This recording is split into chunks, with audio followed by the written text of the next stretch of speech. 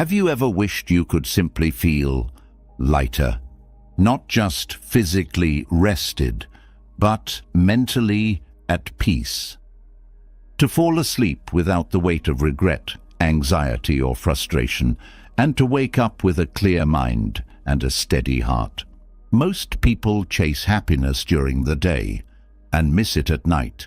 They lie in bed, replaying mistakes, worrying about what's next, and questioning if they're living life the right way.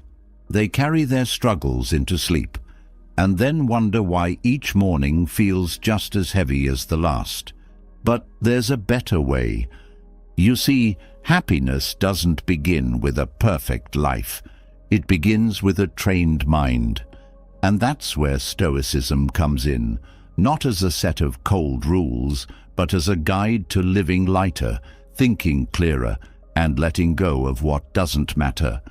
For the next 4 hours, you'll be immersed in the teachings of the ancient Stoics, Marcus Aurelius, Seneca, Epictetus, minds who understood that joy is not found in control, but in acceptance, not in comfort, but in courage, not in chasing more, but in needing less. As you sleep, your subconscious will begin to absorb these lessons, simple truths with powerful impact. They'll help you release guilt, loosen your grip on fear, and stop measuring your life against things you can't control. Because here's the truth most people miss. You don't need to change your entire life to feel better. You just need to change how you see it. And that starts with what you feed your mind, especially at night, when the noise fades and the real thoughts rise. This is when the mind is most open. This is when transformation begins. You're not just going to sleep. You're resetting your inner world. And when you wake up, you won't just feel rested. You'll feel ready to live lighter, love deeper, and walk through life a little freer than before. Let's begin. Silence is often misunderstood as a sign of weakness, but in reality, it is a powerful indicator of strength and control. You've probably heard the saying, "Actions speak louder than words." Silence is not for the weak. It is for the wise, for those who understand that true power lies not in noise, but in the ability to control it. In this video, I'm going to share 7 powerful benefits of silence that will change the way you think about it. By the end of this video, you'll understand how silence can become your key to building better relationships, improving your health, and living a fuller life.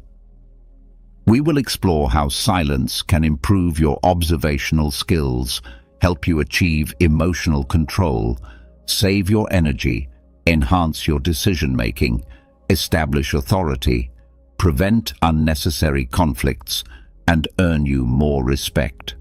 So, stay tuned, because this video may offer you a fresh perspective that could significantly transform your life for the better. But before we dive in, make sure to subscribe to our channel, give us a like, and share this wisdom with your friends, because wisdom is meant to be shared. Now, let's begin this journey together and explore the 7 powerful benefits of silence. Are you ready? Let's get started. The first benefit is that silence sharpens your ability to observe.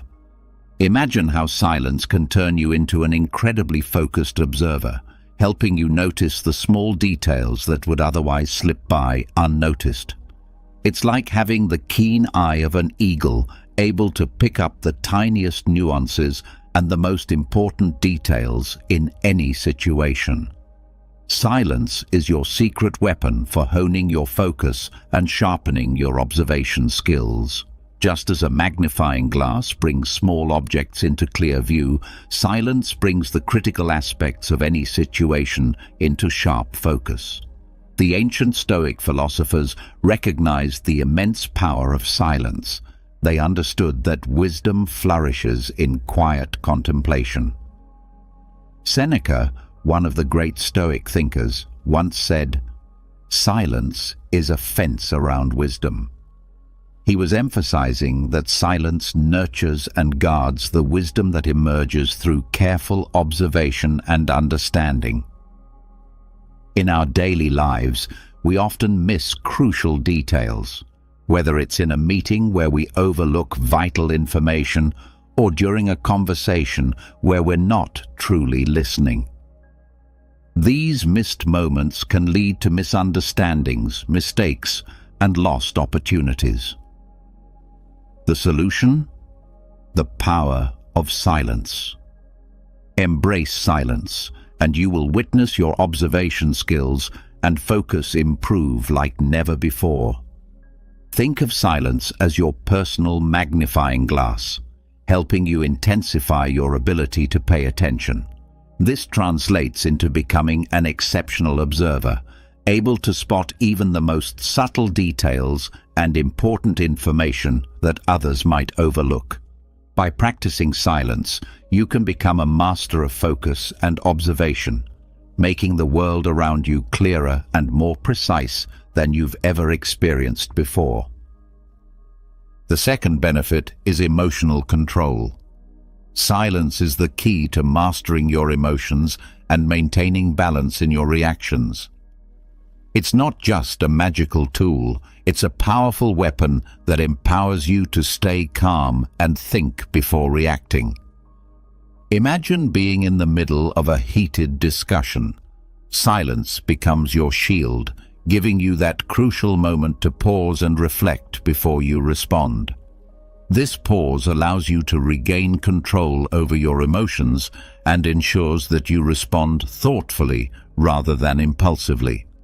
Silence acts as a mental pause button during a tense moment, but it goes much further than that. It gives you the time and space to reflect on your feelings.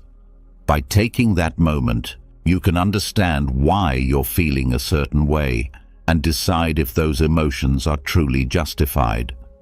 This process of self-awareness is an essential step in emotional control. We've all heard the advice to count to 10 before reacting. Well, silence is like that mental countdown. It gives you the chance to regain your composure and make better decisions, avoiding the regret of something said in the heat of the moment. Silence becomes your safety net, helping you avoid unnecessary emotional outbursts and giving you the time to choose your words wisely. Think of silence as a filter that ensures only your best thoughts and words make it through. It's like the reins on a wild horse. Silence helps you steer your emotions in the right direction, acting as your emotional GPS. By embracing silence, you gain control of your emotions and become the captain of your emotional ship, sailing smoothly even in the stormiest of waters. The third benefit is energy conservation. Silence acts as a guardian of your energy, helping you preserve your vital life force and direct it towards what truly matters. In today's fast-paced world, we are constantly bombarded by distractions, conversations, social media, constant noise, and all of this drains our energy. Silence, however, provides a refuge, a way to conserve and protect your energy. When you embrace silence, you stop spreading yourself thin, allowing you to focus on what is most important and recharge your mental and physical resources. Instead of letting external noise deplete you, silence becomes a tool for maintaining your inner calm and energy. By practicing silence, you gain the ability to save your precious energy for what truly matters, leaving behind the distractions and noise that can overwhelm you. Silence acts as a protective shield, guarding your precious energy like a fortress that keeps out any unwanted invaders. Imagine your energy as a treasure chest, and every word or action you make is like a coin taken from that chest. When you don't embrace silence, It's as though you're giving away your riches carelessly, without considering the consequences. Think of it this way. If you had a cell phone with a limited battery, you wouldn't waste it on things that aren't essential. Silence functions in a similar way, putting your life into an economy mode, ensuring that your energy is spent wisely and not squandered. The Stoics, ancient masters of wisdom, deeply understood the importance of conserving energy. They recognized that life is like an ever-flowing river, and energy, like water, needs to be carefully managed. Seneca, one of the most prominent Stoic philosophers, once said, "Life is long if you know how to use it." What he meant was that you must be mindful of how you use your time and energy, as both are finite resources. In today's fast-paced world, it's easy to get caught up in a flurry of activities, running from one thing to the next, trying to put out every fire you encounter. This constant activity often leads to exhaustion and burnout. But silence is your power-saving mode. Just as you would turn off the lights in a room when you leave to save electricity, silence helps you press the pause button and conserve your energy for what truly matters. Consider silence as your personal charging station. It's the place where you can recharge and prepare yourself for the challenges ahead. Silence ensures that you don't run on empty, helping you preserve your vitality and focus on the important battles life throws at you. When you embrace silence, you're practicing energy conservation, ensuring you have the strength to face the significant challenges that await you. This practice will keep you strong and ready for whatever life brings, giving you the endurance to withstand whatever comes your way. Now, let's explore how silence can enhance your decision-making. Picture your decisions as pieces of a complex puzzle, with each choice fitting into the larger picture of your life. Without silence, it's like trying to solve this puzzle with missing pieces, making it harder to navigate through life's challenges. It's as if you were trying to sail a ship through turbulent waters without a map. Likely, you'd end up lost or crashing into rocks. Silence is like having that map, guiding you with clarity through the complexities of life. The Stoics, wise beyond measure, were masters of decision-making. Epictetus, another influential Stoic philosopher, once said, "First, tell yourself what you want to be, and then do what needs to be done." This means that your decisions should align with the person you aim to become.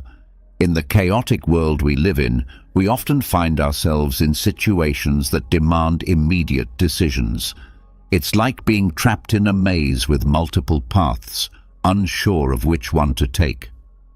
When you make decisions hastily, without taking a moment to embrace silence, you risk choosing the wrong path, one that may lead you astray.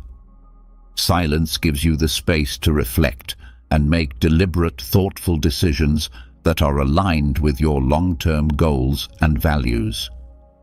Think of silence as your decision-making laboratory, where you can examine your options carefully and ensure they align with your desired outcomes. Embracing silence as a tool for decision-making allows you to take control of your life's direction, helping you make choices that bring you closer to the life you've envisioned.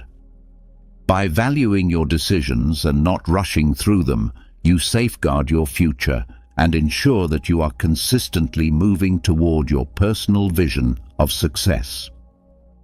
Finally, silence plays a crucial role in establishing authority. When you maintain silence, it becomes a symbol of power, a scepter that represents your domain and influence. Just as a king's scepter signifies his reign, silence acts as your royal emblem, symbolizing your presence and command.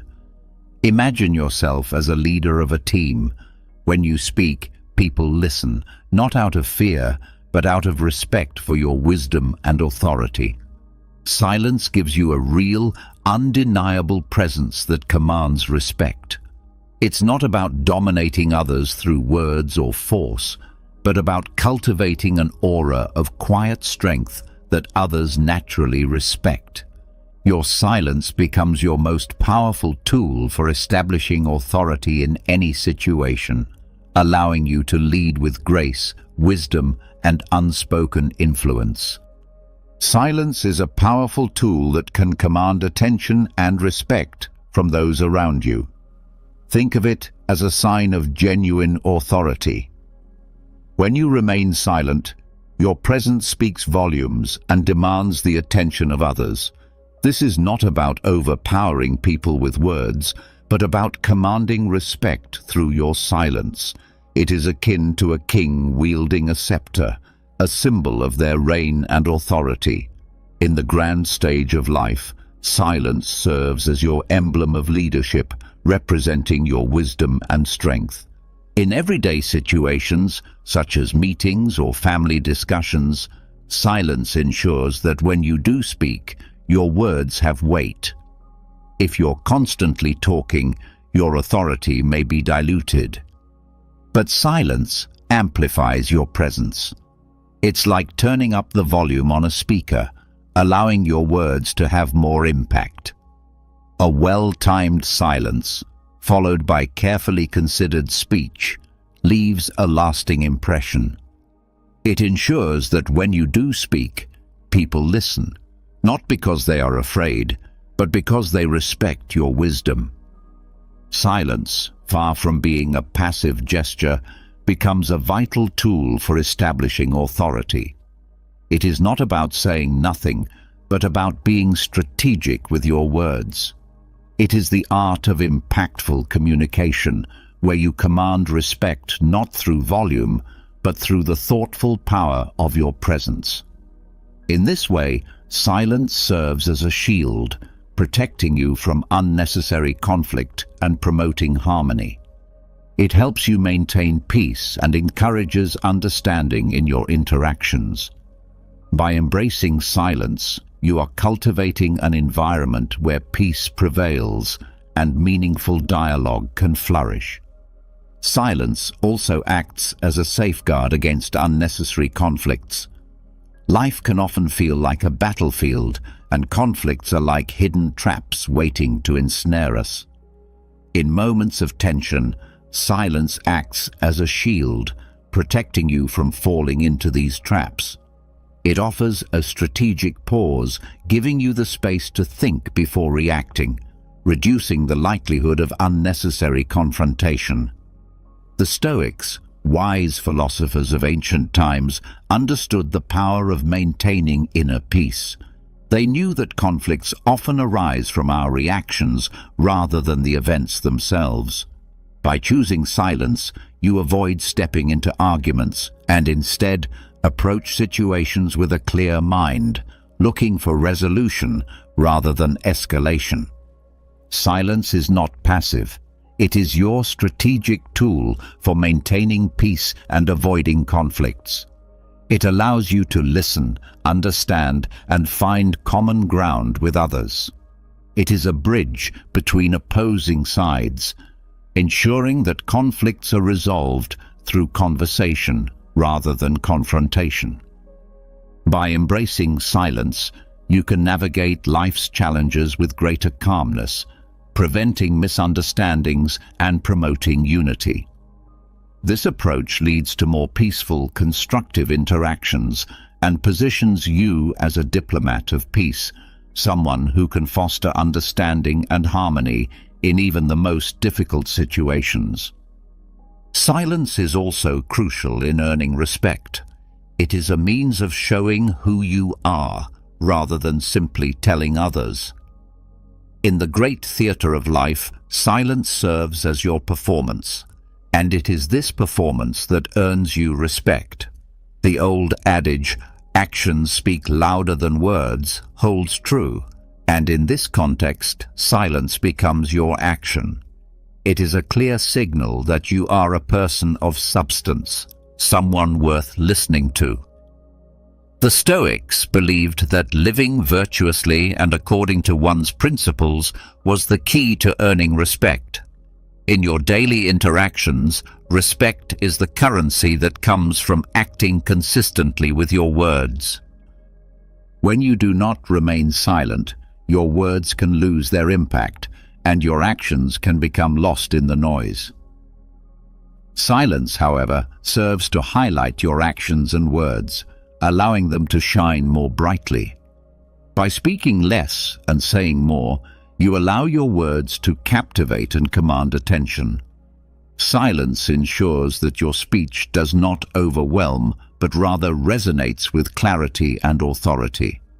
It is your ticket to gaining respect, as it allows you to show, rather than simply tell, who you are and what you stand for. Through silence, you demonstrate that your trustworthiness and wisdom are not just words, but actions that demand respect. By choosing silence, you allow your trust, wisdom, and maturity to become apparent to those around you. In doing so, respect follows naturally. Silence is not about retreating into the background. Rather, it is about standing out in a way that commands the respect you truly deserve.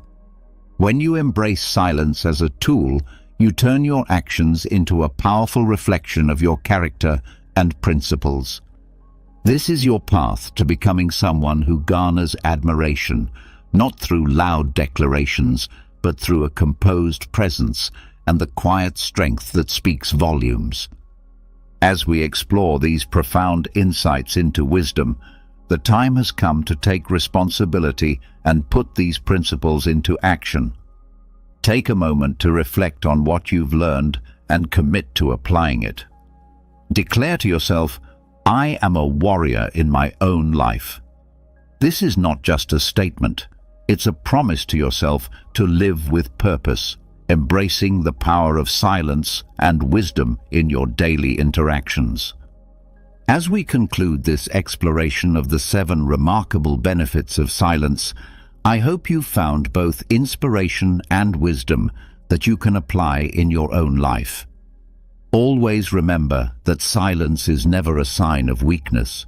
It is, in fact, a demonstration of power and strength. Now that you understand these principles, it's time to put them into practice and experience their transformative effects. Have you ever felt manipulated, used, or completely drained of your emotional energy? Have you ever found yourself questioning your sanity, wondering how someone could treat you so poorly, yet make you feel as though you're the one at fault? If you've ever been in a relationship where someone constantly takes without giving, where their drama becomes your burden, or where every day feels like a battle, then this video is for you. It's time to break free from the cycle of emotional abuse and manipulation. In this video, I will share 13 insightful ways to deal with toxic people, drawing on the timeless wisdom of Stoicism, techniques that have withstood the test of thousands of years, but remain as relevant as ever in today's world. Let's dive deep into the heart of manipulation, control, and emotional warfare, and arm you with the tools you need to protect your peace and reclaim your life. Relationships today, whether romantic, familial, or even friendships, can be incredibly toxic. We live in a world where many individuals have been conditioned to manipulate others in order to get what they want. Toxic people will drain you completely, leaving you feeling exhausted, powerless, and questioning your self-worth. But here's the truth: they do not have control over you. You have the power to rise above their tactics and take charge of your emotional well-being. This is the core insight that the Stoics understood so well. Control what you can and let go of the rest. In this video, we will explore 13 powerful strategies based on Stoic philosophy that will help you handle toxic individuals like a warrior. This is not about passively accepting abuse. It's about taking bold, decisive action to protect yourself, reclaim your peace, and become emotionally bulletproof. Let's begin with something that might seem obvious, but is often overlooked. Identifying toxic behavior. Have you ever found yourself in a situation where no matter what you do, nothing is ever good enough? Whether it's a friend, partner, or family member, they criticize every little thing, constantly question your decisions, and somehow always position themselves as the victim. You end up apologizing even when you haven't done anything wrong. If this sounds familiar, you're experiencing manipulation at its core, which is classic toxic behavior. Toxic people behave like emotional parasites, draining you of your energy in ways so subtle that you often don't realize it until you're completely exhausted. They are experts at delivering small, seemingly harmless comments that undermine your confidence, making you question your worth. They might say things like, "I was just joking," or "Why are you so sensitive?" But don't be fooled. This is emotional manipulation at its finest. Toxic people love to play the victim, twisting every situation to make you feel guilty for simply standing up for yourself.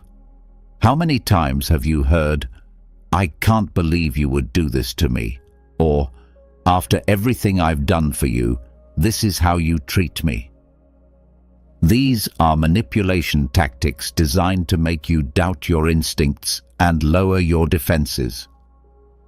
The first step in breaking free is recognizing these behaviors for what they truly are: emotional abuse.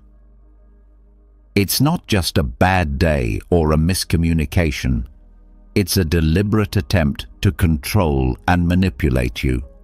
Once you see through the mask they wear, you can start taking steps to protect yourself. Here's a golden rule to remember. If you constantly find yourself justifying someone's behavior to others or even to yourself, that's a huge red flag.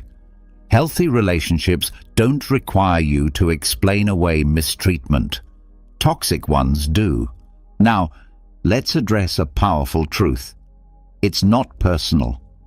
Toxic people's behavior is never about you. It's always about them. While this might sound simple, think about how many times you've internalized their words, questioning whether you truly are the problem. They make you feel like everything is your fault, but the reality is, their behavior is a reflection of their own inner turmoil and insecurities. They can't take responsibility for their own actions, so they project their negativity onto you. Have you ever noticed how a toxic person will lash out at you when they're feeling insecure or stressed?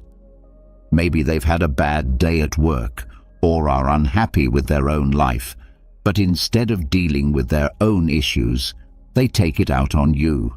Suddenly, you're the target, and they twist every situation to make it seem like you're the one causing the problems. But here's where Stoicism offers a powerful insight. We don't control what others do, only how we respond. Toxic people want you to react. They want to trigger your emotions because that's how they maintain control. Once you understand that their behavior has nothing to do with you, you can rise above it. You can let go of the guilt, the self-doubt, and the need to fix them. Because here's the truth, you can't fix them. You can only protect yourself. When they try to drag you into their emotional mess, remind yourself, it's not about me. You are not their therapist, their emotional punching bag, or their scapegoat. Their issues are their responsibility, not yours. Now that you've recognized toxic behavior and understood that it's not about you, it's time to set clear boundaries. And when I say boundaries, I don't mean vague, wishy-washy lines in the sand. I mean firm, non-negotiable rules that protect your peace and well-being. The thing is, toxic people hate boundaries because they limit their control over you. Let me let you in on a little secret. The reason toxic people push your limits is that they're testing you. They want to see how much they can get away with. It might start with small things, like constantly texting or calling you at all hours, interrupting your work, or demanding your attention when you need space. Then it escalates, and before you know it, you're sacrificing your time, your energy, and your mental health just to keep them happy. But here's the kicker. You don't owe anyone your energy. Your time and emotional well-being are precious, and you have every right to protect them. Setting boundaries isn't selfish, it's necessary. You have to be able to say no without guilt, without explanation, and without fear of retaliation. Here's a simple but powerful boundary. Stop explaining yourself. Toxic people love to drag you into endless explanations. Why don't you want to do this? How come you're acting this way? Don't you care about me? They'll use guilt, manipulation, and even anger to make you justify your decisions. But here's the thing. You don't need to justify your boundaries to anyone. Next time they try to cross a line, simply say, "This is what I need," or "I'm not available for that," and then end the conversation. The more you stand firm in your boundaries, the more they'll realize they can't manipulate you. Eventually, they'll either adjust their behavior or move on to someone else who will tolerate their nonsense. The next powerful strategy is mastering the art of non-reaction. Toxic people thrive on your reactions. They push your buttons to get a rise out of you, because let's face it, they live for the drama. Every time you react with anger, frustration, or even sadness, you're giving them exactly what they want: power over your emotions. But here's the truth. You have the power to stop them dead in their tracks. Stoicism teaches us that while we can't control other people's actions, we can control how we respond. Imagine you're in the middle of an argument with a toxic person. They're throwing accusations, insults, and blame your way, hoping to provoke a reaction. What if, instead of engaging, you stayed completely calm? What if you simply didn't react at all? This might sound crazy, but I promise it's one of the most powerful moves you can make. When you stop reacting to their nonsense, you strip them of their power. They can't control you if you refuse to play their game. I know it's difficult, especially when they're pushing every button, but non-reaction is like building an emotional shield around yourself. The more you practice it, the less their words and actions will affect you. When someone tries to provoke you, pause, take a deep breath, and instead of reacting immediately, think to yourself, "I don't need to engage in this." Then say something neutral, like, "I hear what you're saying," or "I'll think about it," and walk away from the conversation. You don't owe them an emotional response, and you certainly don't owe them your peace of mind. Let's dive into one of the most effective techniques for dealing with toxic individuals who thrive on drama: the gray rock method. This strategy can truly change the game when you're dealing with someone who feeds on chaos and conflict. Toxic people crave your attention, your emotional energy, and most of all, your reactions.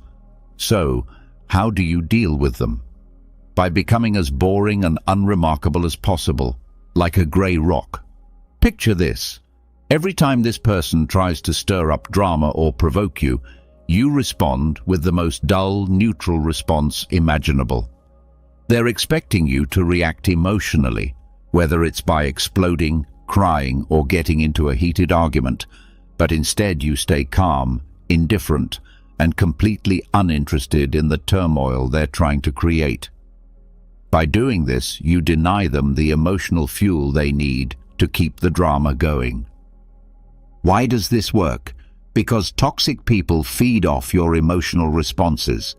When you react emotionally, you give them the energy they crave. But when you become a grey rock, emotionless, detached, and unaffected by their antics, they lose interest. They thrive on drama, and without it, they are left with nothing.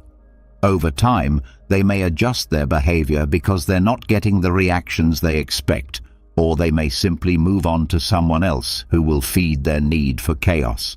Keep in mind, this isn't about being passive or letting them walk all over you. It's about protecting your peace. By refusing to engage in their game, you take back control, refusing to give them access to your emotions. That's the ultimate form of control. Try this next time someone tries to drag you into their toxic drama, and you'll be amazed at how quickly the dynamic shifts when you remain unreactive. Another powerful technique for dealing with toxic people is the broken record technique. Toxic individuals can be relentless. They don't take no for an answer and will keep pushing until you eventually give in. Does this sound familiar? Perhaps it's a friend who always expects you to drop everything to help them, or a partner who keeps asking for something you've already refused. These people can be like bulldozers, relentlessly pushing you until you cave in. This is where the broken record technique comes into play, and trust me, it's one of the most powerful tools you can use in these situations. Here's how it works. Instead of getting sucked into an argument or justifying your stance, you simply repeat your position over and over again, like a broken record. Imagine this scenario. Someone asks you to do something unreasonable, and instead of explaining, justifying, or debating, you calmly say, "I'm not comfortable with that." They'll push back, but you remain firm, repeating, "I'm not comfortable with that."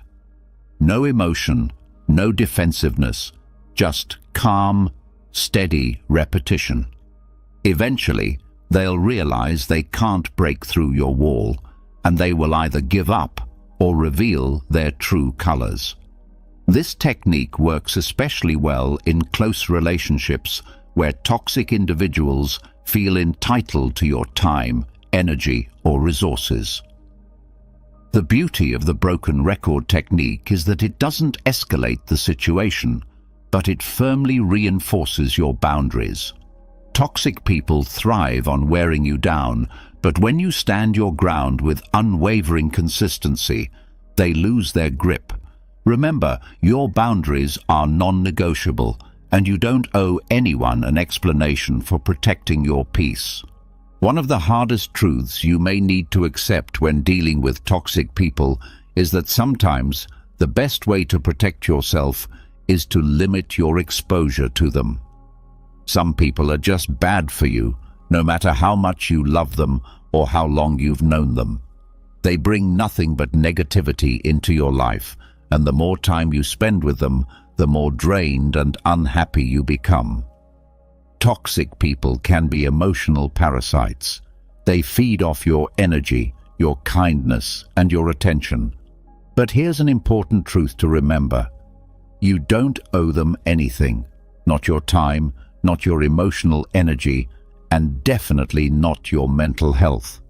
Sometimes the most powerful thing you can do is put some distance between you and them. I understand that cutting ties or distancing yourself can be tough, especially when the person is a family member, a longtime friend, or someone you deeply care about. But here's the uncomfortable reality.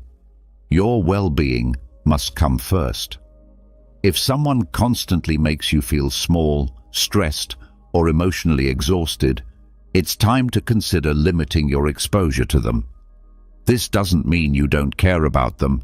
It simply means you care enough about yourself to protect your peace. Limiting exposure can take many forms. It might involve seeing them less often, keeping conversations brief, or steering clear of sensitive topics that trigger toxic behavior. If it's a co-worker, it could mean limiting interactions to strictly professional matters. If it's a family member, it might mean setting firm boundaries around when and how you engage with them. You can still be polite and respectful while guarding your energy.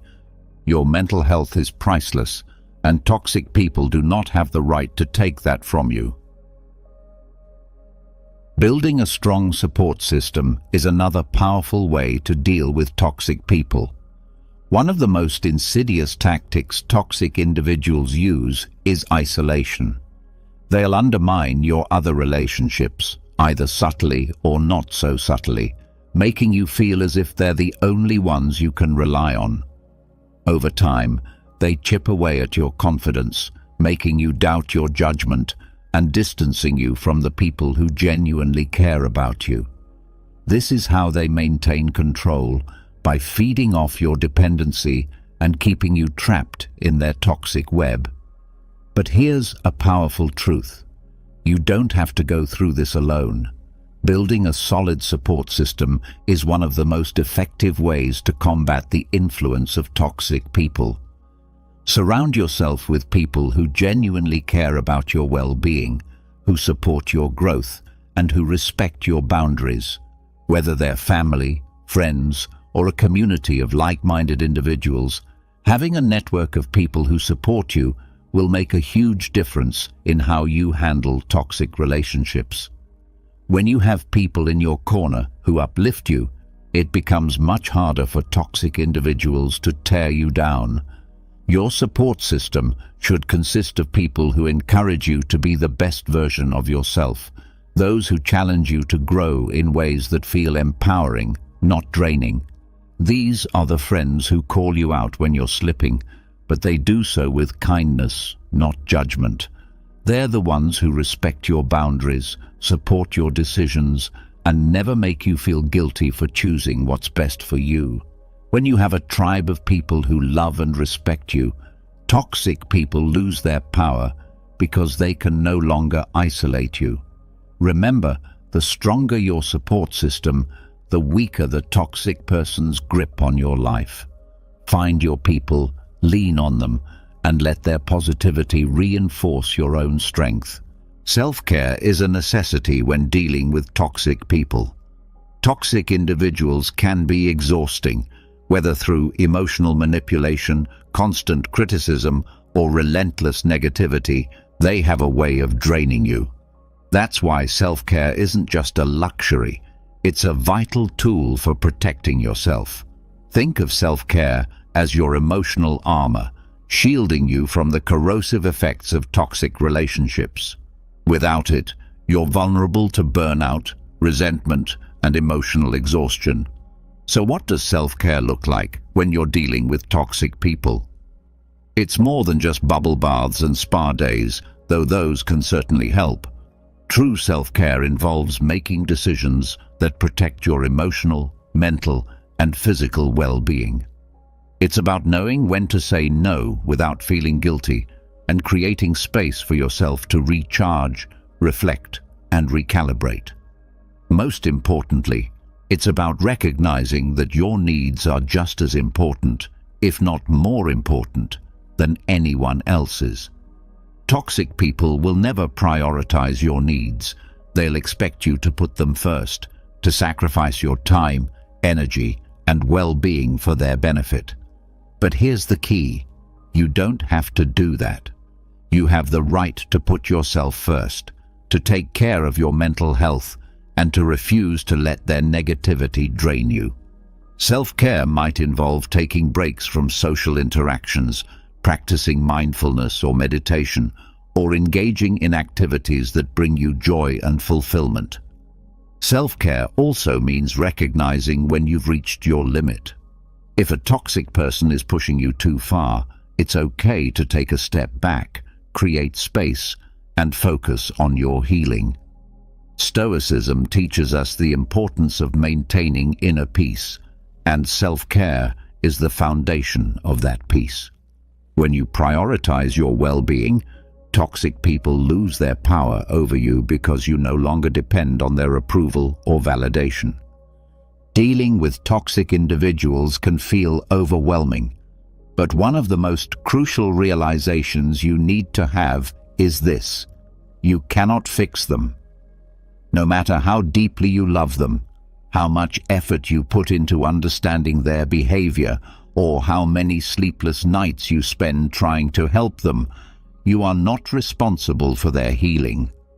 Toxic people often remain trapped in cycles of manipulation, blame-shifting, and control because these patterns serve their own needs, whether it's emotional validation, power, or simply the ability to control others. The more you attempt to fix them, the more you become ensnared in their web. Think about times when you've tried helping someone, only to find that your efforts go unnoticed or unappreciated. Perhaps you've been in a relationship where no matter how much you gave, your partner constantly made you feel like it was never enough. This is how toxic people draw you into a cycle of guilt and obligation. You become fixated on trying to fix them, but they remain unchanged because deep down, they don't want to change. Here's the harsh truth: you are not their savior. You cannot save someone who does not want to be saved. Stoicism teaches us an important lesson. We can only control ourselves, not others. When you stop trying to fix someone else and focus on improving your own boundaries and reactions, you unlock true freedom. You begin to reclaim the energy you've been wasting on someone who never appreciated it in the first place. The moment you realize that fixing toxic people is not your responsibility is the moment you break free from their manipulation. It's not your job to repair someone who refuses to heal, and you deserve relationships where your love and effort are valued and respected, not ones where your emotional labor goes unrecognized and unrewarded. The next mental shift comes with the concept of cognitive reframing. Toxic people have a remarkable ability to make you feel like the villain in their story. They twist facts, manipulate situations, and somehow make everything your fault. But here's the truth: it's not about you, it's about them. Stoicism teaches us that while we can't control what others do, we can control how we perceive the world. This is where cognitive reframing becomes a powerful tool. For example, if you find yourself in an argument with someone who constantly criticizes you, instead of internalizing their words and allowing them to affect your self-worth, try reframing the situation. Their criticism is not a reflection of who you are, but of their own insecurities. By shifting your perspective, you disarm their ability to hurt you emotionally. You start to see their toxic behavior for what it truly is: a projection of their own fears and inadequacies. Think about how often toxic individuals gaslight you, making you question your own reality or sanity. Cognitive reframing gives you the power to step back and remind yourself that this isn't about you. It's their issue, not yours. By mentally reframing their actions as a reflection of their struggles, you begin to protect your emotional strength and detach from their toxicity. The next strategy is one that may sound counterintuitive at first. Practice forgiveness, but not for their sake. Do it for your own peace. Forgiveness isn't about excusing their behavior or pretending nothing happened. It's about freeing yourself from the emotional weight that comes with holding on to anger, resentment, and hatred. The hard truth is that when you hold on to these negative emotions, you're only hurting yourself. Think about it. While you're still stewing over how someone wronged you, they've likely moved on with their life, while you remain stuck, replaying painful memories over and over again. That anger you hold on to? It's not punishing them. It's only punishing you. This is where Stoicism offers a powerful perspective. Marcus Aurelius taught us that we should forgive not for the sake of others, but for our own peace of mind. Forgiving doesn't mean forgetting or excusing. It means releasing the emotional grip they have on you. When you forgive, you stop letting their actions define your mood, happiness, or life. Forgiveness becomes a way to reclaim your power. Start small in your journey toward forgiveness. Instead of immediately trying to forgive someone for a major betrayal, begin by letting go of smaller grievances, the rude comments, the dismissive attitude. You'll be surprised at how much lighter you feel as you practice this. Over time, this will build your emotional resilience and prepare you for bigger challenges. And remember, this is about you, not them. Forgiveness is a powerful act of self-care. By letting go of resentment, you make space for peace, growth, and joy. You evict toxic people from your mental space and free yourself from their influence. Finally, there comes a time when you must walk away. It doesn't matter how long you've known someone or how much history you share with them. When someone consistently disrespects your boundaries, manipulates your emotions, or drains your energy, you need to walk away. Walking away isn't a sign of weakness. It's the ultimate display of self-respect and strength. Toxic people will try to convince you that you're the problem. They'll make you feel guilty for leaving or claim that you didn't fight hard enough to save the relationship. But don't fall for their manipulation. The truth is that you've already given enough of yourself. You've invested enough energy trying to save a relationship that continues to drain you. Now, it's time to prioritize yourself.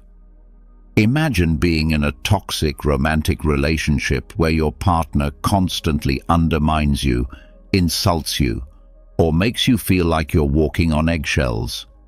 No matter how much you love them or how hard you try, nothing will change. The healthiest choice is to walk away. It's not easy. There will be guilt, sadness, and fear of the unknown, but your mental and emotional health are far too important to sacrifice. Walking away is about reclaiming your life. It's about refusing to let toxic people continue to hold power over you. It's a bold declaration that you value yourself enough to choose peace, happiness, and fulfillment. This is your life, and you deserve better than to stay tethered to someone who constantly drags you down. Here's the bottom line. You cannot heal in an environment that makes you sick. If a relationship, whether it's with a partner, friend, or family member, is toxic, it's time to walk away. Not every relationship can be salvaged, and that's okay. Walking away is not giving up.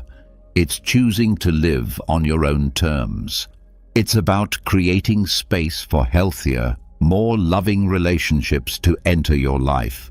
You are not obligated to tolerate toxicity, no matter where it comes from. Walking away is not just an act of self-preservation. It's an act of courage. You're choosing to put your well-being ahead of someone else's dysfunction. This is the greatest gift you can give yourself. In conclusion, dealing with toxic people is undoubtedly one of the most challenging experiences, but it can also be one of the most empowering. By applying these Stoic-inspired strategies, identifying toxic behavior, setting boundaries, mastering non-reaction, practicing forgiveness, and ultimately walking away, you can regain control of your emotional and mental health. Remember, you are not responsible for fixing toxic people, and you don't owe them your peace or your energy.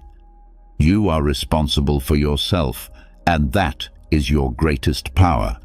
These principles will not only protect you from toxic people, but also help you grow into the best, strongest version of yourself.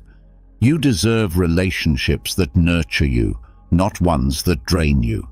With these strategies, peace is something you can achieve, no matter how toxic the people around you may be. If this video resonated with you and you found these insights valuable, I encourage you to subscribe to the channel for more content like this. I am dedicated to helping people break free from toxic relationships and live healthier, happier lives. Did you know that time has a wicked sense of humor? It's true, because while you're busy living your life, it's secretly setting up little traps. One morning, you wake up and realize your body isn't cooperating like it used to. Naps have gone from luxury to necessity, and your knees creak louder than an old wooden staircase. But don't worry, this isn't the end. In fact, it's just the beginning. In today's video, I'm going to share with you 12 of the most uncomfortable, annoying, and downright baffling things that happen as you age. Things no one ever warned you about. And as a bonus, we'll explore how Stoic philosophy can guide you to meet these changes with grace and even a little humor. So, if you're ready to laugh at the messiness of aging, because let's face it, crying won't fix those wrinkles, stick around. I promise you'll never look at getting older the same way again, and trust me, the last one will leave you speechless. But before we dive in, let me tell you a story that captures the heart of this lesson. Once upon a time, there was a woman named Maria, who lived in a peaceful neighborhood filled with blooming gardens and kind neighbors. Maria was known far and wide for her contagious laughter and boundless energy. But as the years went by, small changes began to creep in, little signs no one ever mentioned. One sunny afternoon, while tending to her plants, she heard an unsettling crunch from her knee as she bent down. She brushed it off, thinking it was just a fleeting thing. But the next day, she tried slipping into her favorite shoes and found that her feet had mysteriously widened. Those once beloved shoes now felt like medieval torture devices. Determined not to let it get her down, Maria headed to the shoe store to find something more comfortable. But as she walked in, a sudden wave of heat surged from her neck to her ears. "Is the heat on in here?" she asked, wiping her brow. The clerk, completely unbothered, said, "No, ma'am, must be something else." And just like that, Maria began to suspect that something else was the infamous hot flashes she'd heard about, but never really understood. But it didn't stop there. One morning, as she looked in the mirror, she noticed her once shiny hair had lost its luster, like it had survived a sandstorm. And don't even get her started on the silver threads now boldly sprouting from her eyebrows, from every possible direction. Still, Maria didn't let these changes defeat her. She began spending more time with her friends, all of whom were facing their own age-related curveballs. Together, they laughed about their aches and pains, the mystery spots appearing on their skin, and the strange habit of walking into a room only to forget why they were there in the first place. In the end, Maria came to a powerful realization. Growing older comes with plenty of surprises, most of them unpleasant, but it also gives you stories worth sharing and reasons to laugh at yourself. So, the next time your joints crack like broken twigs or your body acts like it's on a mission of its own, remember you're not alone. This weird, wild adventure called aging is something we're all navigating together. And the real secret? Embrace every little breakdown with a sense of humor and surround yourself with those who understand your journey. Because in the end, it's not about the aches, it's about how you respond to them. Now, before we dive into the first lesson, if you find value in this content, I invite you to subscribe and turn on notifications. That way, you'll stay updated with more real, raw, and helpful insights like this. Now let's begin with one of aging's most curious new traditions, the nap. Remember when you were younger, bursting with energy, running from one activity to the next without even thinking about rest? those were the days. Now, you wake up and, not long after eating, your body flips into airplane mode. It's like lunchtime has become a trigger for an automatic shutdown sequence. Don't worry, you're not broken. You're just getting older. And this is how it goes. Without any warning, your body starts insisting on breaks, especially after meals. That glorious nap you once resisted as a teenager now becomes a biological demand. Digestion, which used to happen without you even noticing, now claims all your energy like a power-hungry app draining your phone battery. The very same body that used to push you to stay active now begs for rest, whether you like it or not. And the wildest part is, it's automatic. You don't even get a say. If we look at it through the lens of Stoic philosophy, which values discipline and self-awareness, you might say your body is finally enforcing its own boundaries. No matter your willpower, post-lunch fatigue hits like a wave. Your eyes get heavy, your focus fades, and all you want is a pillow and a quiet place. And while that may sound frustrating, it actually makes a lot of sense. As we age, our bodies go through various physiological changes. Our metabolism slows, and digestion requires more energy, leaving us with less fuel for everything else. Think of it like trying to charge your phone while running too many apps at once. Something's going to lag. So, what can you do? Just surrender and nap like it's your job? Well, partially, but you can also work with your body instead of against it.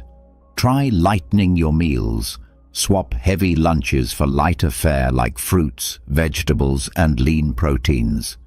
These choices can keep you energized rather than draining you. A gentle walk after eating can also help you digest without slipping into a coma on the couch.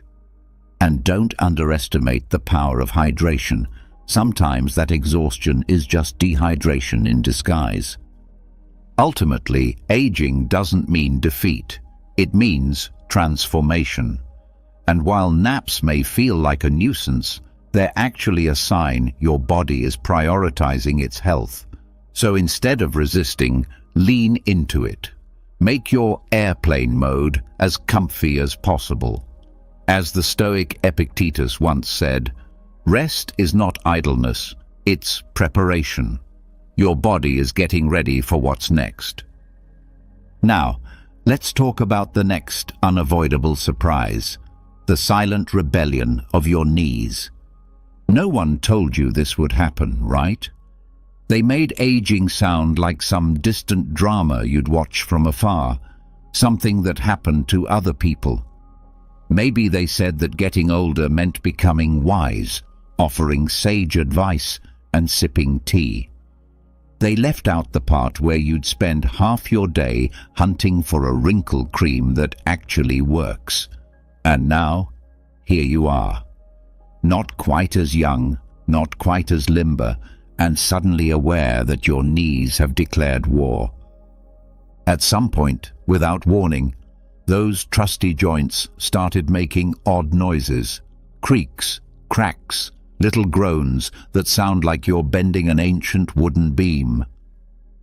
These knees, once your loyal sidekicks for jumping, running and dancing, now complain with every step. One day you crouch to pick something up, and your legs sound like they've been rusting in a shed. Sitting for a while, good luck standing up again without wincing. It's like your body needs its own soundtrack to get moving. The stiffness, the discomfort. These are the body's not-so-subtle reminders that time is marching forward. And while you might have thought these symptoms were temporary, they're actually here to stay. The truth is, you're in a constant skirmish with your own knees. So what can you do when even walking becomes a cautious negotiation?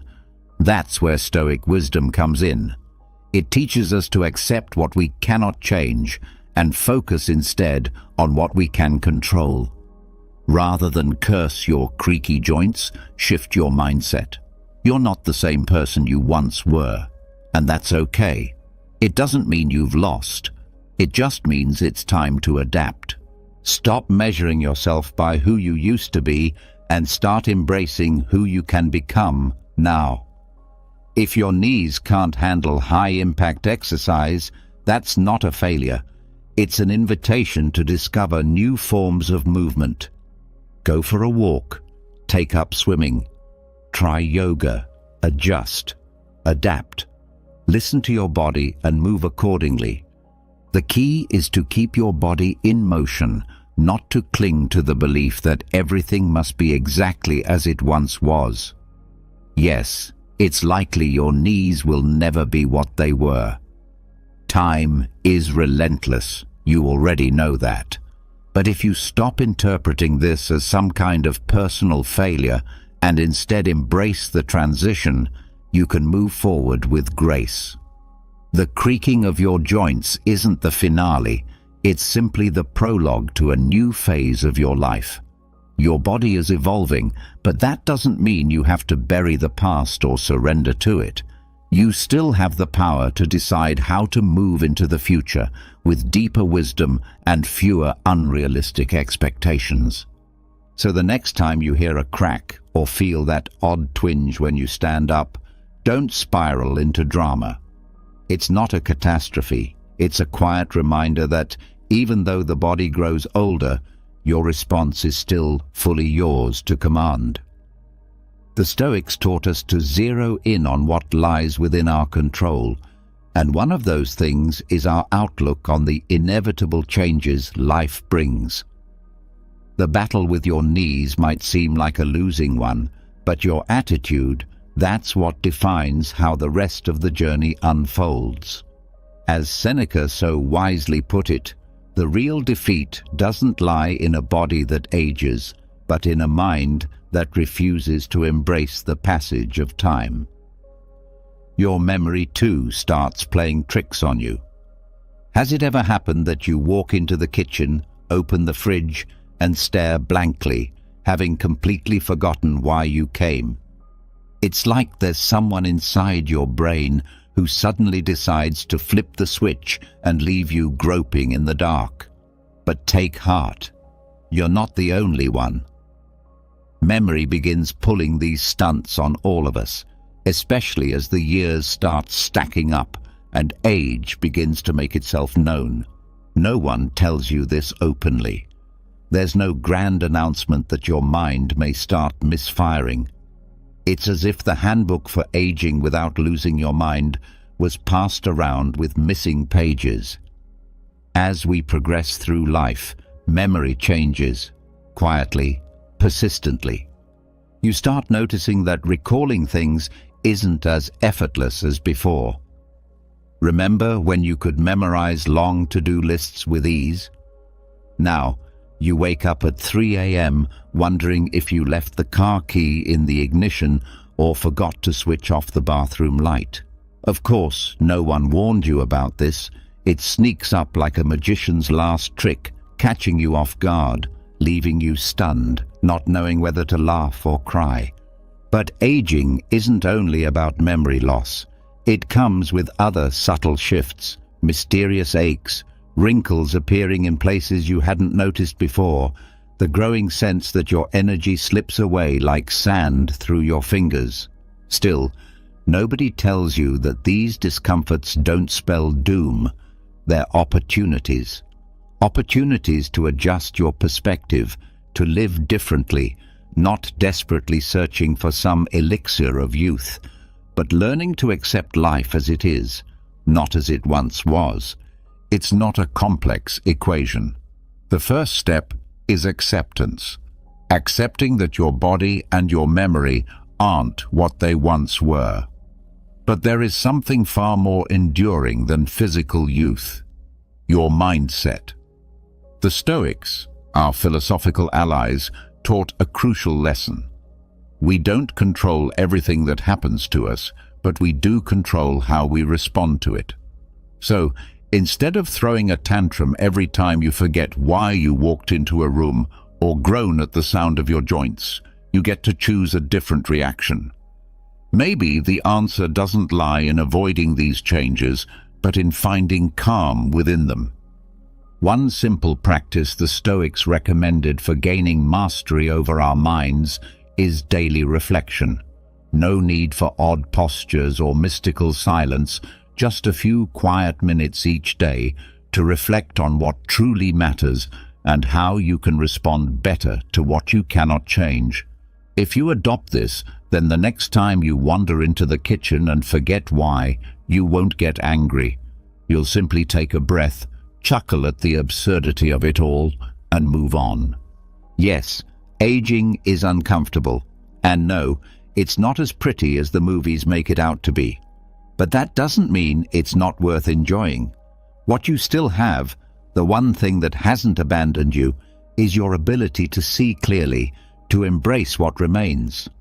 Sure, some parts of you may feel heavier now, your memory might slip, but your attitude in those moments, that can be your superpower.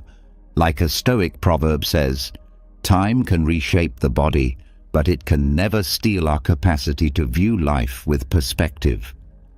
Then there's the mysterious case of the rebellious hare. There's something odd about how the body behaves as time passes. You don't quite know when it begins, but suddenly your body turns into an experimental canvas for nature's unpredictable humor.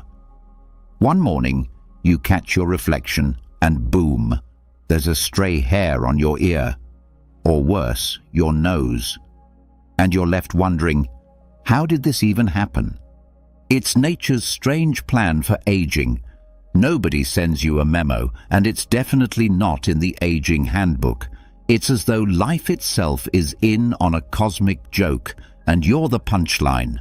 Welcome to the secret society of hairs appearing in all the wrong places. As if that wasn't enough, the hairs you used to care about, the ones on your head, begin their quiet exodus, disappearing like guests who left the party early. You find yourself asking, what is going on here? It's as if nature is telling you, I'm taking this from here, but hey, here's a little something over there. Surprise! But again, Stoic philosophy steps in to offer clarity. The Stoics knew well, some things in life just don't make sense. Why do you suddenly get back hair when you can still remember proudly wearing sleeveless shirts without a care? Who knows? The whims of nature aren't yours to control. What is yours is how you handle them. That hair in your ear, it's not just an annoyance, it's a tiny reminder. Life is absurd sometimes, and the best way to face absurdity is with a grin. Focus on what really matters, those fleeting moments of serenity, that quiet cup of tea, that deep conversation. As for those rogue hairs, if they bother you too much, sure, use a little wax. But if you can laugh, even better. Remember, these hairs aren't trying to mock you, they're just doing their job. So next time you find a strand growing where it shouldn't, remember, this is just another sign that life's rules aren't always neat and logical. You don't have to understand everything. You just have to learn to accept what you can't control. And if you struggle to do that, at least do it with a smirk. Let me make something very clear, my friend. Aging isn't your enemy. It's simply a reminder that everything in life, even unwanted hair growth, is relative. Then we get to one of the most humbling shifts of all, those sounds you make when rising from the couch. Ah, the golden days when you'd leap up like a gymnast, muscles and joints cooperating without protest. But oh, how time changes the game. Now you rise and suddenly your body begins making a series of unexpected noises. Ugh. Oh. As if you've adopted a whole new language, one spoken in groans and sighs. Welcome to the fine art of creaking when getting up. No one gave you a heads up on this, did they? Nobody warned you that the simple act of standing could become a symphony of resistance from your body. The simple act of shifting your position now feels like a full-blown rebellion declared by your bones and muscles. Welcome to the undeniable truth. Aging has caught up with you, and you're aware of it. Those moments when you're enjoying a movie or lost in the pages of a book, and you decide to get up. That leg you had comfortably stretched out suddenly resists with a stiff protest. Your neck no longer turns as smoothly, and your back? That back cracks with a sound so sharp you're left wondering if you should be calling a doctor or accepting that you've officially joined the ranks of creaky, rusting machines disguised as people. And as you glance around, hoping no one else heard that odd but unmistakable pop, you realize this is your new normal. There's no fighting it. This becomes your quiet mantra. Anyone claiming that aging is a beautiful journey has likely never tried getting up after a weekend binge-watching session, or worse, after spending an entire day sprawled across the couch. The Stoics believe that what truly defines us is not the adversity itself, but how we respond to it. Well, let's be honest. Those sounds you make when standing up, they're simply your body's dramatic interpretation of aging's unavoidable challenges. And if you grumble or groan in the process, maybe you're more stoic than you thought. The trick is acceptance. Each pop, crack, and twinge is proof that your body still belongs to you, even if it's not quite the spry partner it once was. The key is not to panic. It's all perfectly normal, albeit mildly irritating. The goal is to find balance, to keep moving while adjusting expectations.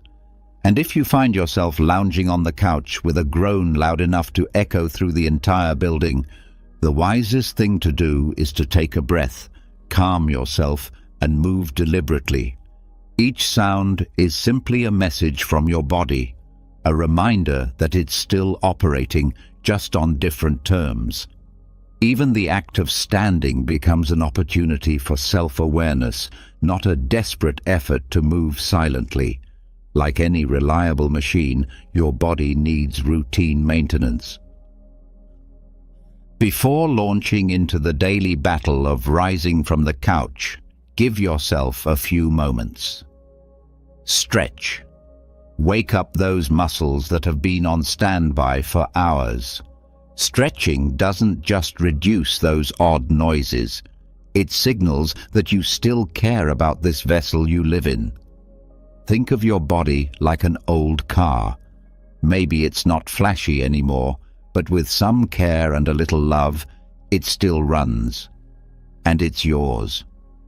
Ultimately, you have to come to terms with the inevitable. Aging isn't the enemy. It's proof you've survived.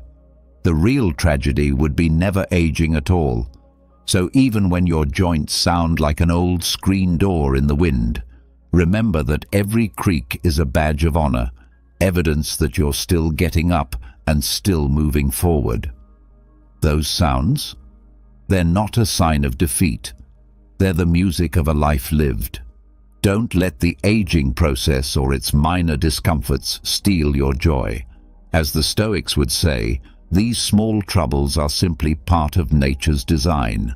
The real question is, how will you face them? So next time you rise and let out a theatrical groan, remember, it's not a weakness, it's a declaration. You're still here, you're alive. And that, dear friend, is more than enough. As Marcus Aurelius wrote in his Meditations, true strength is not found in the condition of the body, but in the way you respond to its limitations.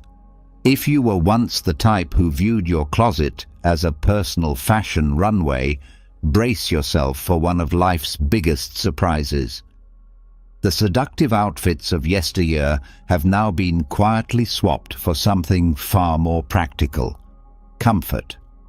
What once felt like a rebellious stand against oversized sweatshirts and elastic waist pants has morphed into a quiet revolution. Welcome to the era of stretch. Without realizing it, your stretchy pants have become cherished allies. Don't panic. This doesn't mean you've waved the white flag on youth. It's simply the beginning of a transformation, like caterpillars becoming butterflies. Only this version comes with less sparkle and a lot more give. Think back to the days when your wardrobe was packed with clothes that felt like medieval torture devices. Pants so tight they threatened your circulation. T-shirts so fitted they might as well have been vacuum sealed to your body. Sound familiar? That, dear Stoic in the making, was just the beginning of a long, slow evolution. In youth, we viewed fashion as a battlefield, proof that we could endure the suffering of discomfort for the sake of style. But over time, style yields to sensibility. That once bold fashion statement becomes a quiet survival tactic. It's no longer about looking fabulous. It's about breathing, moving, living. The stretchy pants you once swore off are now treasured for their silent support, for the way they let you move without protest. The perfect fit becomes an illusion, a ghost from a past life where everything clung just right. Now, a solid pair of leggings or yoga pants isn't a backup plan. It's a strategy for daily survival. Let's be honest. The pain inflicted by skinny jeans is no longer worth it. The shift didn't happen overnight. It crept in quietly, like a lesson in Stoic acceptance, a string of small realizations that comfort matters more than appearances. Comfort grows within you slowly, like a plant taking root. It starts as a small thought and blossoms with time and changing needs. The person who once sacrificed ease for image now views life differently. Without the need to conform to painful norms, you begin to understand true freedom. And this transformation is inevitable. Life pushes you toward it, and no matter how hard you resist, learning to adapt becomes the most stoic decision you can make. The ancient philosophers preached that acceptance is the path to inner peace. In this case, embracing elastic waistbands might be your first step. It's more than fashion, it's maturity. Your wardrobe isn't just about what you wear, it's a reflection of how you accept each new chapter. Sexy may be subjective, but comfort, that's universal. And when you stop chasing unattainable beauty standards, you discover something far richer: peace with yourself. So go ahead, celebrate your stretchy pants. Embrace the transformation of your closet. Because the real goal isn't to impress others, it's to feel good in your own skin. Etch this truth into your soul. Choosing comfort isn't giving up. It's wisdom. Real freedom lies in discovering what makes you feel genuinely good and holding on to it. Sleep, once a casual part of your daily routine, becomes a full-blown odyssey as you transition from the invincible nights of youth to the surrender of adult realities. There comes a time when you must admit that uninterrupted 8-hour stretches of rest have become mythical. And this realization leads to another. Life is basically a long chain of uncomfortable compromises. But no one ever tells you that sleep would become such a challenge. When you're young, sleep is effortless. It just happens. But aging transforms it into a nightly expedition filled with rituals and reinforcements, special pillows, high-tech mattresses that cost as much as a small vehicle, and the newfound need to adjust your posture every 20 minutes. Let's start with the mattress. Suddenly, the once comfortable bed becomes a battleground for your spine. You find yourself lying awake, wondering if there's a premium edition of your current mattress that caters specifically to sore backs and aching shoulders. No, it's not that you've grown picky. It's just that your body now issues alerts at ungodly hours, and what once felt like a cozy mattress now feels like a slab of concrete. So naturally, you go on the hunt for the miracle of memory foam, one that promises to cradle not just your body, but your weary soul. And yes, you spend a fortune on it, because if you don't, you might not even be able to get out of bed without feeling like you've just survived a minor car crash. And then come the pillows. Oh, the pillows. This is where the descent into madness begins. The pillow market greets you with such absurd variety that you question whether it's all an elaborate prank. Latex, feather-filled, memory foam infused with gel. All you want is a decent place to lay your head. But now, it's a complicated choice between investing in your future sleep or rolling the dice with another restless night. Because if you choose wrong, your neck will make sure you suffer for it. With a jolt so sharp, you'll spend the next day reconsidering every decision you've ever made. This entire sleep preparation routine starts to mirror other areas of life. The tiny inconveniences you once ignored now carry disproportionate weight. As the Stoics once said, life is a series of unavoidable discomforts, and the secret lies not in escaping them, but in how you respond. So what do you do with these nightly challenges? You don't fight them. You adjust. You adapt. Instead of chasing perfection of the ultimate bed or pillow, perhaps the answer is to accept these minor annoyances with grace. Maybe true rest comes not from ideal conditions, but from the peace that acceptance brings.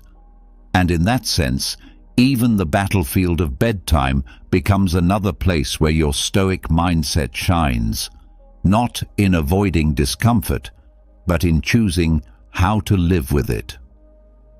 Maybe what you need is not a better bed, but a better mindset. Maybe true rest isn't about luxury at all. It's about acceptance. The real struggle isn't the search for that perfect pillow or a mattress that cradles you like a cloud.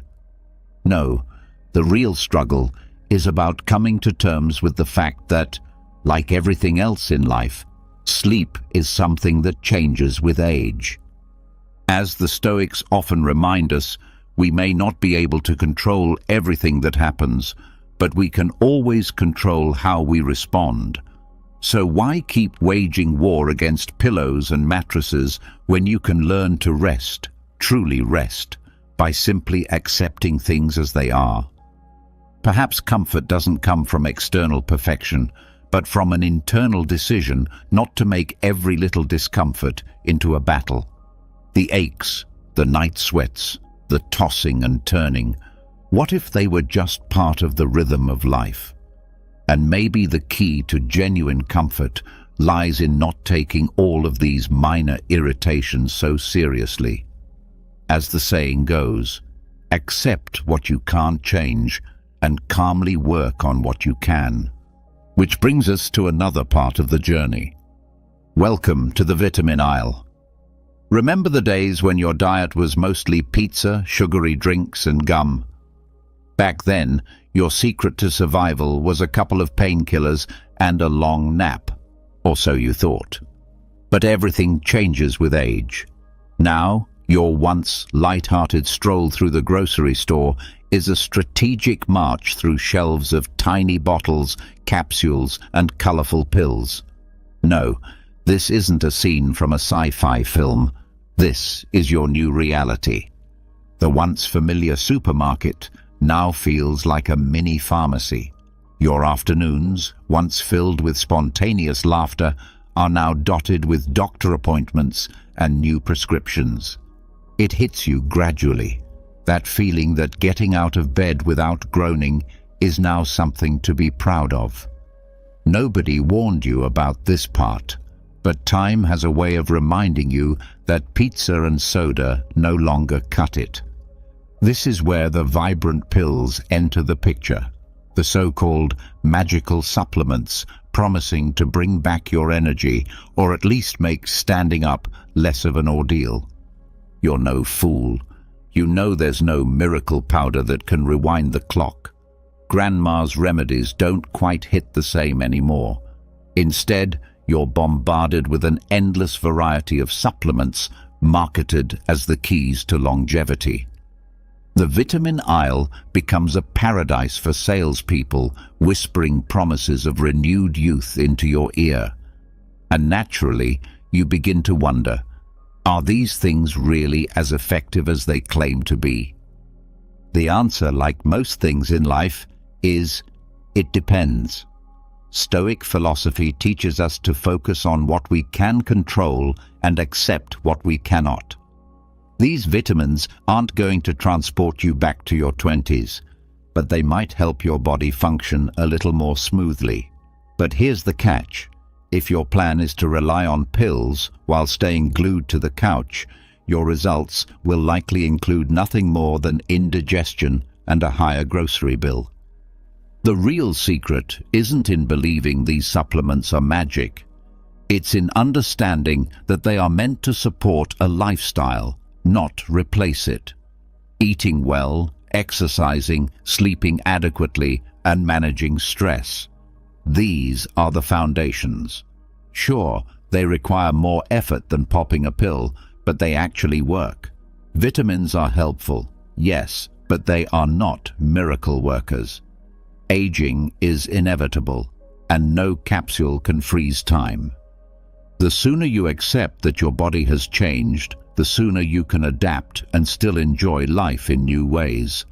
In the end, it's about doing what the Stoics always taught, not resisting the unchangeable, but learning to manage what's within your reach. Maybe you don't need more supplements. Maybe what you really need is a generous dose of self-acceptance. And let's not forget a little humor too, because aging, after all, gives you the perfect excuse to take naps, savor your meals, and complain with full authority. And then there's the ever-growing struggle that creeps in quietly, the battle against technology. Nobody ever prepared you for this.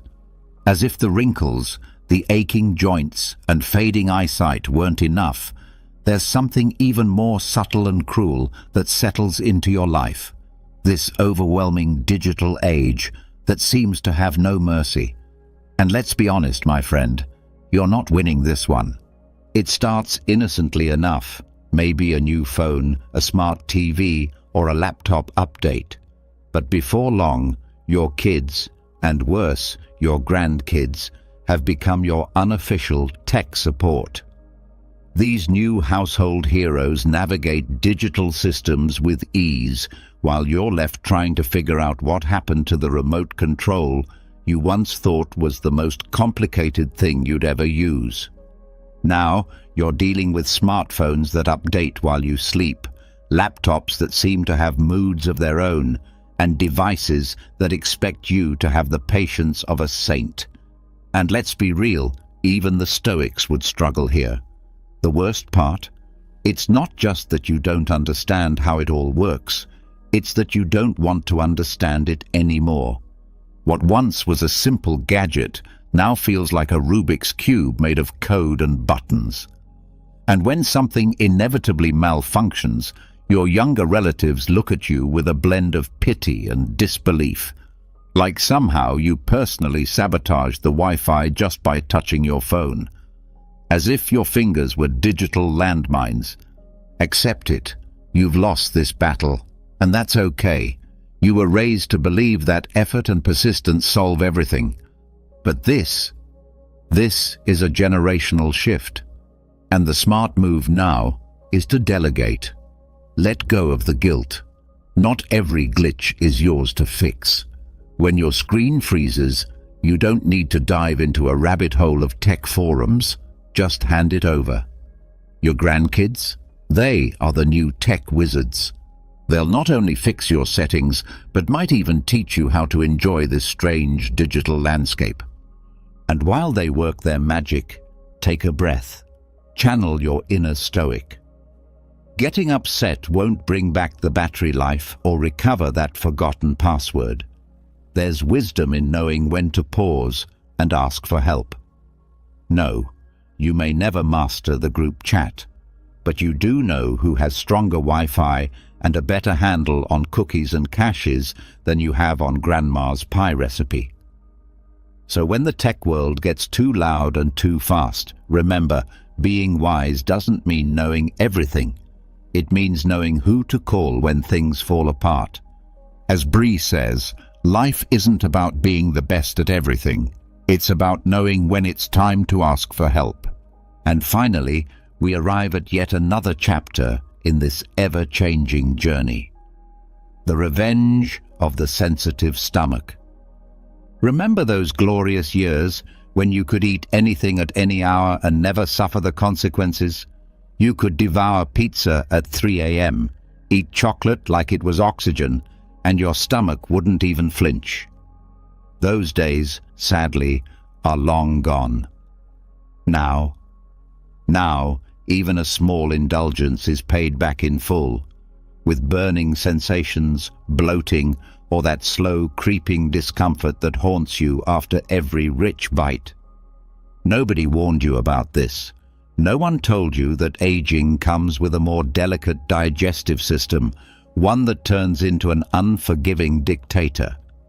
It's not just about getting older, it's about realizing that your body no longer tolerates the things it once welcomed.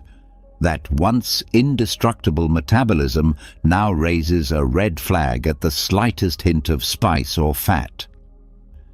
It's as if your body has developed its own quiet wisdom. A wisdom that whispers, be more selective, be more thoughtful. It's not punishment, it's transformation. A slow, subtle farewell to youthful carelessness and an invitation to a more mindful relationship with food. So, yes, the sensitive stomach might seem like a betrayal at first, but maybe it's just another way your body asks for respect. Maybe it's not about restriction, but about refinement, learning to enjoy food differently, more intentionally, less impulsively. Old age is that quiet transformation where we start abandoning old habits, especially those we picked up in our youth, and begin to bear the consequences of our past culinary choices. It's as if our bodies, in their silent wisdom, decided that from now on, we must be more careful with what we consume. Almost like a form of payback. You enjoyed that pizza last night? Well, today you're going to regret it. It's as though your body speaks to you in a cryptic voice, gently but firmly reminding you of the consequences. But why does this happen? The answer lies in the teachings of the Stoics, who emphasized the value of moderation and self-discipline, principles we may not have considered urgent until our digestive systems began to protest. Perhaps it's finally time we listen to those ancient philosophers, not to become ascetics, but to recognize that excess comes at a cost.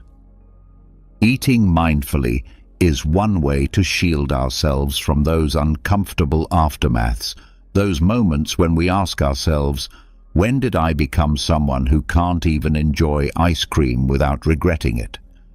The real question is, what do we do now? It's not about obsessively dieting or becoming enslaved to meal prep containers. It's about identifying what no longer agrees with us and redefining our relationship with food. It's like having a heartfelt talk with an old friend you can't see every day anymore. You still love them, but being around them too often just doesn't work for you.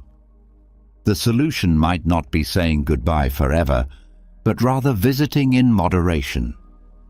Begin by observing what makes you feel unwell. Maybe late-night meals no longer suit you. Maybe cheese after dark is no longer your friend. Yes, it's sad, but it's real. And maybe, just maybe, your body is craving more fruit and fewer fried indulgences. The good news is, there are many delicious options that won't make you pay for them the next day. What matters most is remembering to take care of yourself.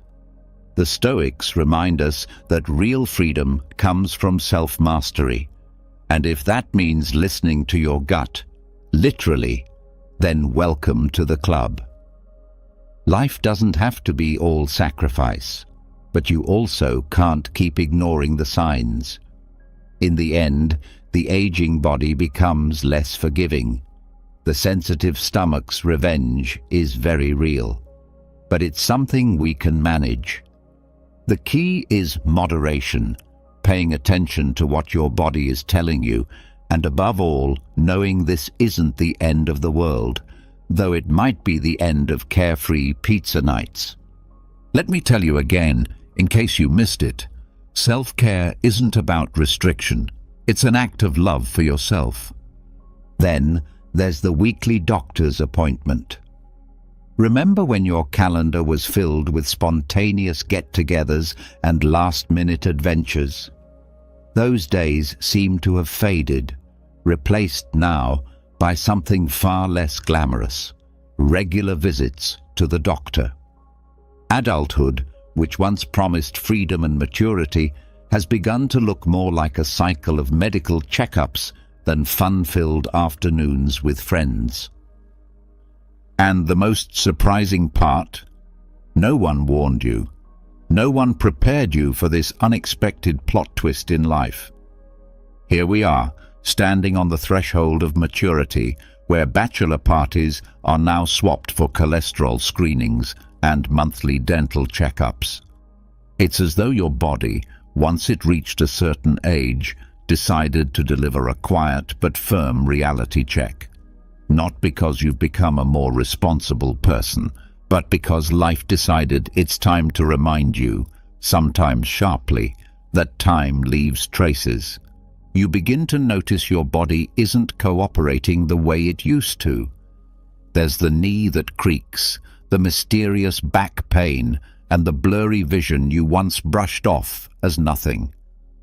And what's worse is that no one tells you health issues will start arriving more frequently, more uncomfortably, and more urgently. It's not that you've become a hypochondriac, it's just that your body now speaks louder and more often, and it's not always polite in how it delivers the message. So, what now? If you've made it this far, you've likely realized the answer isn't denial, it's acceptance, mixed with a dose of dark humor. The Stoics, those ancient sages, spoke often about embracing the inevitable and finding peace amidst hardship. And while we're not writing philosophical letters from Roman villas, we can still apply a bit of that wisdom. Rather than stress over the growing number of appointments in your calendar, try to see them as moments of self-care. Maybe these visits are the new form of celebration. It's not quite like coffee with friends, but believe it or not, sometimes a chat with a good doctor can be just as revealing. Aging isn't a comfortable topic. Nobody tells you how many unglamorous things you'll start doing unintentionally. But how you face it makes all the difference. Accept those checkups as part of the journey, not a punishment. Because if you think about it, those appointments might be the healthiest plans you'll ever make. And above all, remember to laugh through it all, because sometimes that's all we can do. As Gandhi said, what feels like an obligation today may someday become a wise decision. And then there's this incredible shift, the power of, I don't care anymore. Have you noticed that as you age, you begin to feel a strange yet beautiful relief from the things that used to weigh you down? It's as if some invisible burden has quietly lifted, making space for something much lighter and more freeing. That, my friend, is the magic of simply not caring so much anymore. And the best part? No one teaches you this.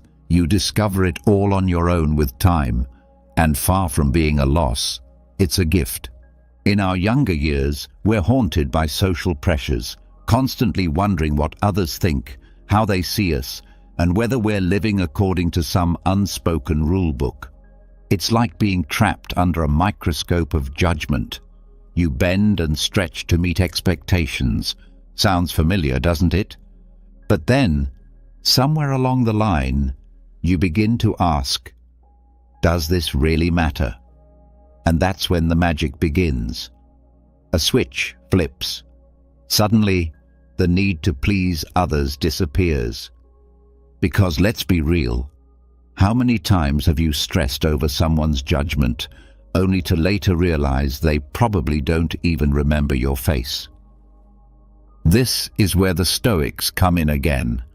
These old philosophers didn't just know how to think, they knew how to live. They taught that we can't control what others think or say, but we can control how we respond. And yes, life will teach you this too, but it's always good to be reminded. When you stop caring about every opinion thrown your way, you make room for what truly matters. Aging grants you the beautiful license to free your mind from the chains of outside validation. It's like you're suddenly walking through life with a sign that reads, "My happiness is my own responsibility now." And believe me, that's a freedom you'll never want to give back. Of course, not everything becomes easier. As we grow older, we also find ourselves doing things we never imagined, like letting someone cut in line without saying a word, or listening to a long-winded complaint without interjecting. Not because we agree, but because we simply no longer have the energy for those battles. But here's the secret. Aging teaches you which fights are worth it. You learn to let minor annoyances roll off your back like water on a duck's feathers. Growing older isn't just inevitable, it's liberating. It allows you to shed the burden of other people's expectations and start living according to your own values. This doesn't mean you become selfish or reclusive. It means you learn to see clearly what's truly important. So the next time you catch yourself worrying about something that won't matter tomorrow, remind yourself of this incredible power, the power of "I don't care." It's yours now. And as you embrace this freedom, you'll start to realize that living without all that mental noise might be the closest thing we ever get to real peace.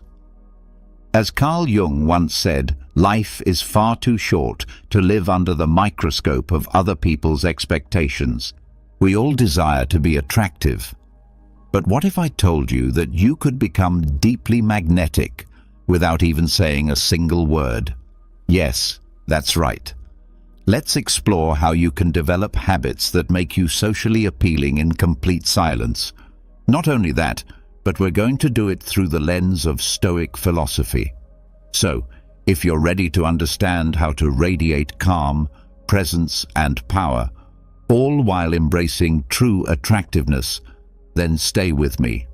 Stoicism is an ancient philosophy rooted in the idea of living in harmony with nature and fully accepting the things we cannot change.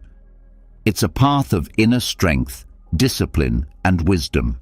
And these principles can be incredibly effective when it comes to attraction. Because let's be honest, being attractive isn't just about physical appearance. It's about how you behave, how you carry yourself, and how you feel within.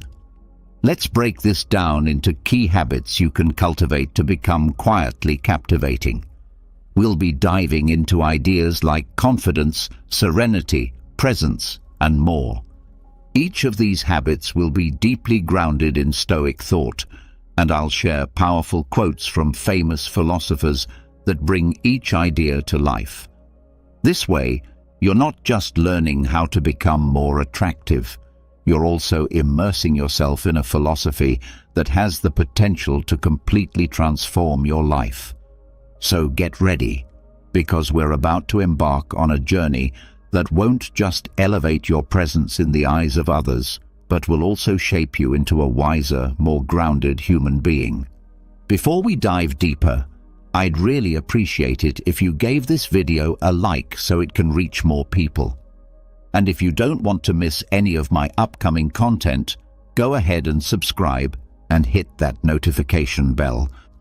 Let's begin with the first habit: confidence. Confidence is one of the most attractive traits a person can have, and the beautiful part is, you don't need to speak a single word to express it. Think about this quote by Marcus Aurelius, one of the great Stoic emperors and philosophers. Perfect tranquility consists in the good ordering of the mind, the realm within. This reminds us that real confidence comes from within. It's not about showing off or dominating conversations. It's about having a mind that is calm, centered, and at peace. So how do we build this kind of inner confidence from a Stoic standpoint? First, it's essential to understand that confidence isn't about knowing everything or being superior to others. It's about being comfortable with who you are, embracing both your strengths and your flaws. One powerful practice you can adopt is daily meditation. You don't need hours, just a few minutes a day can have a huge impact. Meditation allows you to connect with yourself, settle your mind, and discover that deep inner stillness Marcus Aurelius spoke of. Over time, you'll notice that you enter social situations with more ease and presence because you've already done the inner work. Another important practice is self-reflection. Take time at the end of each day to look back on your actions and thoughts. What did you handle well? What could you improve? This habit of reflection helps you understand yourself more deeply and creates a foundation of inner strength that builds genuine confidence. This is where Stoicism truly shines. The Stoics teach us to concentrate on what's within our control and to let go of what isn't. So instead of obsessing over how others perceive you, focus on how you show up, your behavior, your character, your principles. This shift in mindset won't just increase your confidence, it will also make you much more attractive, because people can sense when someone is at peace with themselves. Always remember, true confidence is quiet. You don't need to announce your achievements or seek validation. Just be present, be real, and stay internally calm. People naturally gravitate toward those who exude this kind of self-assured, centered energy. Now let's move on to the second habit: tranquility. Tranquility is an incredibly magnetic quality. When you're calm, you send out signals of security and stability, and that's something many people find deeply attractive. Epictetus, another brilliant Stoic thinker, once said, "It's not what happens to you, but how you react to it that matters." This powerful idea teaches us the importance of staying composed and emotionally balanced, no matter what's going on around us. That kind of poise is a true sign of strength. So how can we cultivate more tranquility in our lives? One highly effective method is to practice mindful breathing. When you feel anxious, overwhelmed, or emotionally unsettled, take a pause. Focus on your breath. Inhale deeply through your nose. Let your lungs fill with air, then slowly exhale through your mouth. Repeat this a few times until you feel your mind begin to settle. This simple act of breathwork can instantly bring you back into a state of presence and peace. Another essential practice is learning to accept what you cannot control. Stoicism reminds us that many events in life, like the weather, traffic, or other people's opinions, are outside our influence. So instead of wasting energy getting frustrated, choose acceptance. Ask yourself, is this within my control? If the answer is no, then let it go. This habit of surrendering to what is can not only reduce your stress, it can also give you a quiet, grounded aura that draws people in. Your sense of tranquility also shows up in your body language. Standing tall with relaxed shoulders, steady eye contact, and slow, purposeful movements sends a message of calm and self-possession. Even without words, your demeanor can tell the world, "I am at peace, I am centered." And that's what makes you so attractive in silence. You're not chasing approval, you're not trying to impress. You are simply grounded in who you are. And that stillness, it speaks louder than words ever could. Your gestures and movements should be slow, intentional, and free from haste or nervousness. Maintain eye contact with others, but do so in a natural and effortless way. Never force it. All these subtle cues send a powerful message that you are at ease with yourself and with your surroundings. Calmness is not just a state of mind, it's a visible expression of inner control. When someone displays serenity, it signals that they are not only in command of their emotions, but also able to influence the environment around them. People are naturally drawn to those who can remain composed amidst turmoil because they radiate safety and confidence. Always remember that being calm does not mean being indifferent. It means maintaining a peaceful presence and exercising mastery over your emotional state. This quiet composure speaks volumes about your character without a single word. Let's now move to the third habit: presence. Presence is one of those intangible qualities that can be hard to describe but unmistakable when witnessed. It's the ability to be fully engaged in the current moment, to be truly involved with the people and situations right in front of you. The Stoic philosopher Seneca once remarked, "To be everywhere is to be nowhere." This profound statement highlights how dividing your focus among too many things ultimately means you're not giving your full attention to anything. Presence is the art of giving your undivided awareness to the here and now. To nurture this presence, begin by practicing active listening. When someone speaks to you, truly listen. Don't mentally rehearse your response or allow your eyes to wander toward your phone. Simply listen, and do it sincerely. This alone will make you appear more thoughtful and attentive, while also allowing for deeper human connection. Another essential aspect of presence is being consciously aware of your environment. Observe the details of your surroundings, the expressions, the subtle shifts in energy, not just with your eyes, but with deliberate attention. This level of observation grounds you in the present and helps you react more genuinely to what unfolds around you. Mindfulness is another powerful way to develop presence. It means engaging in your daily tasks with full consciousness. Something as ordinary as drinking tea can become a grounding ritual. Instead of hastily gulping it down, take the time to notice its aroma, savor the taste, and feel the warmth in your hands. These seemingly small practices train your mind to stay rooted in the now. Presence also manifests through your body language. Keep your posture open and relaxed. Show genuine interest through your gestures and facial expressions. Avoid fidgeting or appearing distracted. These are signs that your mind is somewhere else. When you are truly present, people feel it. They sense that they matter to you and that your attention is authentic. This kind of interaction creates stronger, more meaningful connections, which are vital to building genuine appeal.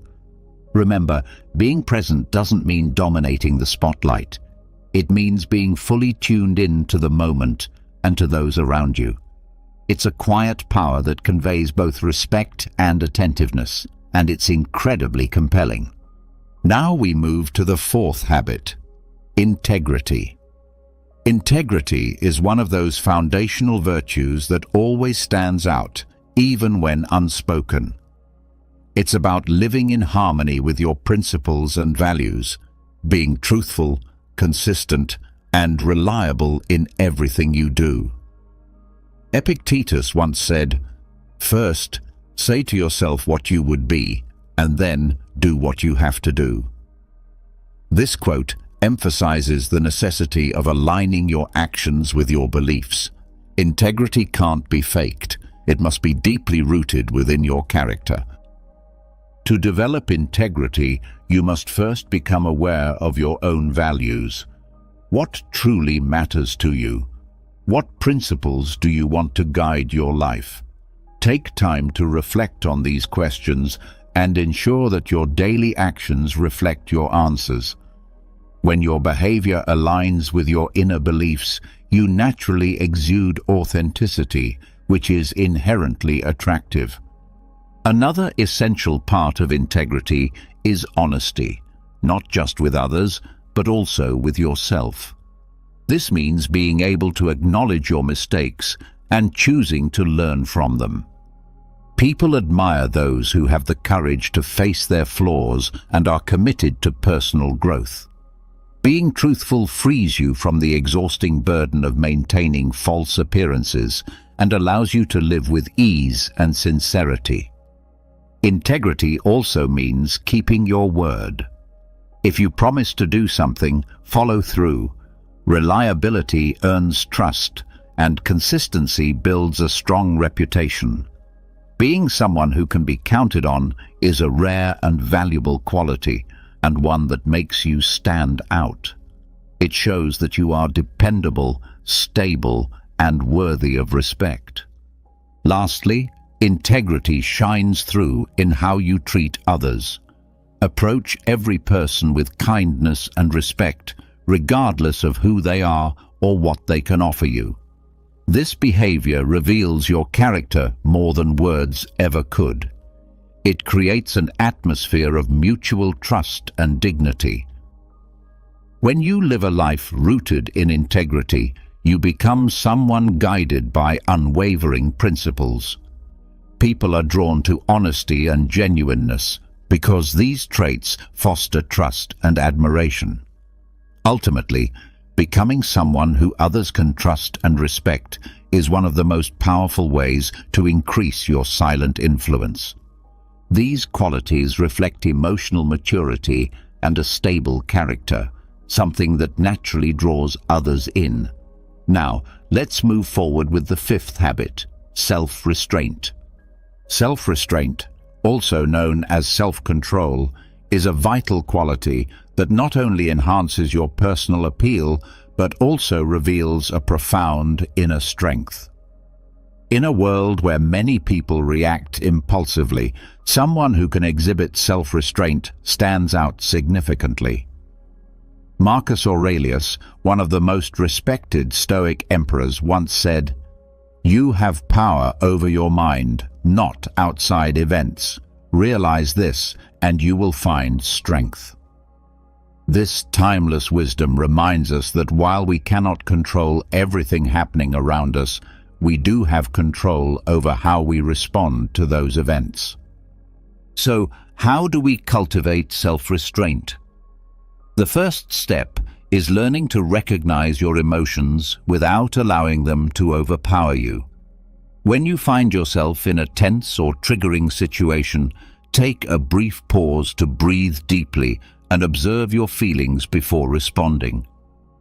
This simple act can help you remain composed and prevent you from doing or saying something that you might later regret. Another essential way to nurture self-restraint is by practicing patience. In our fast-paced world, where instant gratification is often the norm, learning to wait can become a powerful form of discipline.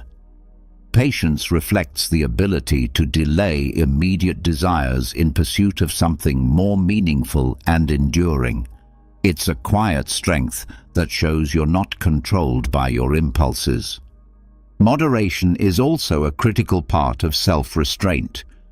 This doesn't mean you must deny yourself the things you enjoy. It means finding a healthy balance, whether it's food, social media, or any other form of pleasure. Practicing moderation allows you to stay in control rather than becoming consumed by indulgence. Self-restraint also shows itself in how we handle criticism and conflict. Instead of reacting with defensiveness or anger, strive to listen actively and consider other people's perspectives. Responding calmly and thoughtfully not only reflects emotional maturity, but also portrays you as someone who is trustworthy and respectful. It's important to remember that self-restraint is not about suppressing emotions, but about managing them effectively. It signals that you have control over yourself, a trait that is immensely attractive. People naturally admire those who can remain composed and respond with thoughtfulness in all situations. Now, let's continue with the sixth habit: gratitude. Gratitude is a powerful virtue that can change both your life and the way others perceive you. Too often we focus on what we lack or desire, overlooking the many blessings we already have. The Stoics emphasize the importance of appreciating what's in front of us. Seneca once said, "It is not the man who has too little, but the man who craves more that is poor."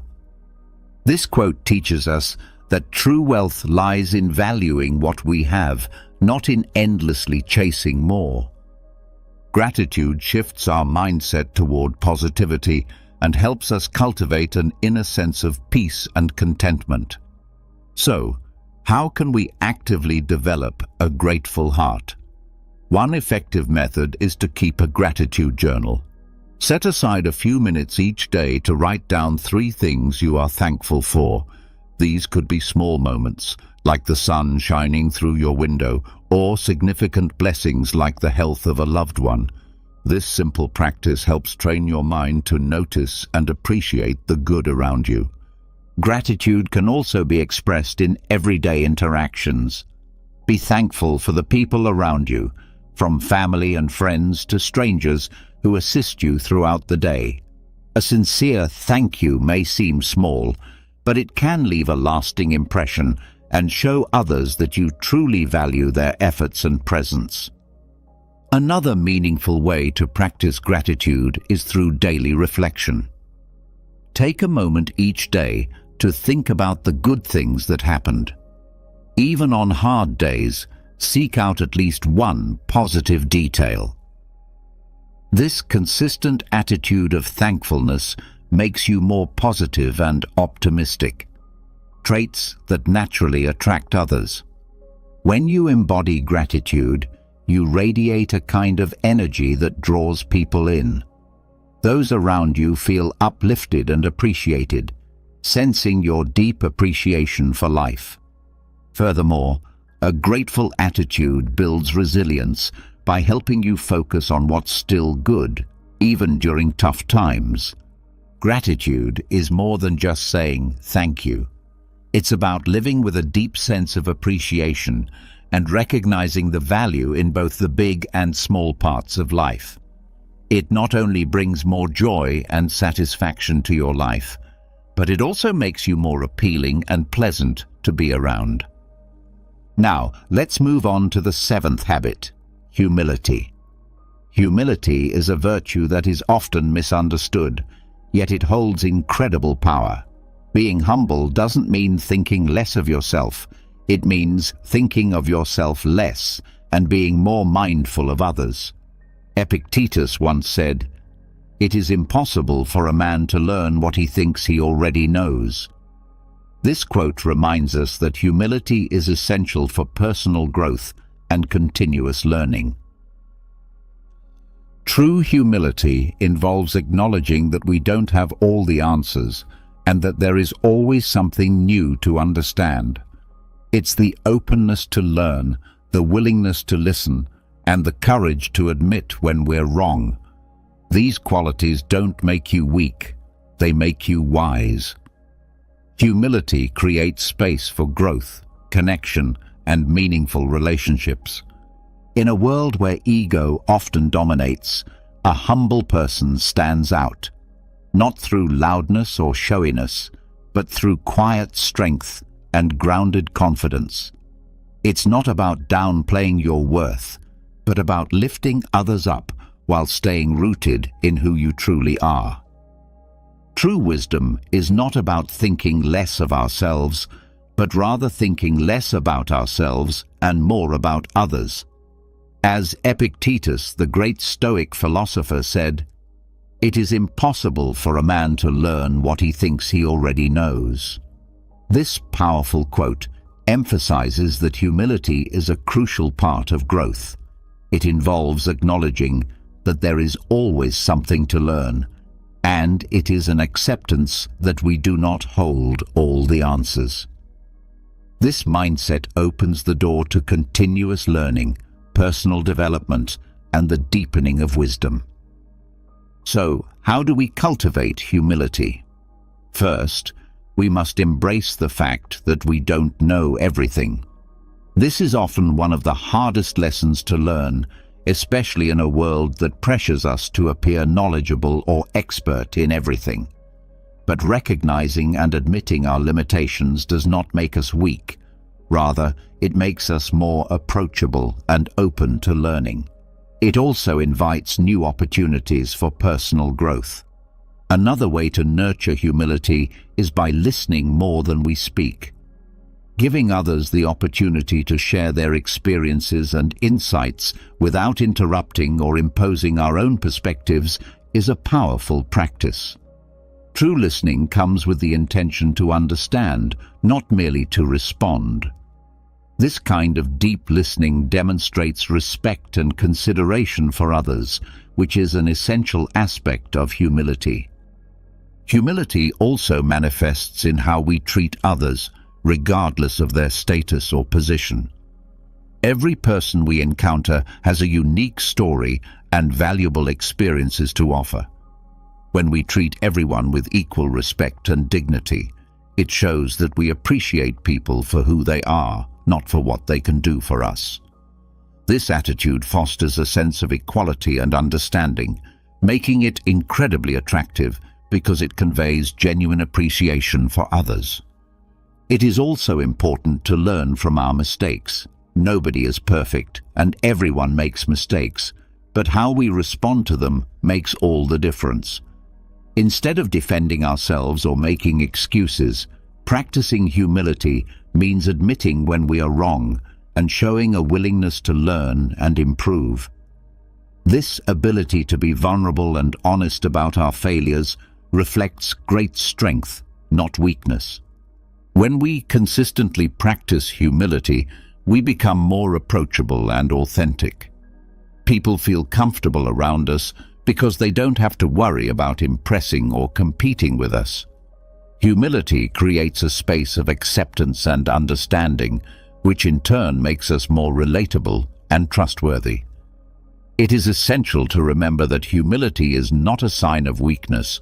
On the contrary, it signifies true strength and self-assurance. Humility forms the foundation of a life rich in meaningful relationships and personal growth. Moving on, we come to patience, which is another virtue that, although often underestimated, has a profound effect on how we are perceived by others and how we navigate our daily lives. Seneca, a renowned Stoic philosopher, said, "Time reveals the truth." This timeless piece of wisdom reminds us that good things often take time, and the clarity and truth we seek are typically unveiled through patience and perseverance. Patience is the ability to wait calmly without frustration, accepting that things take time and remaining composed during that waiting period. To cultivate patience, the first step is to shift our perspective on time and expectations. We live in an era of instant gratification where everything seems to be at our fingertips. However, the most valuable things in life usually require time, effort, and careful consideration. Acknowledging this reality is the first step in developing patience. Another effective way to practice patience is through mindfulness and meditation. These practices help us remain present in the moment and resist the urge to rush ahead toward the future. When we feel impatience creeping in, taking a moment to breathe deeply and focus on the present can help center our minds. Regular meditation can train us to be more patient and less reactive to the stresses of life. Furthermore, we can practice patience in our daily lives by engaging in simple acts such as waiting in line without reaching for our phones, listening intently to someone without interrupting, or completing a task without rushing. These small acts of patience may seem insignificant, but over time they accumulate and strengthen our ability to remain patient in larger, more important situations. It is essential to remember that patience is not just about waiting, it is about how we wait. Maintaining a positive attitude and staying calm during moments of waiting demonstrates maturity, self-control, and inner strength. People are naturally attracted to those who can handle waiting with grace and calmness because it indicates confidence in the process and trust in the timing of life. When we embody patience, we project an image of someone who is balanced, confident, and in control of themselves. Today, we're diving into a topic that I'm sure many of you will find very interesting: how to detoxify our minds and stop overthinking everything. It sounds like something we all could use, right? There are times when our minds feel like a whirlwind, constantly spinning with endless thoughts, worries, and doubts that prevent us from being able to fully enjoy the present moment. But don't worry, because today I'm going to share 16 simple strategies based on Stoic philosophy that will help you free your mind and find inner peace. Imagine this: you're in bed, ready to fall asleep, but your mind is racing with thoughts about work, family, unmet goals, and even the future. You keep tossing and turning, unable to quiet the noise in your head. This is something we've all experienced at one point or another, but it doesn't have to be this way.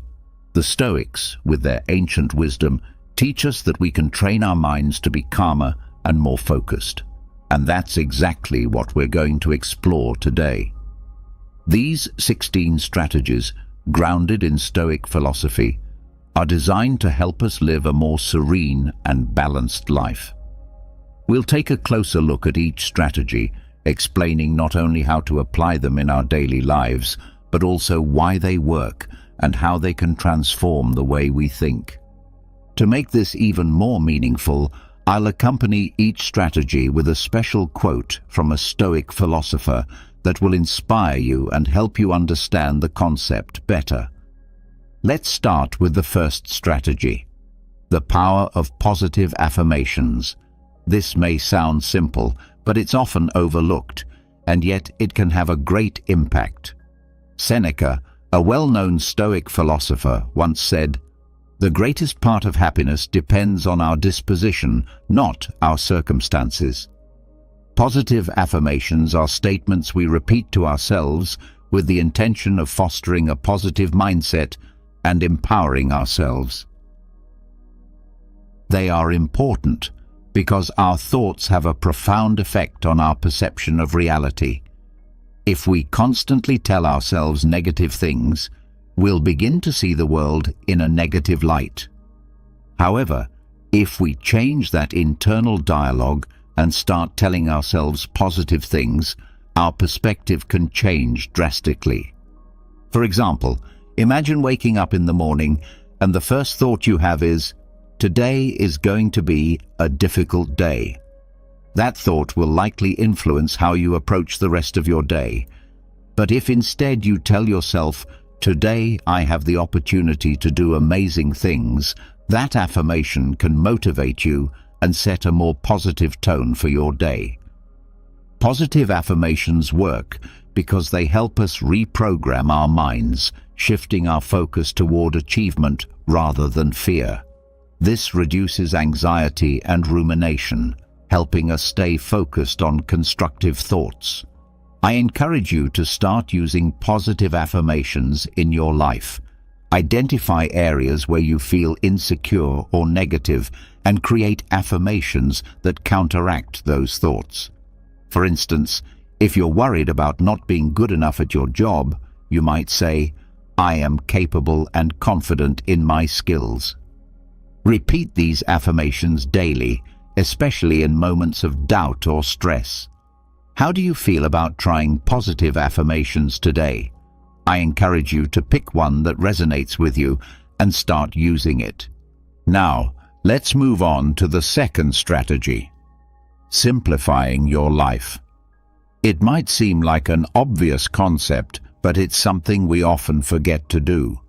Seneca also said, "It is the mind that does good or evil. It is the mind that makes us unhappy or happy, rich or poor." In our modern world, we are surrounded by complexity. We have too many possessions, too many tasks, and too many worries, all of which contribute to an overloaded mind. Simplifying our lives means reducing excess in all its forms, whether it's material things, commitments, or even unnecessary thoughts. Take a moment to think about your home. How many things do you own that you don't really need? Each additional object is a mental burden. The same principle applies to our daily activities. Sometimes we commit to too many things, leaving us feeling overwhelmed. By simplifying, we create more space in our lives and in our minds. This is effective because eliminating unnecessary distractions reduces the number of things we need to think about. The fewer things we have to worry about, the fewer decisions we need to make, and the less mental clutter we have to manage.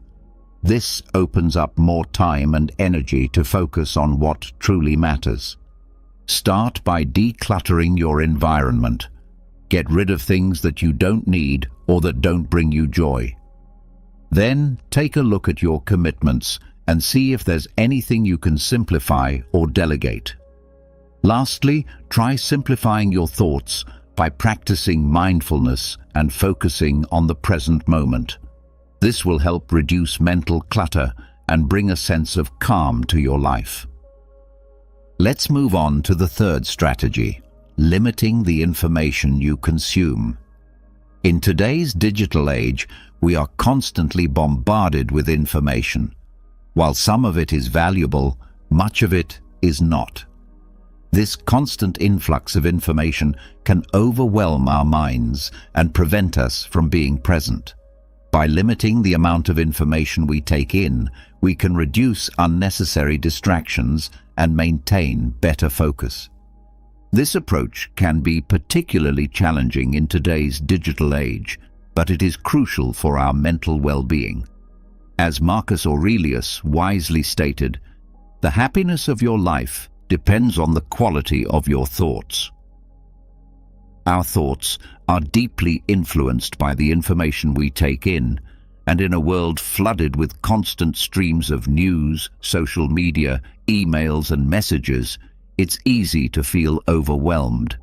All of this competing for our attention can lead to information overload, leaving our minds feeling cluttered and stressed. By limiting the information we consume, we can alleviate this mental noise. To start, be more selective with the sources of information you engage with. Choose only those that genuinely add value to your life, and avoid the ones that only contribute to stress or anxiety. Another effective step is setting time limits for your use of electronic devices. For example, you might decide to check the news just once a day or restrict your social media use to certain times. This approach works because by reducing the information we consume, we allow our minds to breathe and have more space to process the things that truly matter. This creates room for deeper thinking and creativity. The fourth strategy encourages the development of a regular exercise routine, which benefits both our mind and body. Seneca once said, "The mind is anxious for the future, it is miserable." Exercise serves as an excellent way to calm that anxiety and clear our minds. Not only does regular physical activity improve our physical health, but it also has a significant positive impact on our mental health. When we exercise, our body releases endorphins, the chemicals that make us feel good and reduce stress. Exercise can also help us clear our minds as it shifts our focus from worries to movement and breathing. Imagine starting your day with a run, feeling the fresh air against your skin, the rhythmic movement of your feet on the ground, and your mind starting to clear. As you run, the worries about work or personal issues fade into the background. You're simply enjoying the moment, which is a great way to practice mindfulness while also taking care of your body. This works because exercise not only enhances physical fitness, but also helps us manage stress and anxiety more effectively. Furthermore, it provides a sense of accomplishment and well-being, which improves our overall attitude toward life. It's highly beneficial to incorporate more physical activity into your daily routine. The fifth strategy is daily meditation. Though this practice may seem simple, it has a profound impact on our mental clarity. Meditation is a powerful tool to calm the mind and reduce an excess of thoughts. It involves taking some time each day to sit in silence, focus on your breathing, and observe your thoughts without judgment. Through this practice, we train our minds to become more present and less reactive. Picture yourself finding a quiet space, sitting comfortably and closing your eyes. As you breathe deeply, you focus on the sensation of the air entering and leaving your lungs. If your mind starts to wander, you gently guide it back to your breath without self-criticism. This regular practice helps reduce stress and anxiety, allowing you to better manage the challenges of daily life. It works because meditation teaches us to observe our thoughts without becoming attached to them. Over time, this creates mental space, helping us see things more clearly and with less emotional attachment. It also reduces the volume of overwhelming thoughts and leads to a more calm and focused mind. The sixth strategy is about setting clear limits. This is crucial for maintaining peace of mind. Epictetus, a Stoic philosopher, reminds us, "No one can hurt you without your consent." This wisdom applies to our ability to establish boundaries in life. Setting boundaries means being clear about what you are willing to accept and what you are not, including your time, energy, and relationships. Without clear limits, we can become overwhelmed and resentful as we allow others' demands to take precedence over our own well-being. Imagine you are at work and your boss asks you to stay late for the third time in a week. Setting a boundary could mean respectfully saying, "I understand this is important, but I also need time to rest and recharge. I cannot stay late today." At first, this may feel uncomfortable, but it is vital for your health. This strategy works because when we set clear limits, we protect our time and energy, which allows us to focus on what really matters. Establishing boundaries reduces stress and anxiety, and it fosters healthier relationships. So, what do you think? Are you ready to start setting clearer boundaries? Let's move on to the next strategy. But before we do, take a moment to reflect on an area of your life where establishing a clear limit could bring you some benefits. Let's now talk about the seventh strategy, Surround yourself with positive people. This is an important aspect of life that can significantly influence our mindset, the people we choose to spend time with. The philosopher who is most powerful is the one who masters themselves. Part of mastering ourselves involves making wise choices about the company we keep. The people we surround ourselves with have a profound impact on our mentality. If we are constantly around negative people, we are likely to absorb that negativity. However, if we surround ourselves with positive people, those who support and uplift us, we also tend to have a more positive outlook. Picture a friend who always manages to find the silver lining and motivates you to do better. Spending time with such a person can leave you feeling inspired and more confident in yourself. On the other hand, spending time with someone who is always negative and complains about everything can drain your energy and bring you down. Why does this work? Because emotions and attitudes are contagious. When we are in a positive environment, we are more likely to feel happier and less stressed. Of course, this doesn't mean we should avoid people who are going through tough times, but we need to be mindful of how their energy impacts us and make an effort to surround ourselves with those who uplift us. Now, let's talk about the 8th strategy. Accept impermanence. This is a key aspect of Stoic philosophy that is essential for peace of mind. Marcus Aurelius once said, "Observe how many waves of change have passed over you, and you will understand that things which change constantly should not be feared." To accept impermanence is to acknowledge that everything in life, including situations, emotions, and even ourselves, is in a state of constant change. This realization can help alleviate much of our stress and anxiety because it frees us from the illusion that things must remain the same to be good. Imagine facing a challenge in your life that causes you significant stress. Understanding the impermanence of this situation helps you realize that it won't last forever. Everything, both good and bad, eventually changes. By internalizing this truth, you learn not to hold on too tightly to anything, which can bring a great sense of peace. Why does this work? Because when we accept that things change, we become more flexible and resilient. Instead of fighting change, we embrace it and adapt, which reduces unnecessary thoughts and worries as we stop trying to control what is beyond our control. The 9th strategy is to spend time on your hobbies. This is something we often overlook in the hustle and bustle of everyday life. Epictetus reminds us that leisure, when combined with meaningful activities, is essential for a fulfilled life. Our hobbies are the activities we are passionate about and that bring us joy. When we dedicate time to these hobbies, we allow ourselves a break from our daily worries and focus on something that makes us happy. This is not just a mental break, but it can also become a source of inspiration and creativity. Imagine you enjoy painting.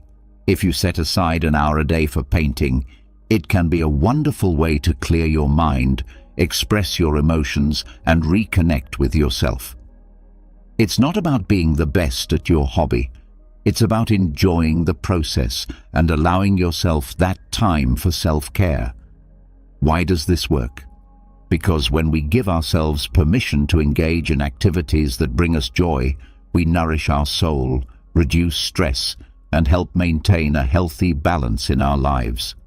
Hobbies also offer an excellent opportunity to practice mindfulness as we become fully immersed in the activity at hand. So, what do you think? Are you ready to dedicate more time to your hobbies? Let's now move on to the 10th strategy. But before we do, think of a hobby that brings you joy and how you can integrate it more regularly into your routine. Now, let's discuss the 10th strategy. Learn to say no. This is something many of us struggle with, yet it is one of the most powerful tools we can develop to protect our peace of mind. As Seneca wisely said, it's not that things are difficult, but that we don't dare to say they are difficult. Learning to say no can help us avoid feeling overwhelmed and resentful. Often, we feel obliged to say yes to every request made of us, whether it's at work, in our families, or within our friendships. However, this can lead to stress and exhaustion. Imagine being asked to take on an additional project at work when you are already at your limit.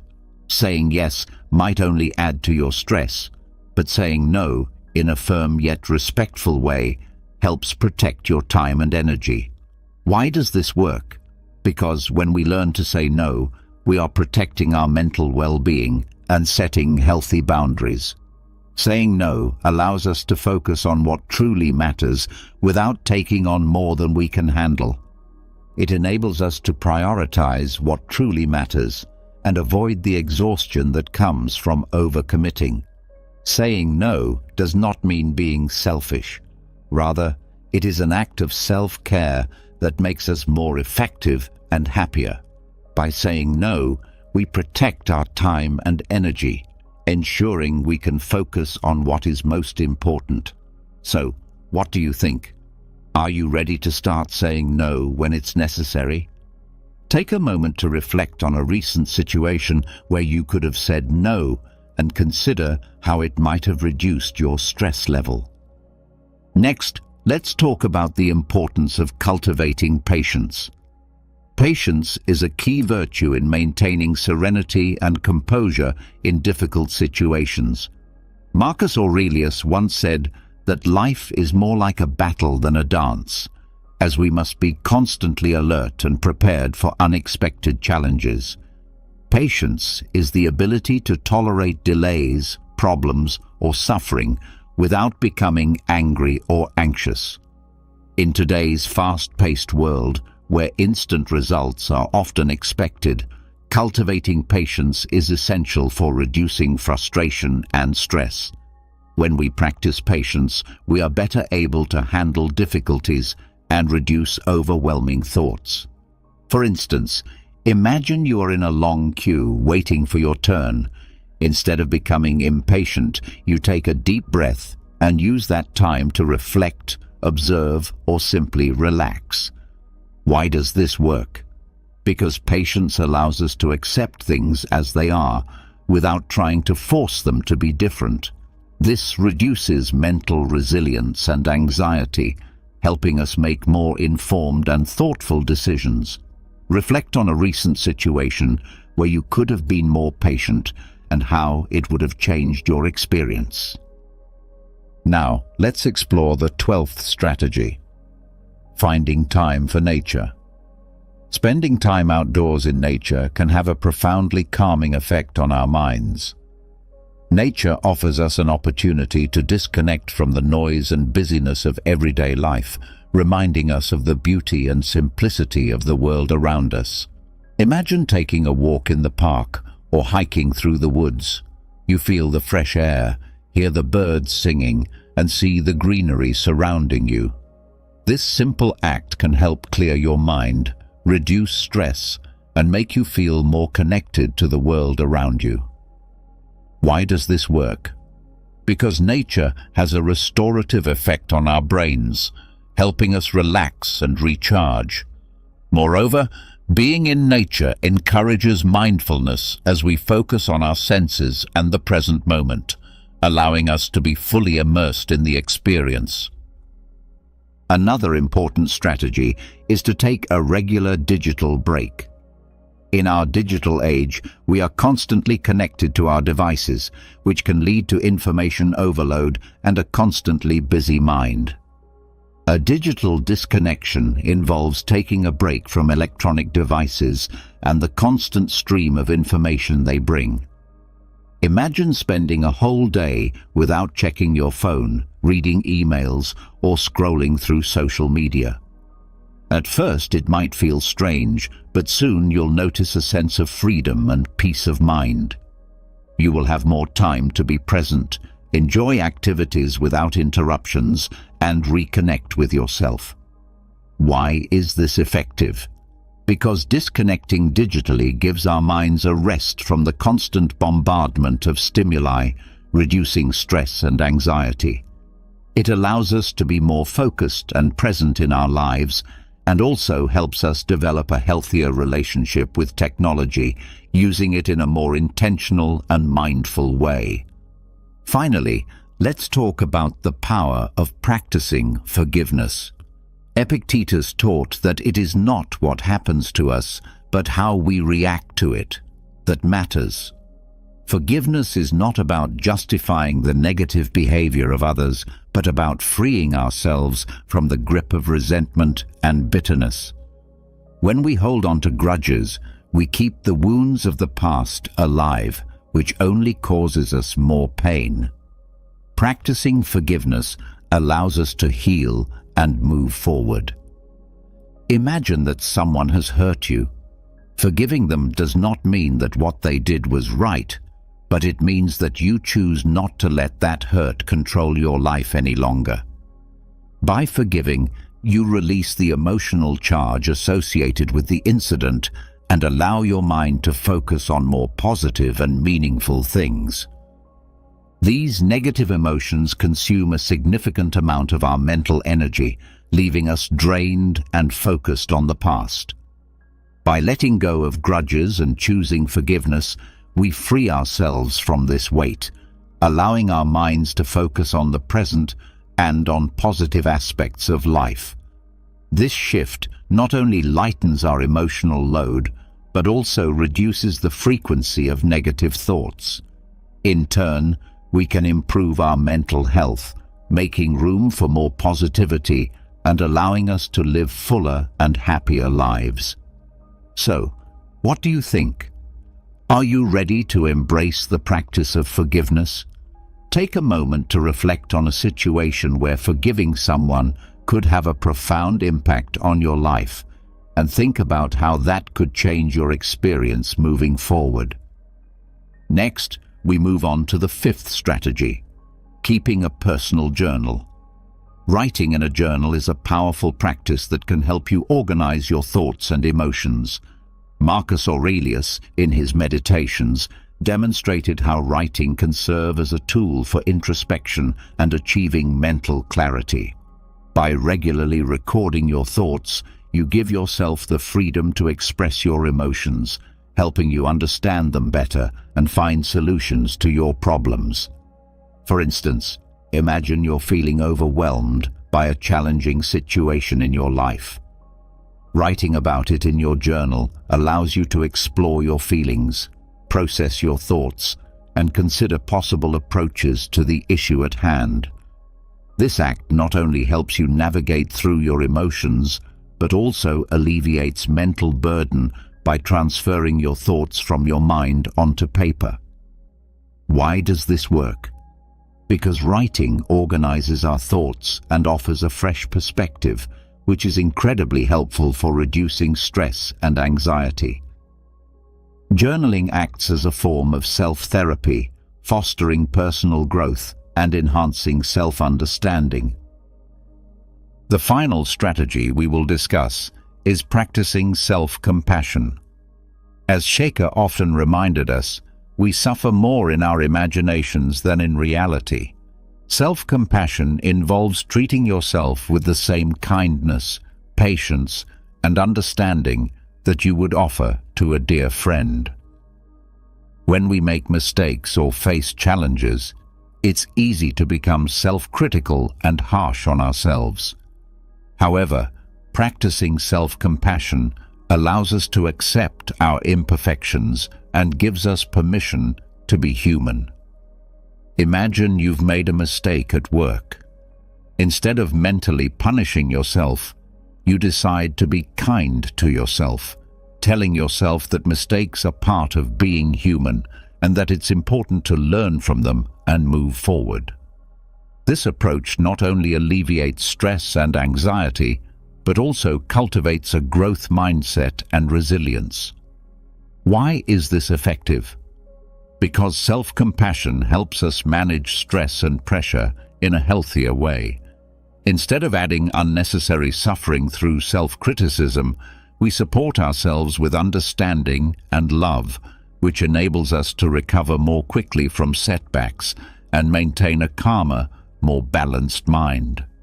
The world is riddled with traps lurking around every corner, all designed to strip you of your strength as a man.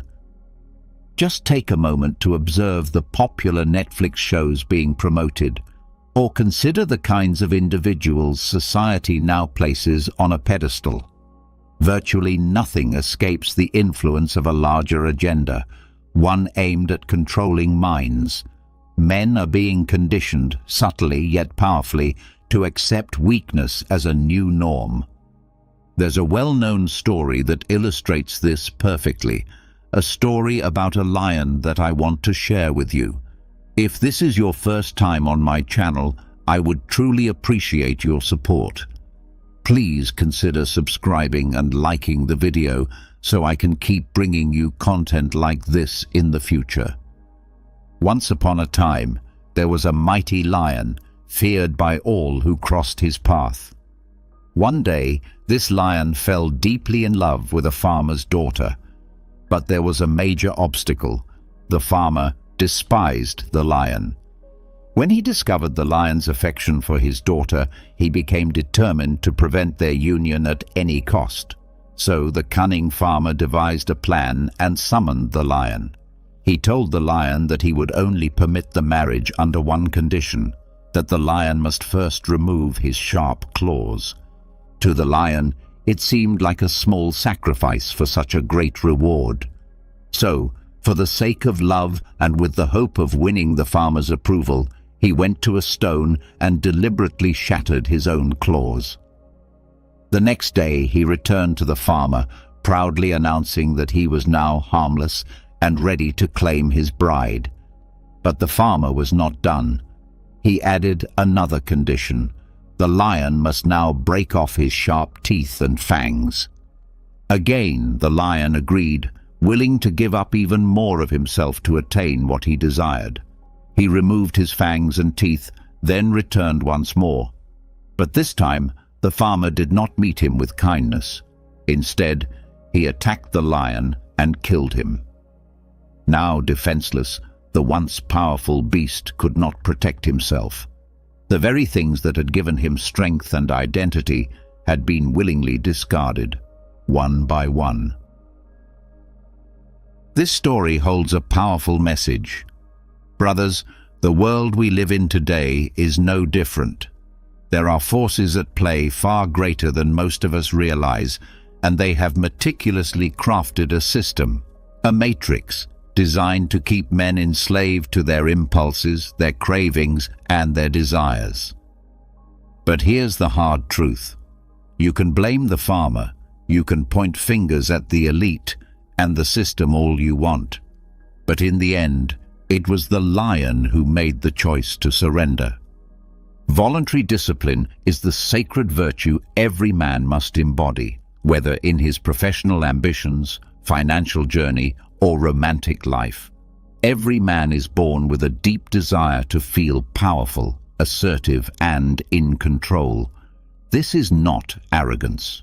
It's nature. We are wired to strive for strength and direction. Yet many of us have lost touch with this instinct. We fall into habits that strip us of our potential. We willingly hand over our power. Today, men complain endlessly.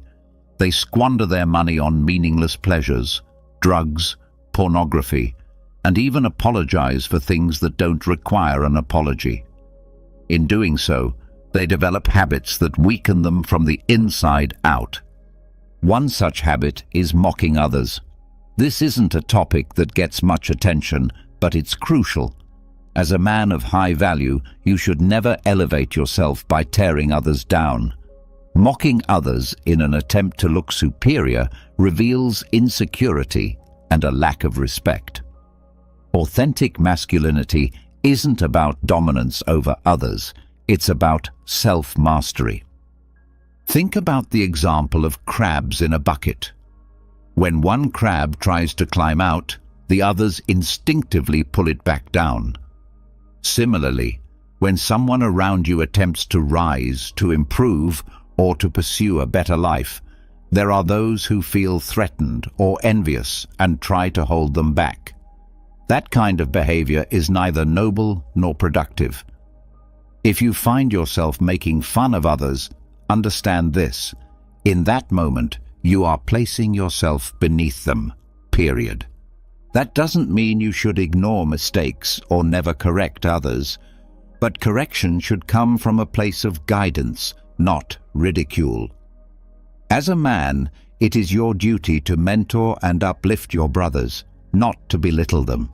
Leave behind grudges, hidden motives, or superiority complexes. Instead, offer feedback that helps others grow and evolve. Remember, true strength and confidence are never expressed through mockery. Listen to what Mike Tyson once said: "Social media has given people the false courage to speak disrespectfully to others without fearing the consequences, like getting punched in the face." His words are a stark reminder of how disconnected we've become from accountability. Another habit that weakens men is the refusal to accept responsibility. Let's return to the story of the lion and the farmer's daughter.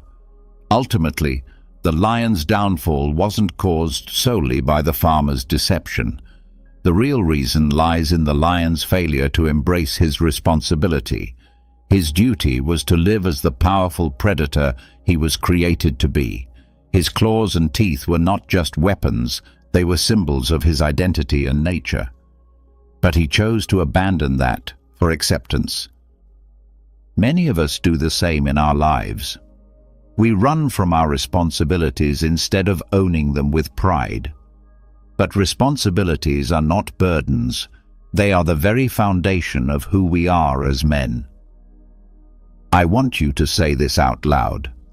I will honor my responsibilities with pride because they define me as a man. The moment you decide to escape your duties is the moment you choose to abandon your masculinity. Never forget this truth. The price of greatness is responsibility. Hear it again. The price of greatness is responsibility.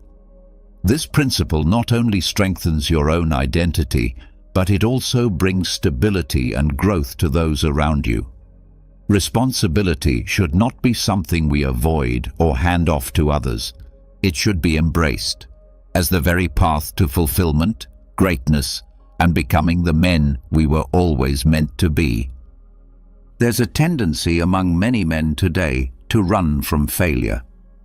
This has become a real challenge in our time. Most men would rather stay in their comfort zone than step into the discomfort required for growth. But remember, real growth often involves pain and is usually disguised behind what we perceive as failure. Think about the well-known story of the man who digs in search of diamonds. He has no idea how far beneath the surface those diamonds lie, but he keeps digging. At first, it's just more dirt. Every scoop feels like nothing's changing, but with persistence, after hours or even days, he eventually uncovers what he's been searching for. The same is true for us. Brothers, understand that failure is not the end. If you carry the mindset that failure is final, you can be certain you will never achieve anything meaningful. Anything worth having comes with a cost. Let's say you launch a business. In the early stages, you may run into what seems like countless failures, struggling to understand how the business works, learning to attract and retain customers. But if you stay in the game long enough and continue to rise from those temporary setbacks, growth becomes inevitable. It's the same when dealing with women. In the beginning, you might come off as awkward or unsure of yourself. You may not know how to carry a smooth interaction, but your success lies beyond those early uncomfortable moments. These are just small prices a man must pay. Strength demands payment, and the payment is often temporary defeat. Many of us were raised to feel ashamed of our mistakes, to fear failure, and to constantly search for someone to blame. "It's not my fault," we say. "That person is the reason." These are the thoughts of someone who is not willing to take ownership. I want you to remember this quote. Write it down if you must. A weak man is one who blames his failure on the strength of others. Be sure to follow us on TikTok at Daily Stoic, on YouTube, and on all our social platforms, Facebook, Instagram, Twitter. There is another challenge, chasing a mission but blindly following useless or harmful laws. It's easy to spot the difference between a coward and a man of true value. The coward always sides with the majority, even when what they say is obviously wrong. What's worse is that the coward expects men of high value to also submit to these shallow rules and toxic norms. But a man of substance doesn't just follow, he examines, reflects, and decides based on reason and his higher purpose. In today's world, we've been trained not to judge, not to question, and not to stand firm. This mindset is getting out of hand. At this point, many are simply puppets, lab rats of the system, obeying every new agenda and regulation without question. There's nothing wrong with obedience, but only when what you're obeying aligns with your purpose, your calling, and above all, with the law of God. There is no law above that divine standard. Ask yourself, are you easily intimidated? Do you try to please everyone just to avoid confrontation? For some men, learning to say no is incredibly difficult. But if you commit to acting on truth, you'll see that the world doesn't fall apart when you stop complying with everything. I've seen too many men live in fear within their own marriages, acting like their wives are tyrants, afraid to speak their minds or offer correction. That is a perfect example of unhealthy submission, one that strips away masculine strength and leadership. Now let's talk about body language. The concept of nonverbal communication is more important than you might think. This includes things like how you shake hands, your eye contact, the way you sit, how you walk, and how you move when engaging with others. People can often sense whether you're a strong or weak man without a single word being said. In a society that often pushes against traditional masculinity, it's more important than ever for men to be aware of how they carry themselves. Being intentional with your body means consciously projecting strength, confidence, and clarity. Stand tall, walk with purpose. Make solid eye contact when speaking. Be deliberate in your movements and maintain a commanding presence. Your body speaks before your mouth does. It's your first impression, your silent introduction. It has a powerful impact on how people see you and how they treat you. When you present yourself as a man with confidence and strength through your body language, people are less likely to try to exploit or disrespect you. This is a vital skill for any man who wants to succeed in relationships, business, and life in general. Lastly, let's talk about waste. Specifically, wasting your most valuable years. We often stress on this channel the significance of your younger years, your 20s and into your 30s. These are your golden years, the prime time to build, to establish, and to grow. Think of a farmer planting seeds. He doesn't expect the fruit to grow the next day. In the same way, your 20s should be focused on sowing, emotionally, spiritually, physically, laying down the roots that will define your future. But here's the most important part. Don't expect to reap the rewards right away. Just keep planting, stay consistent, keep putting in the work. And before you even realize it, those seeds will begin to bear fruit. Don't rush the harvest. Keep planting, keep building, and before long, you'll find that you've created lush gardens and entire forests, environments that will attract the right kind of people, opportunities, and energy into your life. When I talk about sowing, I'm talking about pushing yourself, testing your limits, and challenging who you are now so that you can grow into who you're meant to become. This doesn't mean you have to grind non-stop, working 24 hours a day, 7 days a week. But it does mean you must remain aware that these early years are when your energy is at its peak, when opportunities to take bold risks are abundant. Take advantage of this season. Especially when you're young, it might feel like you're missing out on social trends or being part of a fast-moving culture when you're choosing instead to invest in yourself. But resist that temptation to blend in or to be distracted.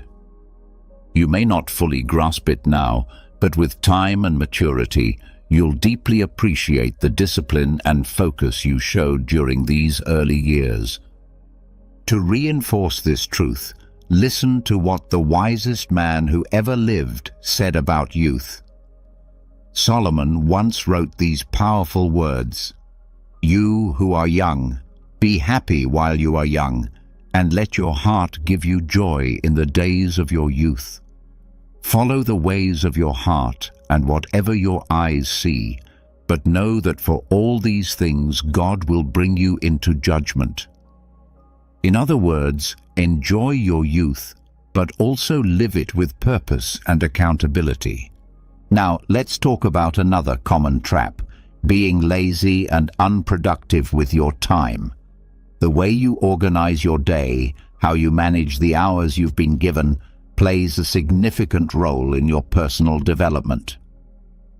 Ask yourself, what time do you go to bed? What time do you get up? How is your day structured? What do you do when you come home from work? These questions are not small details to be ignored until it's convenient. They are fundamental to shaping the life you want. If you're a man seeking growth and success, then every part of your day deserves intentional planning. Consider why the most powerful people in the world are so effective at constructing systems and influence, what some call the matrix. It's because every detail of that system has been carefully planned. In the same way, you must examine your daily life, the people you interact with, the environments you allow yourself to be in, and even the type of content you consume. If you are not intentionally planting strong, purposeful thoughts in your mind, you may unknowingly be giving open access to influences that weaken you from within. Laziness is one of the greatest threats to men today. Many of us have powerful ideas and ambitions about our future, about business, or about the kind of life we want to live. But if we do not take action, those dreams remain unrealized. Laziness has a way of creeping in slowly and subtly. It starts small, but if left unchecked, it spreads like a disease, silently eating away your potential. It holds you back from taking necessary steps and keeps you stuck in place. Always remember, brothers, that laziness only wins against the weak. A man of true value and inner strength quickly learns how to identify laziness within himself and correct it before it takes root. Stay vigilant. Watch for signs of idleness in your life and act against it the moment it shows up. Don't forget this. In modern society, weakness has become a celebrated trait. Weakness is praised and promoted, but strength remains your greatest virtue. Pursue strength relentlessly. Find strength in every situation, in every challenge, and most importantly, never forget that your ultimate source of strength is God. Each day is filled with moments that can shape your growth and push you closer to your goals, but it's up to you to seize those moments with intention and courage. Let your pursuit of strength be both physical and mental. Know that building your spiritual and personal foundation will give you the resilience you need to overcome life's trials.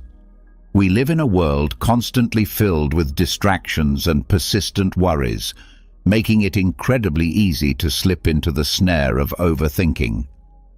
Marcus Aurelius, the renowned Stoic philosopher and Roman emperor, reminded us of a timeless truth. The power over our minds lies within us. Although we cannot influence external events, we do have complete control over how we respond to them and how we process them internally.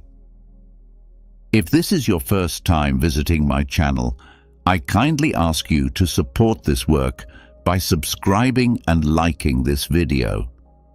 That simple act helps me continue to create more content like this in the future. Stay with us until the very end, because the final tip in this video about overcoming analysis paralysis will challenge you to deeply reflect on your life so far. Walk with us through this message and discover a truth that could shift the way you see your own journey. The common struggle of having a noisy, restless mind filled with endless thoughts is something we all encounter at some point. The frustration of feeling caught in an infinite loop of mental chatter, paralyzed by indecision, and overwhelmed by constant evaluation. These are burdens many of us carry.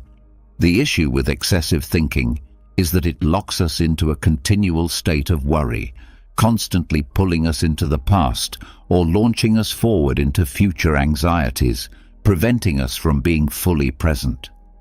We find ourselves stuck in a mental spiral that blocks clear decision-making and robs us of inner peace. If you're searching for ways to break this exhausting cycle and reclaim your mental space, you're in the right place. Discover how to regulate your emotions and unlock your true inner power with our ebook, The Power of the Mind. Click on the link in the first pinned comment to get your copy today. Let's begin with the first step. Change your perspective toward gratitude.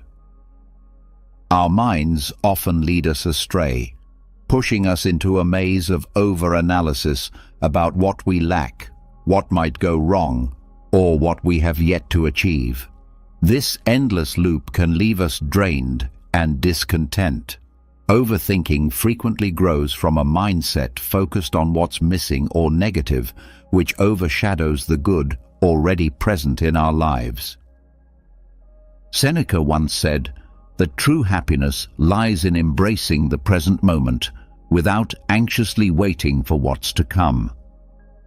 This Stoic gem encourages us to shift from a perspective of scarcity to one of abundance. The practice of gratitude invites us to recognize the value in the now, to see the blessings that are already with us, blessings we often overlook when we are preoccupied with worrying about the future. Practicing gratitude draws us out of the ruts in our minds and grounds us in the rich soil of the present, where life truly unfolds. To adopt this shift in focus, start by acknowledging 3 things each day that you are genuinely thankful for. They don't need to be grand. A warm cup of coffee, the soft comfort of your favorite sweater, or a thoughtful message from a friend, all of these qualify.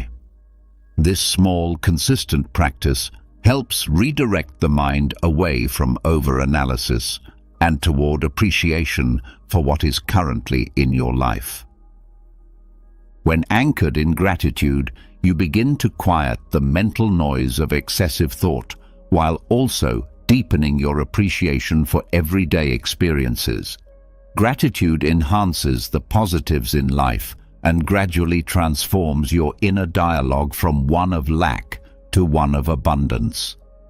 Over time, this new way of seeing things can reshape how you approach life's challenges, turning them into occasions to be even more thankful for what is already good in your world.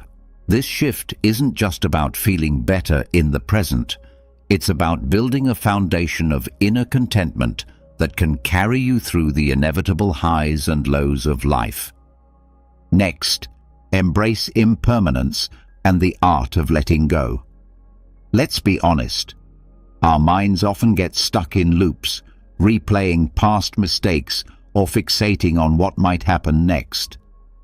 This mental playground of excessive thought is where ideas become clingy and overstay their welcome. It's a struggle that doesn't discriminate. Whether you're a student stressed over exams, a professional anxious about a big presentation, or simply someone trying to fall asleep while your mind races, the challenge is real.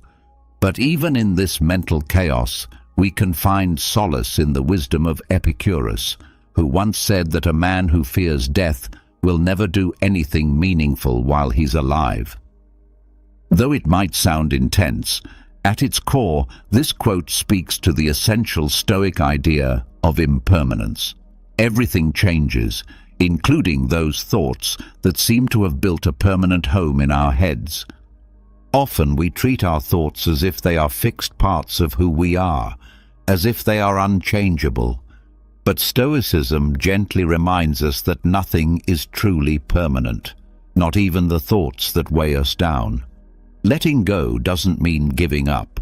It means acknowledging that we don't need to hold on so tightly. We can learn to watch thoughts pass like leaves floating down a river or clouds moving through the sky, constantly shifting, never staying the same. Accepting impermanence means understanding that our thoughts come and go. They are not eternal.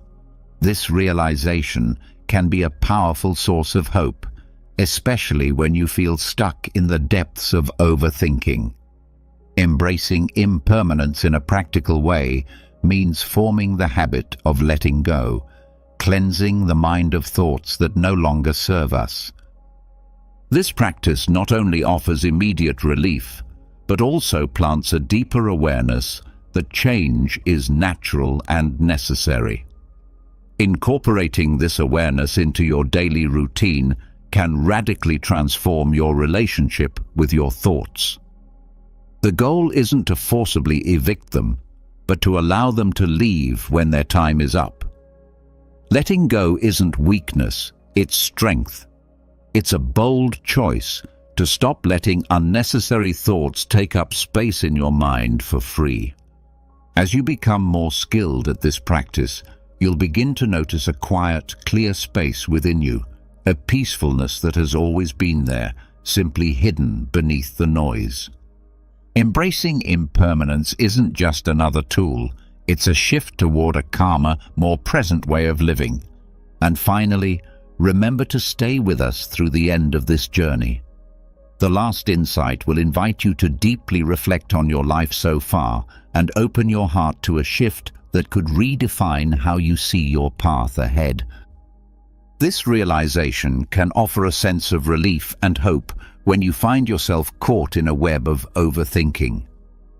To embrace impermanence in practice is to develop the habit of letting go. It's a form of mental decluttering, a conscious act of releasing the thoughts that no longer serve us. You can begin this process by visualizing a river, imagining each thought as a leaf floating on the surface of the water, gently drifting away. Or perhaps see them as clouds, constantly shifting, forming, and then disappearing. This kind of imagery not only brings immediate calm, but also fosters a deeper understanding. The true nature of thought is transitory. Integrating this practice into your daily life can gradually reshape the way you relate to your thoughts. It's not about forcibly pushing them away, but rather allowing them to pass naturally. Letting go is not a sign of weakness or surrender. It's an act of courage.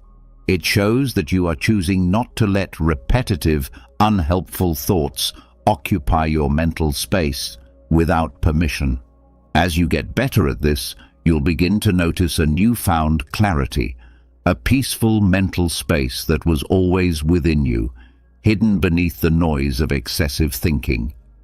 Embracing impermanence isn't just a technique, It's a shift toward a more peaceful, grounded way of living in the present moment. Focus on the effort, not on the outcome. Overthinking often stems from the mind's constant dance with the future, its potential results, its risks, and its relentless possibilities for failure and disappointment. This kind of forward projection can freeze us in fear as we become consumed with the what-ifs and the consequences of our actions, rather than focusing on the actions themselves. We live in a world that is heavily result-oriented, where the ends frequently justify the means. This can lead us to believe that if success isn't guaranteed, then the effort isn't worth it. However, a powerful quote from Epicurus offers a clear directive. Don't explain your philosophy, embody it. Stoicism teaches us to focus our energy on our intentions and efforts rather than outcomes, because outcomes are often beyond our control. This doesn't mean we shouldn't have goals or dreams, but it emphasizes that the true worth lies in how we pursue them, the quality of our efforts, the sincerity of our actions, and the virtue with which we walk our path. Whenever you find yourself caught in the loop of overthinking about possible results, try redirecting your thoughts to the effort itself. Ask yourself, am I giving my best? Am I acting with integrity? Am I staying aligned with my core values? This mindset is all about being present in the process, showing up fully, doing the work, and knowing that's where your responsibility ends. Focusing on effort can liberate us from the burden of over-analyzing. It allows us to live in the moment and give our best without the looming pressure of future uncertainties clouding our experience. This change in mindset transforms every action from being merely a step toward a goal into a reflection of your character and dedication. When you shift your focus in this way, your journey ceases to be just a path to a destination and becomes a meaningful expression of living with purpose, where every step is a success in itself. These three strategies open the door to new insights. They help unlock hidden inner strength, build resilience, and equip you to navigate life's complexities with greater balance and perspective. Take control by redirecting your energy. Have you ever noticed yourself spiraling into a mental storm of what-ifs and worst-case scenarios, repeating the same worries over and over until you're completely drained? It feels like having 100 browser tabs open in your mind, each one blasting a different video at full volume, and there's no way to turn it off.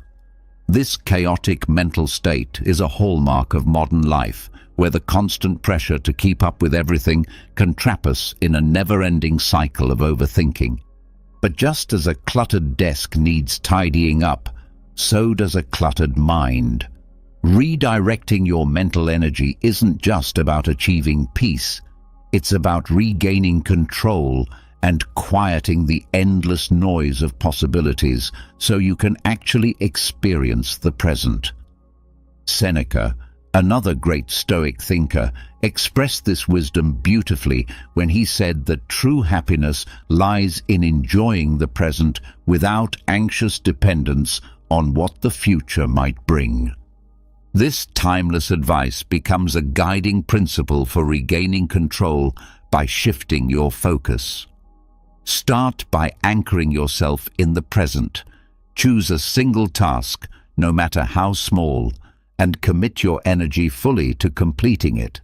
This deliberate change in focus pulls you out of the whirlpool of what might happen and roots you in the only moment that's truly real, right now. The practice is simple, yet deeply impactful. Engage in something that requires your complete attention. It could be as basic as cleaning your workspace or taking a brisk walk. These small acts, when done with full presence, become powerful tools to refocus your mind and reclaim your mental space. These acts are grounded in the present. They don't belong to tomorrow or yesterday. By syncing your thoughts with what you're actively doing, you aren't merely distracting yourself. You're reclaiming control over where your mental energy flows. Remember, Stoicism is not about suppressing your thoughts. It's about learning to manage them. When you consciously choose where to place your mental focus, you're practicing a form of inner discipline. The aim isn't to completely banish overthinking. That would be an unrealistic goal. Instead, the purpose is to notice when your thoughts are no longer serving you and to equip yourself with the tools to gently redirect them. This is much like training a muscle. The more consistently you exercise this redirection, the stronger and more resilient you become. Over time, you'll find that the once overwhelming flood of excessive thoughts can, in fact, be tamed through deliberate action and a grounded presence in the here and now. Picture your overthinking as something external to you, like a force that doesn't originate from your core self, but instead looms in your mind like a thick fog on an otherwise bright and sunny day. It might begin with a single concern or thought, but it quickly expands, spreading across your mental landscape like a sudden storm. In our modern world, we are endlessly bombarded by information, like hail pelting down during that storm, and our minds become flooded with questions like, what if? What now? Or what could have been? Marcus Aurelius, the Stoic philosopher and Roman emperor, once said that the happiness of your life depends on the quality of your thoughts. This timeless wisdom introduces a powerful technique for managing overthinking, visualizing it as something outside yourself. This isn't about making your thoughts into enemies, but rather acknowledging that intrusive thoughts are not your essence. They are visitors, temporary and separate from your true identity. Imagine these thoughts as clouds drifting past a majestic mountain. You are that mountain, steadfast and unmoving, while the clouds pass by without changing who you are. How do you protect yourself from these mental intruders? Stoicism encourages us to observe them without becoming emotionally entangled. You might picture these thoughts inside a bubble and watch them float away from you. This mental exercise doesn't just lighten your mental load, it also strengthens your understanding that thoughts are fleeting.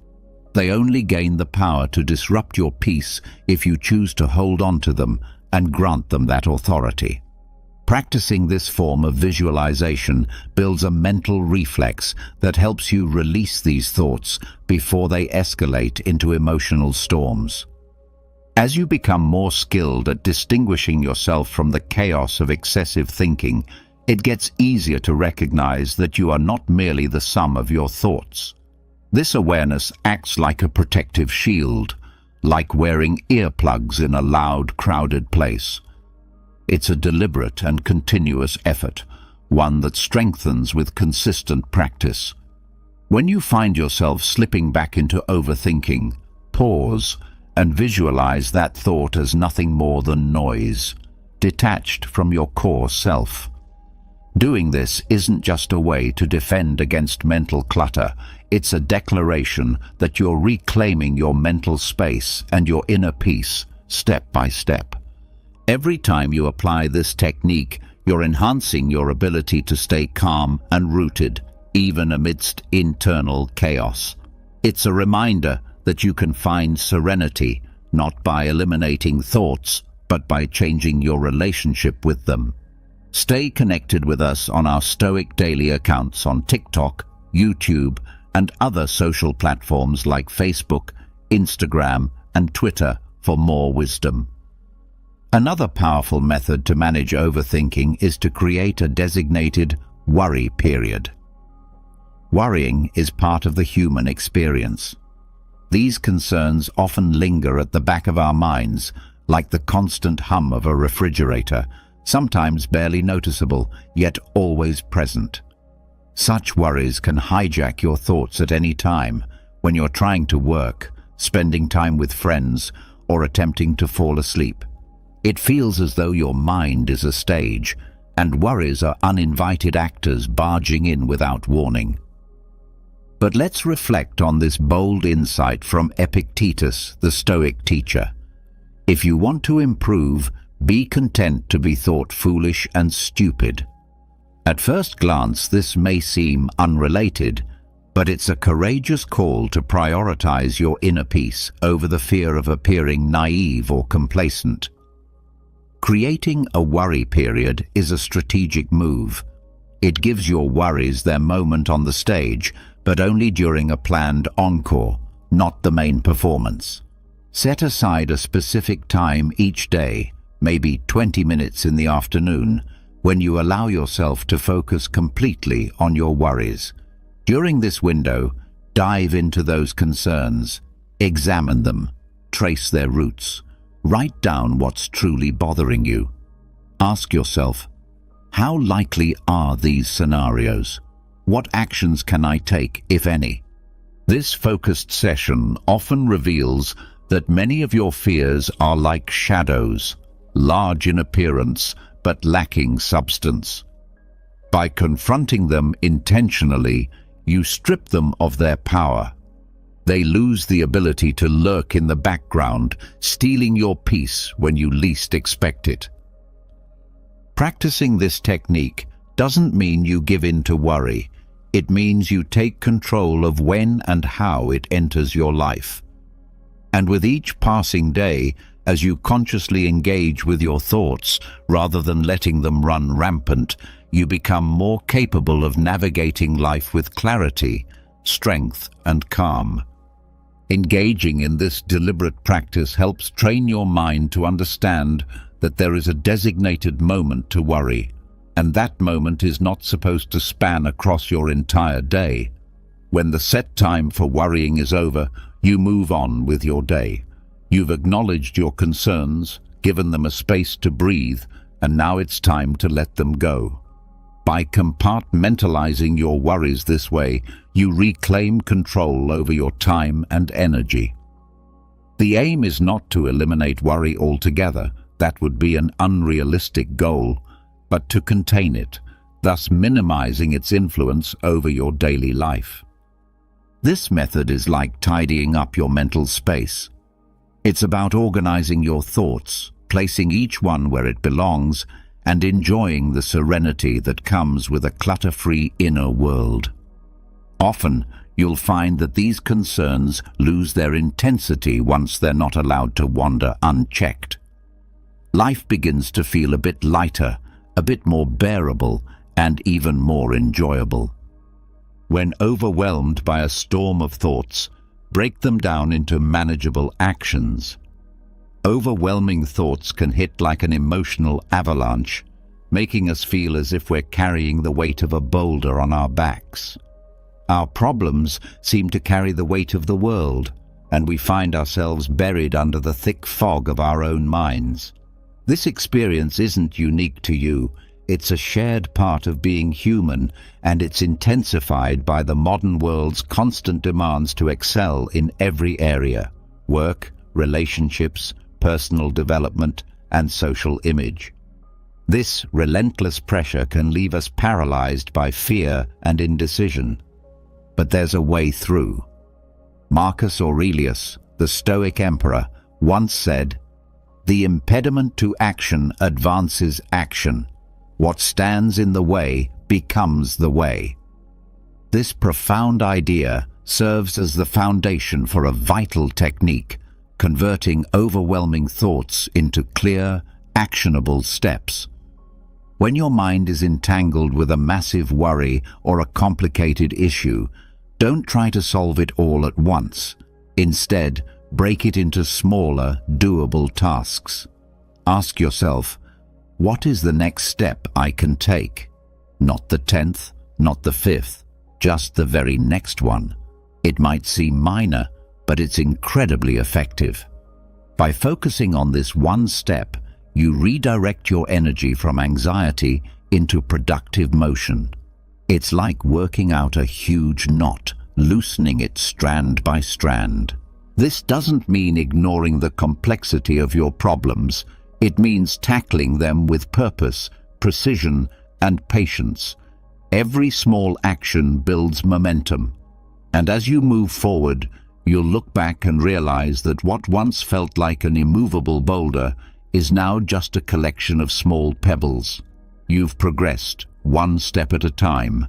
This approach cultivates patience, endurance, and faith in your ability to deal with difficulties.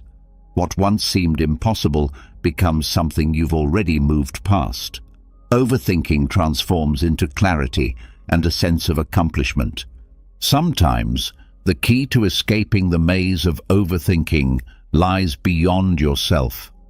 Seeking wisdom outside your own mind is essential when you feel trapped in an endless spiral of thoughts. Often, our minds become so tangled that every attempt to think our way out only deepens the confusion. We try to solve the puzzle with the very thoughts that caused the problem, only to find ourselves stuck in a loop. This is the true essence of overthinking, a mental cycle that begins and ends within your own thought patterns, rarely offering clarity or escape. A wise man once gave his friend powerful advice. In all things, especially when they concern your own issues, seek counsel from others, because your own self-love can cloud your judgment. Simple yet profound, this insight reminds us that outside perspectives can serve as a guiding light through the murky waters of mental chaos. Stoicism encourages us to look beyond ourselves when we're caught in the loop of excessive thought. That insight might come from a trusted friend with a fresh perspective, a mentor offering experienced guidance, or even the timeless wisdom found in great books. In today's world, applying this principle is more important than ever. Reach out to those you trust and respect. It might be someone in your personal circle or a professional who can help you navigate your challenges. Sharing your thoughts not only clarifies them as you speak, but also invites constructive feedback, insights you might miss when lost in your mental storm. This approach offers more than just practical advice. It reminds us of the value of human connection. When we share our burdens, they often feel lighter. This isn't a sign of weakness. It's a recognition of the collective strength we have as social beings. Seeking wisdom outside yourself honors the truth that while we think alone, we grow and heal together. This is not about helplessness. It's about recognizing that collective wisdom and support have real power. Let the insight of others be the light that leads you out of the dense fog of excessive thoughts. With each genuine conversation, the mental puzzle begins to feel less complicated, not necessarily because the problems have changed, but because you are no longer burdened by them alone. In the presence of connection and shared understanding, even the most complex issues become more manageable. Together, solutions emerge, answers that might have remained hidden if you tried to face everything in solitude. When you embrace the support of others, you unlock a source of strength that allows you to confront intricate challenges with new perspective and resilience. It is in this unity that you often find clarity, guidance, and the courage to keep going. Practicing voluntary discomfort is a powerful method for breaking free from the loop of overthinking that often traps us. When we are confronted with uncomfortable changes or uncertainties, our minds tend to spin endless scenarios, attempting to predict every outcome and prepare for every possible unease. This relentless mental rehearsal can drain us, keeping us stuck within the perceived safety of our comfort zone, a zone that becomes a kind of mental prison where personal growth halts and anxiety grows stronger. but intentionally choosing to face discomfort helps train the mind to handle uncertainty and lessen the grip of over-analysis. This isn't about suffering for its own sake. It's about growth through small, deliberate actions that stretch you beyond your usual routines. Start with something simple. Take a cold shower, go to sleep without your pillow, or choose to walk instead of drive. These minor disruptions challenge the automatic patterns of your daily life, teaching you to sit with discomfort and observe what it reveals, without judgment or panic. It's essential to remember that this is not a punishment. Rather, it's a way of showing your overactive mind that discomfort isn't as dangerous as it seems. In fact, it becomes familiar with repeated exposure, and your mind begins to relax. You respond more calmly to change, focusing not on what is beyond your control, but on your own reactions and mindset. Voluntary discomfort has a paradoxical power. It strengthens you by teaching you resilience in the face of unpredictability. Over time, this practice develops an unshakable inner strength, a stable core that doesn't crumble with the natural ups and downs of life. You become more capable of handling difficulties, more accepting of uncertainty, and more at peace amid chaos. Eventually, this habit brings you a deep sense of confidence and emotional strength, touching every part of your life. When you find yourself caught in a storm of excessive thoughts, it often means you've become too focused on the fine details of life. The broader perspective gets lost, and your thoughts start spiraling into, "What if this happens?" or "What if that fails?" Each question pulling you deeper into mental overload. Even small issues can start to feel enormous and suffocating. Seneca once reminded us that life is not short because we lack time, but because we squander it. This reflection pushes us to think deeply about the fleeting nature of life. Every moment spent in overthinking is a moment we are not fully living. It becomes a missed opportunity to experience the richness of life, to be present, to grow, and to engage with the world as it is. Stoic wisdom encourages us to pause and reflect. Will these worries matter in the bigger picture of your life? Will they hold any real weight as time passes? Often the answer is no. That realization can be incredibly freeing. It invites us to take a step back and view our lives as a whole, to see how many of our current fears and doubts are temporary, and in the grand scheme, often insignificant. When you're overwhelmed by your thoughts, take a moment to breathe and remember, life is brief. Ask yourself whether this mental storm is truly worth the limited time you have. Reflecting on the impermanence of life doesn't lead to gloom, it leads to gratitude. It helps you realign your focus toward what really matters, living with intention, cherishing the present, and letting go of what doesn't serve your peace. This shift in mindset is a powerful remedy for overthinking. It gently pulls your attention back to the here and now, reminding you to experience life fully. When you see life as a temporary canvas, not a permanent fixture, you start to paint it with bold colors, with joy, with presence, and with purpose. You're exhausted from dealing with problems that feel overwhelming. What you truly desire are straightforward, effective ways to handle 93% of the challenges that confront you every day. In this video, we'll introduce you to a powerful set of transformative phrases that can empower you to face any difficulty with courage and clarity.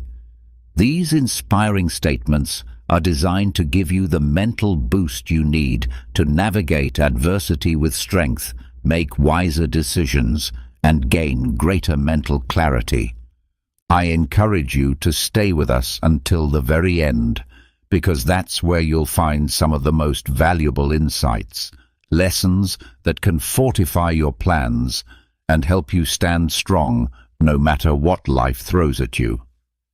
If this is your first time visiting the channel, I kindly ask you to support us by subscribing and liking the video. Your support helps me continue sharing more content like this, rooted in the art of facing life's challenges with calm, learning how to live in harmony with nature, and cultivating virtues that elevate our inner lives day by day. Every teaching shared here takes you on a deeper journey of self-awareness and personal evolution. Discover the timeless wisdom of Stoic philosophy and learn how to apply it meaningfully in the modern world. If you want to dive deeper, check out our ebook, Stoic Mindset, a guide to contemporary life. The link is available in the first pinned comment. Each insight gives us the chance to awaken a higher consciousness about ourselves and the world around us, pushing us to rise above the mundane and strive toward a richer, more purposeful life. Let's begin with a truth. Being honest won't win you a crowd, but it will connect you with the right people. Don't waste your time worrying about what others think. Most people are only focused on themselves anyway. Every second you spend comparing your life with someone else's is a moment lost forever. Let go of emotional attachment. People don't always change. Even your closest friends can become strangers over time.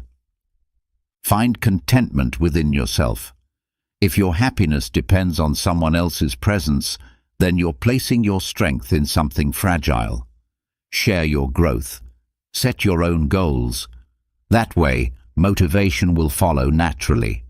Don't be afraid of solitude. Being alone with yourself is far more rewarding than surrounding yourself with mediocrity. Often those who expect the most from you are the ones who give the least in return. Take your responsibilities seriously, but don't take yourself too seriously. Fear isn't your enemy. It simply reveals what truly matters to you. Never make lasting decisions while you're trapped in temporary emotions.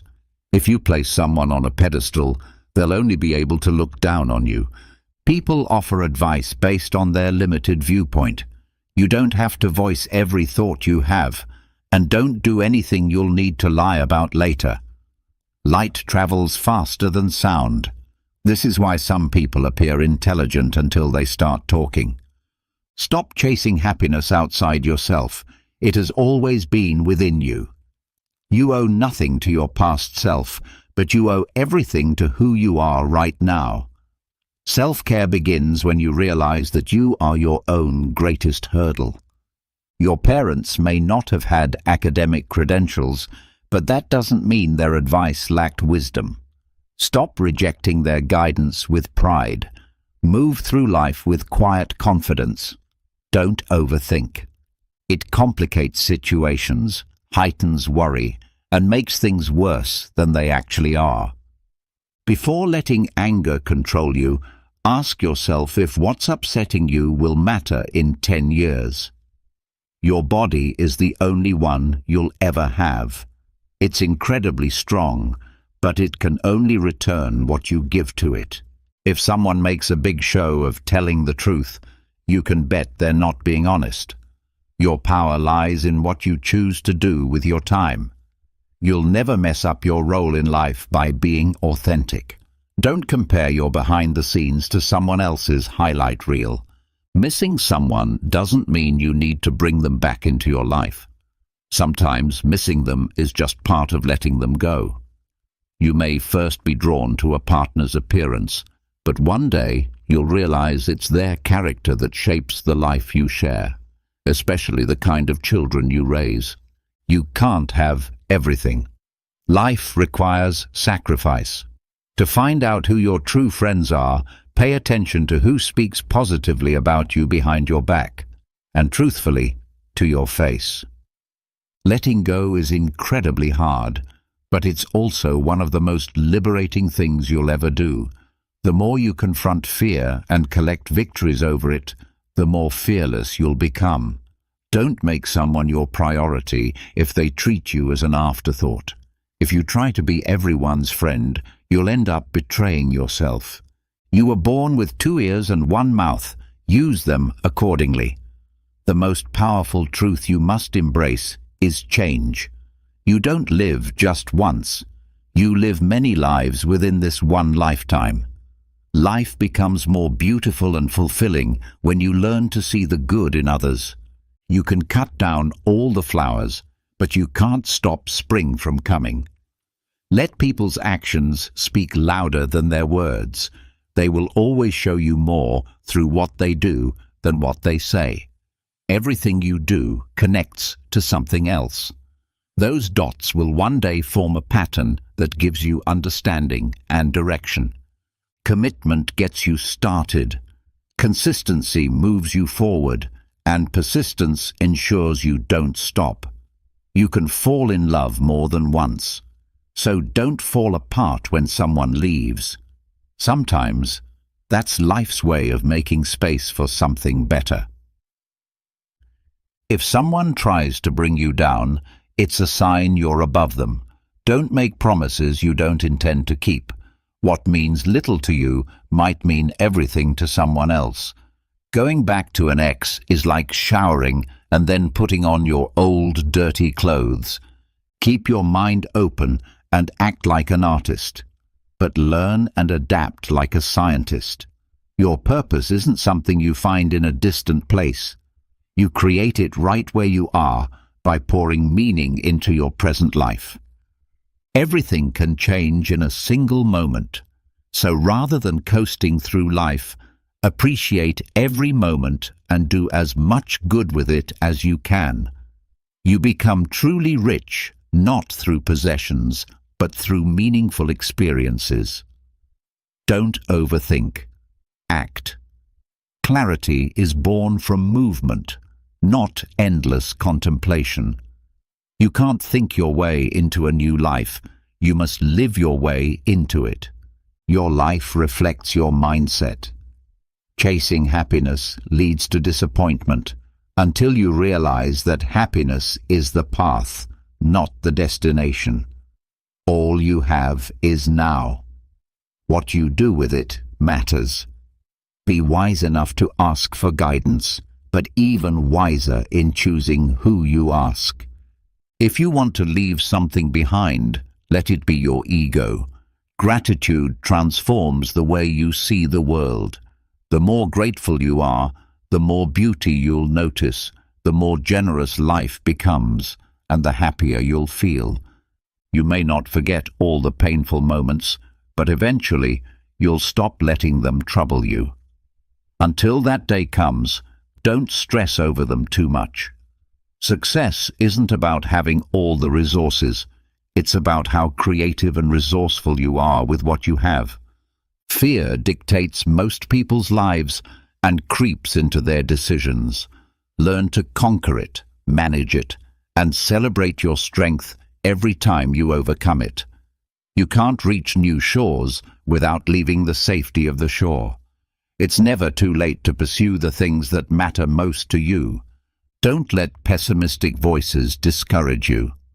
Most of the time, they're reflecting their own limitations, not yours. Whether you or someone else caused a situation, don't dwell in anger. Meet the challenge. Others will always project their own fears and doubts onto you, so build mental armor to protect yourself from their noise. Never share your past with those who can't understand it. It holds meaning only you truly grasp, and some people might misuse it. Your future can be completely different from your present if you take action. But if you keep crying about what's not working today, tomorrow will be no different. Sometimes life forces you to confront your identity. But if you never stop to reflect, you may never discover who you truly are. Life won't go as planned, and that's not just okay. It's often the best thing that can happen. I remember sitting alone, feeling like I had completely hit rock bottom. But it was in that dark moment that I crossed paths with people who shared powerful lessons with me, lessons that helped me rise again. And perhaps these same lessons are what your heart needs right now. People aren't necessarily for you or against you, they're simply for themselves. What lies ahead is often better than what's already behind you. Sometimes you have to walk away, let go of certain people, and allow relationships to come to their natural end. Your real friends? They show up when you're at your lowest. The only way out of pain is through it. And believe me, you're much stronger than you give yourself credit for. You've made it through every hard day you've ever faced, undefeated. No one will ever take care of you the way you can take care of yourself. Once you confront your fears, you'll see they were never as terrifying as you imagined. Challenges will arise. Miracles will too. If you believe you can, you're already halfway there. Not every person you meet will have pure intentions. On the days when motivation escapes you, those are often the days you need to push yourself the most. The only things truly within your control are your thoughts, actions, and emotions. Trying to change others rarely works. Difficult experiences often mold ordinary people into extraordinary versions of themselves. The future belongs to those who hold on to the beauty of their dreams. Sometimes the only way to discover your true path is to let the winds of change carry you. Never stifle your own growth for the sake of anyone else. Pain is a part of life, but suffering is something we choose. You are braver than you believe, stronger than you seem, and far wiser than you know. Trust yourself. You've survived so much already, and you will survive whatever comes next. Often, we don't realize how strong we are until being strong is our only option. Change isn't something to fear. It's an invitation to really live. Whether we grow stronger or more miserable, both require effort. So choose the effort that uplifts you. Set expectations only for yourself. Life doesn't always play fair.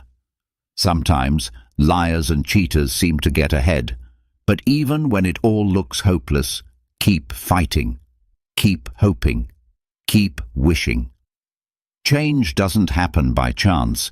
It happens by making new decisions and putting in the hard work. Honesty is a rare and valuable gift. Don't expect it from people who treat life cheaply. When your patience is rewarded, you'll look back and realize the wait wasn't long at all. You must learn to love yourself before you can truly love others. When pain comes, it's there to teach, not to torment you pointlessly.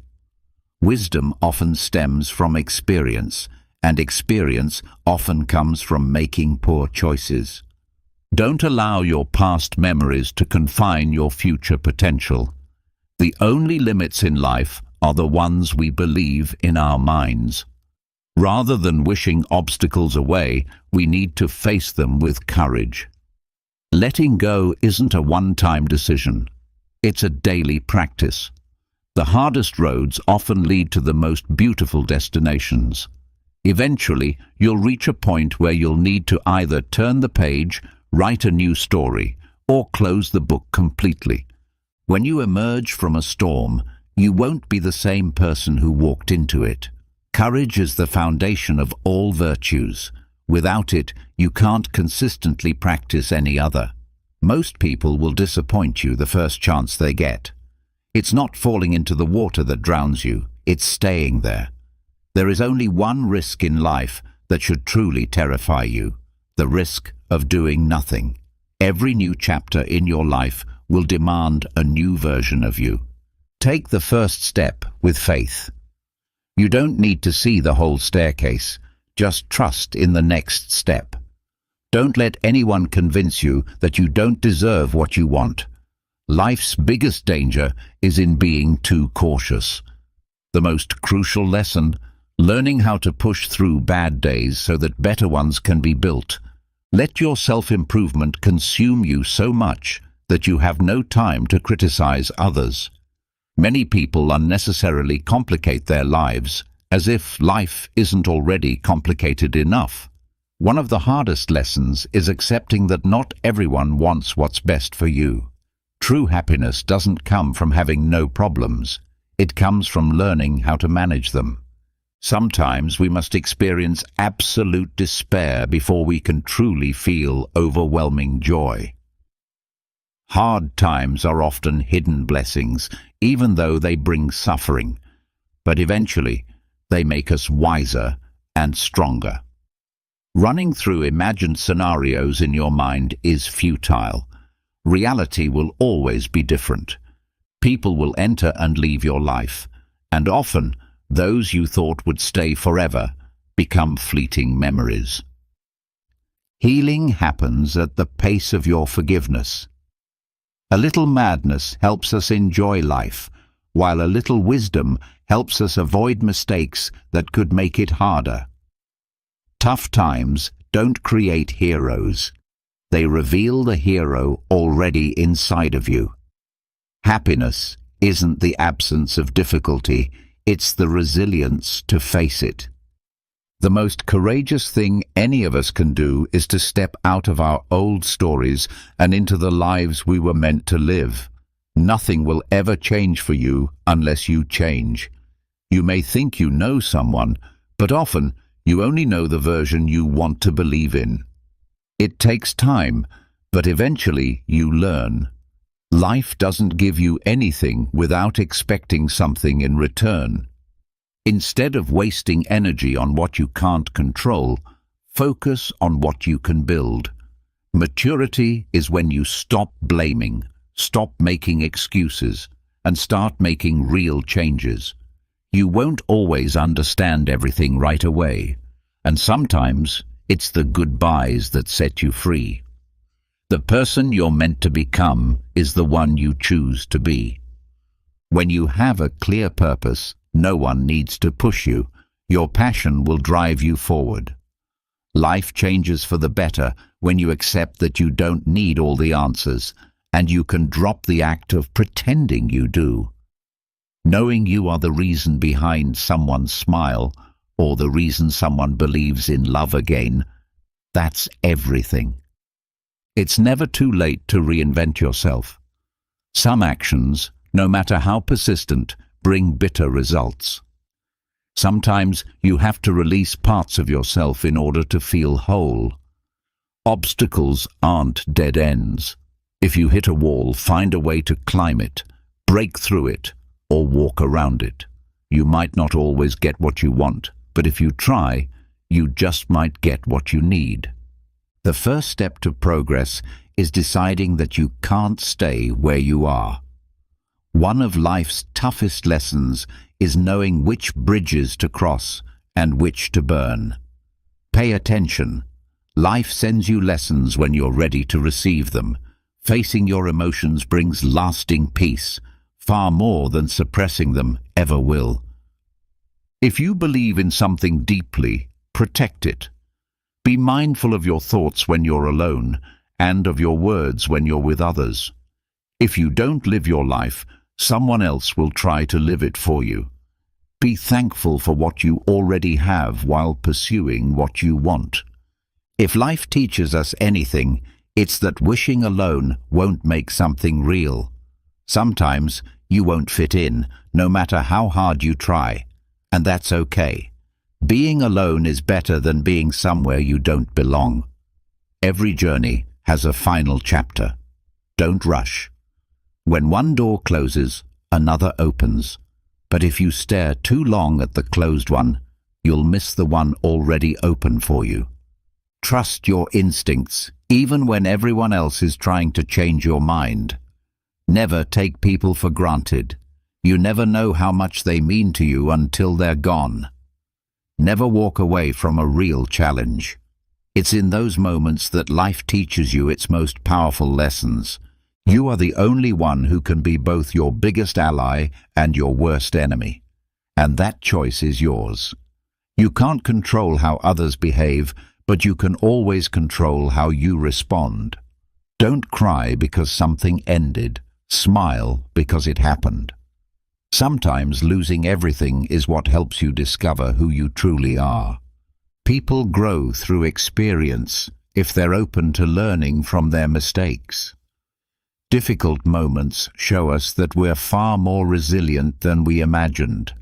Speak up for yourself. No one else will do it for you. And as much as you may want to help others grow, you can't force it. Eventually, a day will come when you realize it's time to stop trying and simply let go. There is no grand design, only the outcomes of your decisions. Be cautious even with your good intentions, for kindness has its limits, and some may exploit your generosity. You can choose to be a victim of your struggles, or you can rise above them and become the hero of your own life. The most valuable thing in this world is the time you share with those you love. Yet we often overlook that happiness doesn't stem from acquiring what we lack, but from recognizing and cherishing what we already have. Your future is simply your past that you've come to understand. You must be the one to help yourself. No one else can do it for you. Once you realize this truth, you will begin to feel a greater sense of control over your life. Worrying changes nothing about what's to come, and the quality of your thoughts is what determines the happiness in your life. To me, there is no better indicator of a sound and well-organized mind than a person's ability to pause and be content in their own company. The strongest defense against stress is our ability to choose one thought over another. I only speak when I'm certain that silence would not be a better option. All Hellenistic schools of philosophy, though differing in details, seem to define wisdom similarly, as the attainment of a tranquil and peaceful state of mind. From this perspective, philosophy serves as a healing agent for the human soul, addressing the fear and sorrow that plague us. For cynics, the burden lies in societal norms and restrictions. For Epicureans, it's the pursuit of false pleasures. For Stoics, it's the chase after selfish desires. And for skeptics, it's the reliance on mistaken beliefs.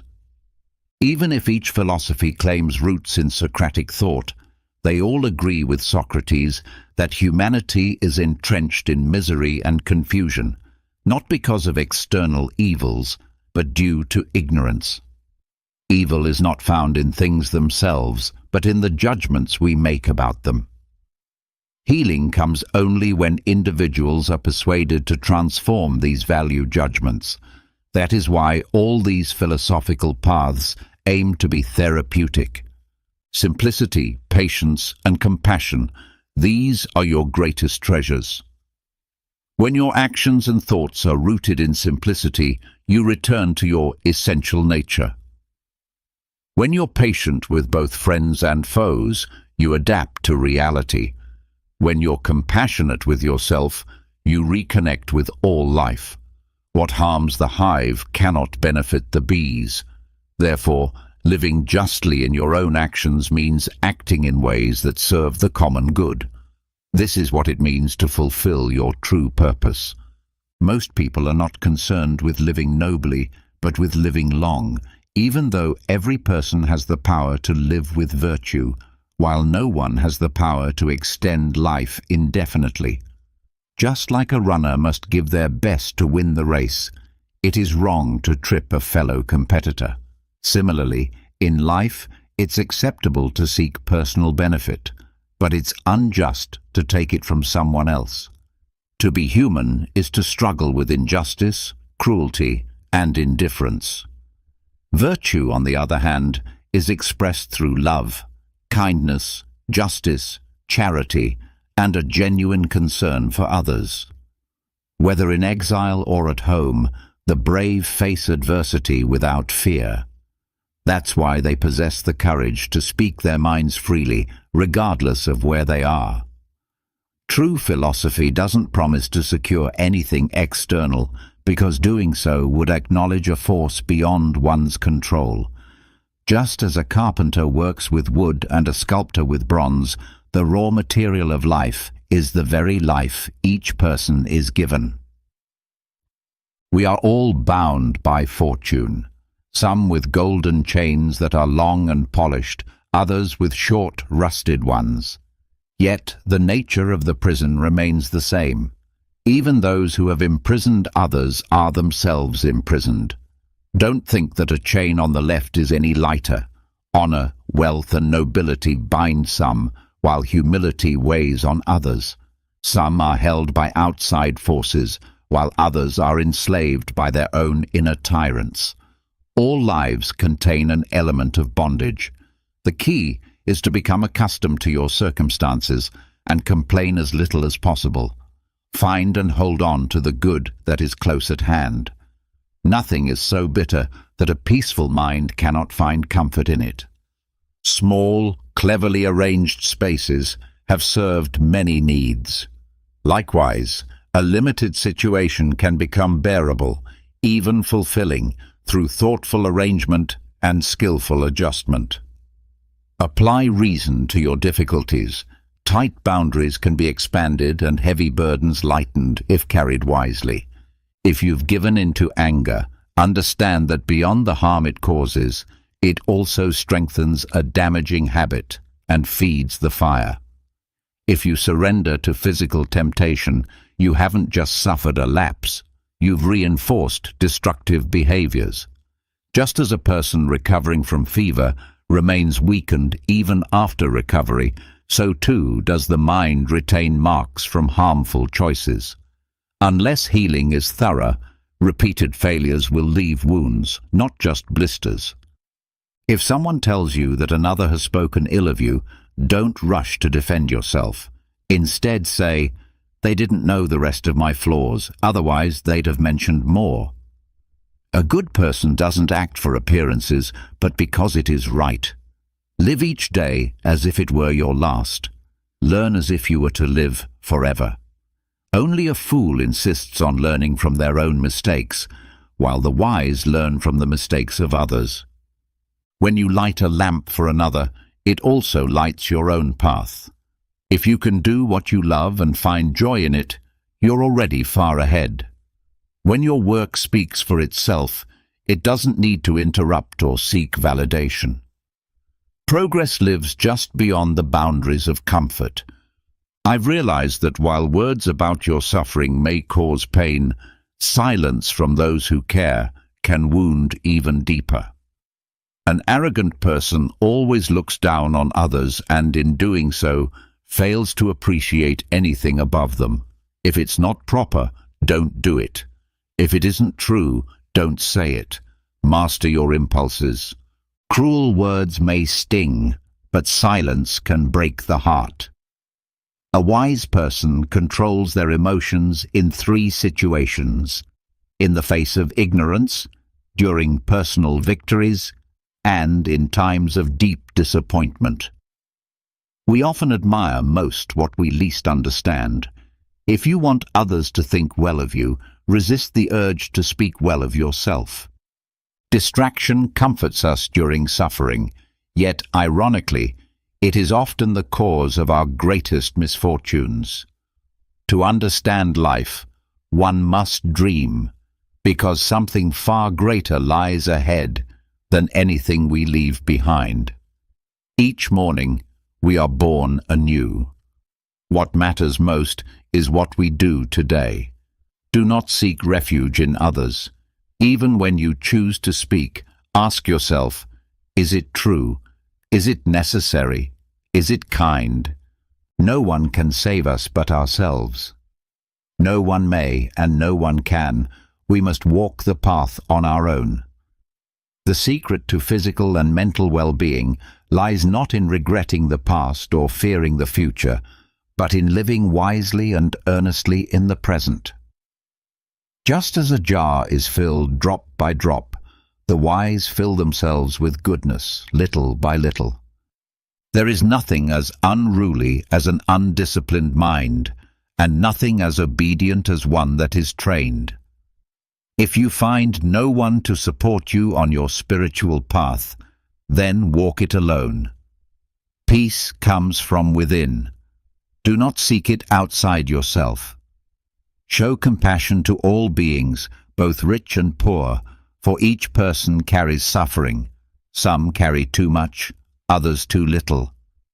If your compassion doesn't include yourself, it's incomplete. Hatred does not end with more hatred. It ends through love. That is the timeless truth. Nothing causes us more harm than our own unchecked thoughts. Look to the sky. There is no true east or west. These are boundaries created by people, not nature.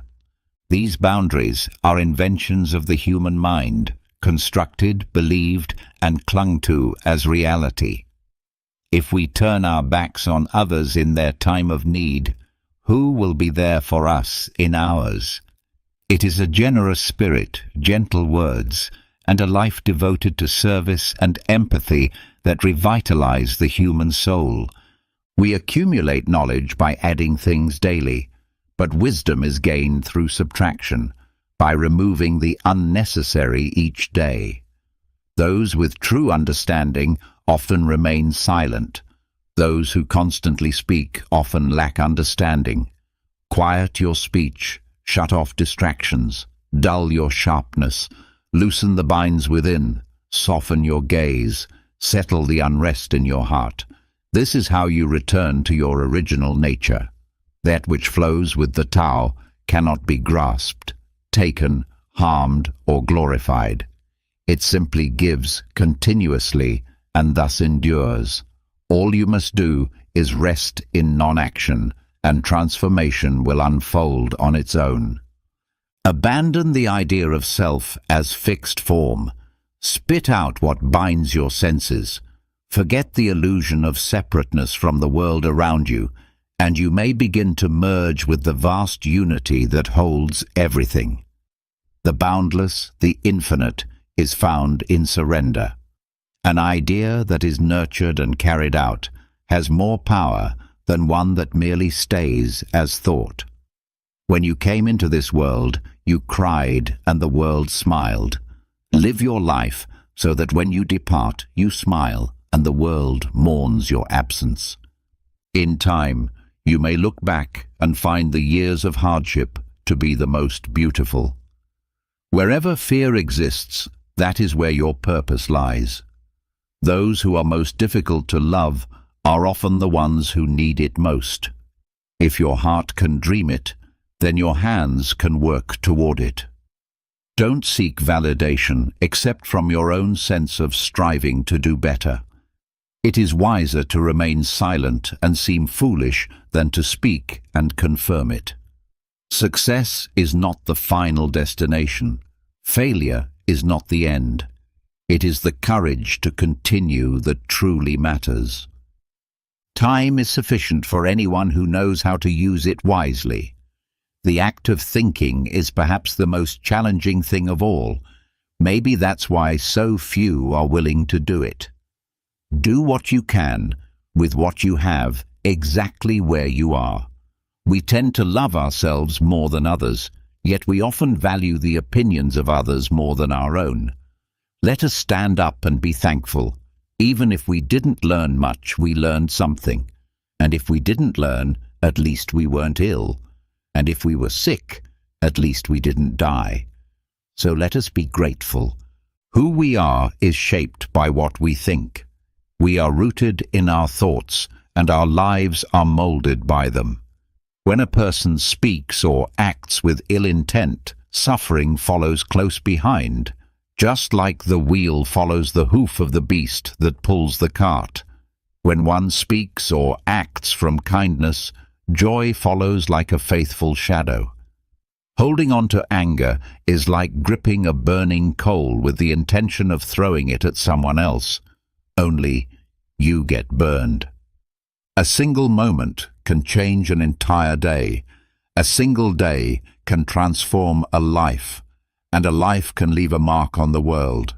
Be present wherever you are, or else you will miss the essence of living. Kindness should be a natural part of our existence, not an occasional exception. Anyone who can anger you has in that moment become your master, for you've allowed yourself to be disturbed by them. Nothing is out of reach for those who persist. Time crawls when you chase it and races when it chases you. A goal without a plan is just a dream. The future approaches slowly, the present rushes past, and the past stands still. The highest human endeavor is to understand, because true understanding is liberation. Write your sorrows in the sand, where the winds of time can erase them. Etch your joys in stone, where they remain unshaken. Don't postpone today's actions to tomorrow. Love others as you love yourself. Don't measure your greatness by the length of your shadow at sunset. Never interrupt your adversary when they are in the midst of error. To be a friend to everyone often means to be a true friend to no one. Even a broken promise can be more meaningful than silence. Both the optimist and the pessimist have their place. The optimist invented the airplane, the pessimist the parachute. A woman's intuition may often outmatch a man's certainty. Ignorance is the root and trunk of all suffering. He who isn't content with little will never find peace with more. Shadows appear on sunny days and vanish when the skies are grey. Search for them, and you will not find them. Understanding a question is already half of the answer. What we know is a single drop. What we don't know is an ocean. Become the change you want to see in the world. Perfection isn't reached when there's nothing left to add, but when there's nothing left to take away. Simplicity is a sign of maturity. He who controls the past holds sway over the future. He who controls the present rewrites the past. Feign weakness when strong, and strength when weak. Time, like money, must be spent wisely. If you want to forget something, just remind yourself it must be remembered. Ironically, that's the surest way to forget. At some point, everyone must face the banquet of consequences. The value of a gift lies not in what is given, but in the intention behind it. In what we fear, we act like mortals. In what we desire, we act like we'll live forever. If a man doesn't know where he is sailing, no wind will be favorable. We live as though we have endless days ahead, rarely acknowledging our frailty. We squander time as if we have unlimited reserves, though any day we devote to something could very well be our last. The soul reflects the color of its thoughts. We often carry resentment and disappointment with the world around us, its people, its history, its systems. But the world simply is, not how we wish it to be, but as it exists.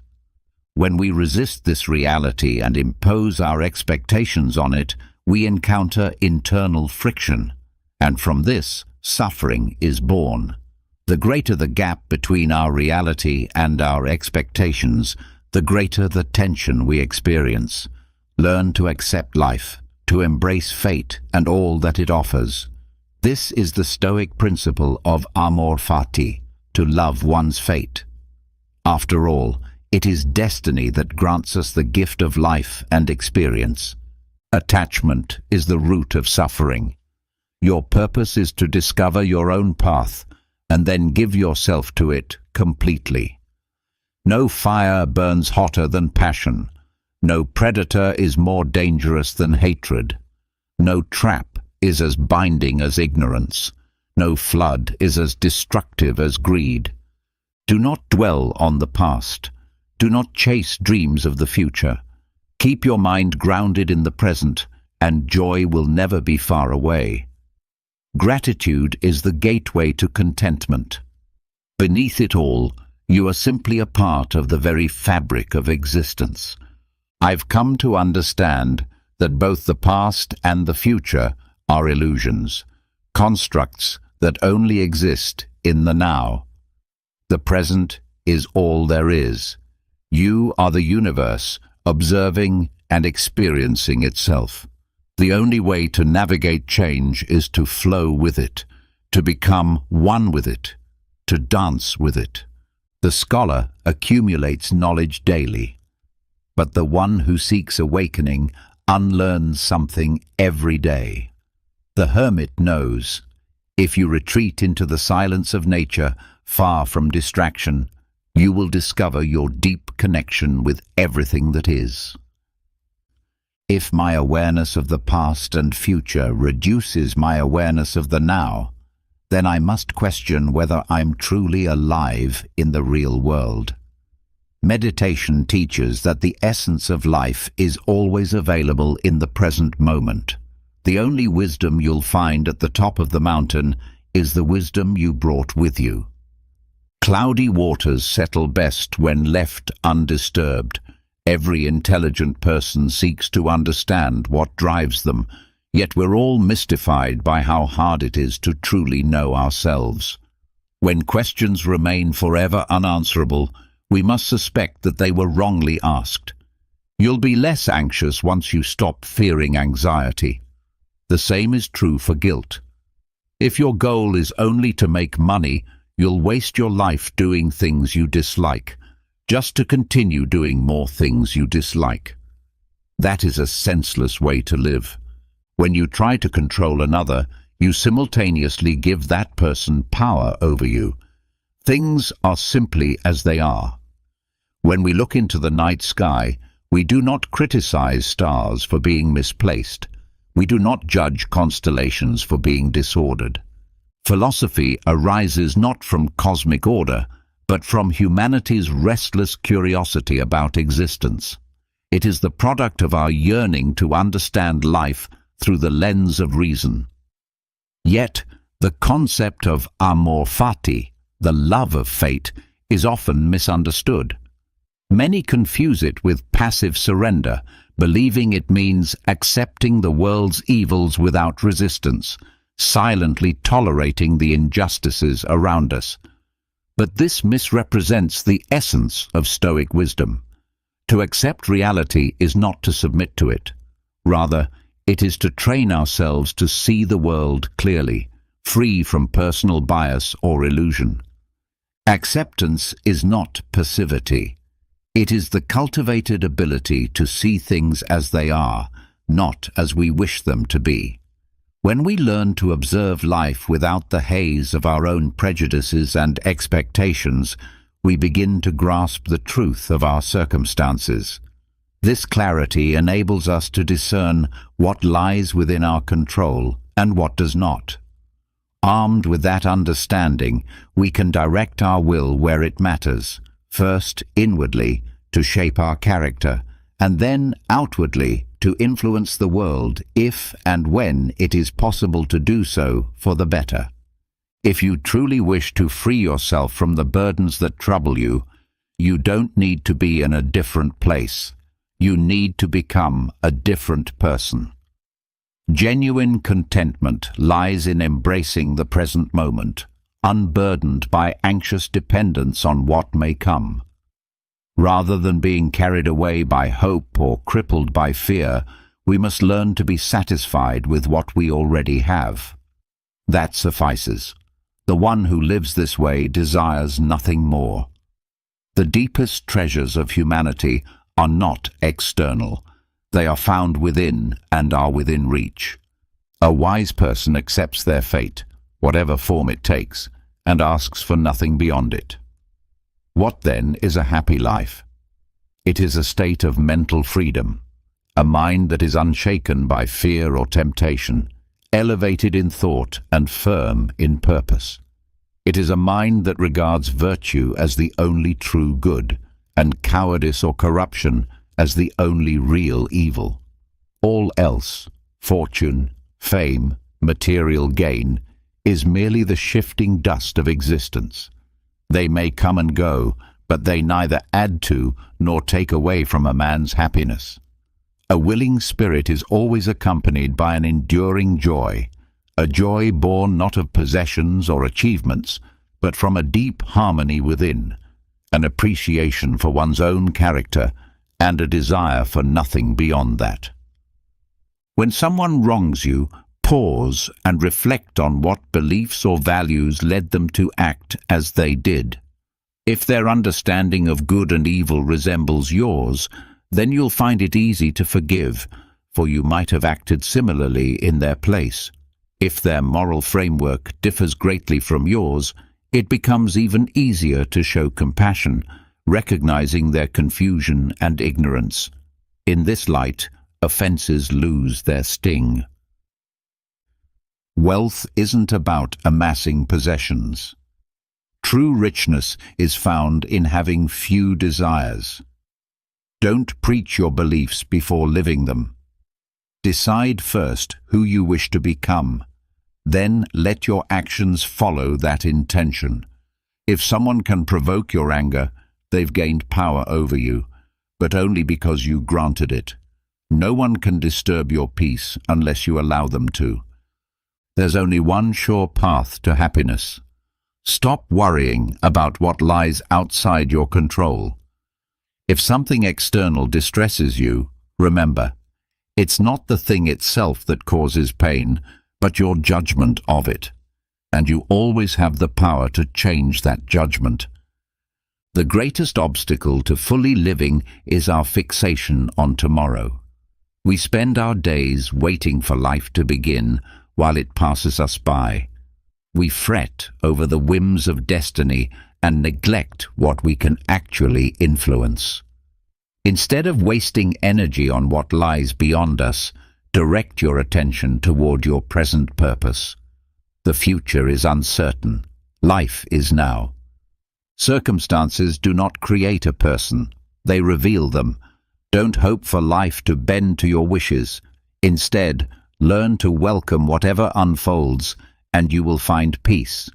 If you want to rid yourself of anger, starve it of attention. Don't nurture the habit. Catch it in its infancy. Remain silent at first, and keep count of the days you go without losing your temper. Perhaps you'll begin by enduring 1 day, then 2, then 3.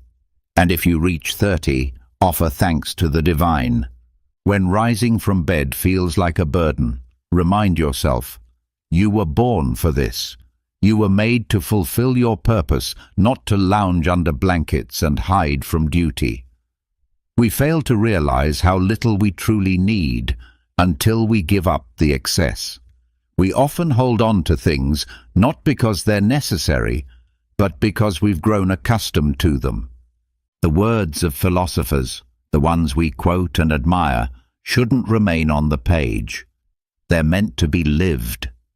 Seek out what's practical, what inspires and uplifts. Avoid what is unnecessarily ornate or archaic.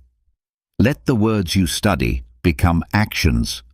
What's most disheartening is seeing those who teach philosophy as if it were a trade, but live in contradiction to its principles. It doesn't matter what suffering you face, but how you endure it.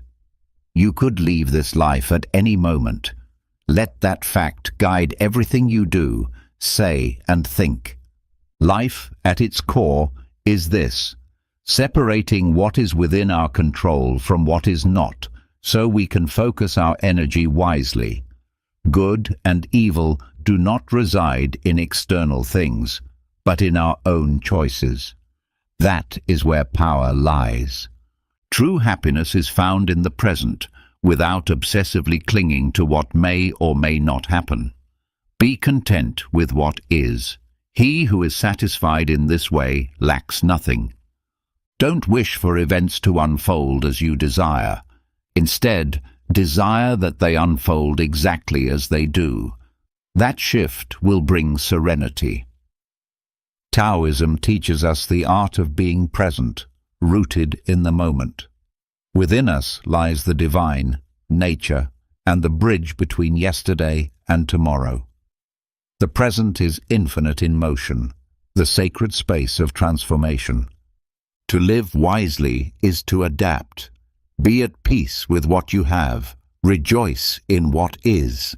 When you see that nothing is missing, you realize the entire world is yours. No one can possess all they want, but everyone can choose not to crave what they lack and find joy in what they already hold. Earn the respect of others by first respecting yourself. Don't expect goodness from others if you haven't cultivated it in yourself. One of humanity's greatest realizations is this: we can change our lives simply by changing our attitudes. Excellence is never an accident. It results from deliberate intent, honest effort, and intelligent execution. It is born from choosing wisely among many options. We often fear what we hear more than what we experience. Much of our suffering lives in imagination, not reality. To master the world, you must first master yourself. Don't be swept away by external events. If you truly understand this, strength will rise within you. If something isn't right, don't do it. If it isn't true, don't say it. Live with such integrity that even your enemy could know your life story without giving you cause for shame. Awakening to who you are demands letting go of who you imagined yourself to be. A person of virtue must care more about what is right than about what others think. We have 2 ears and 1 mouth. Let us listen more and speak less. The obstacle to action becomes the path of progress. What stands in your way becomes your way. Don't promise twice what you can achieve once. If you've made a mistake and failed to correct it, that's a second mistake. The one who has a purpose can endure almost anything. Remember that everything in existence has always followed the same patterns, endlessly repeating. And it makes no difference whether you witness these patterns play out again in 100 years, 200 years, or across infinite time.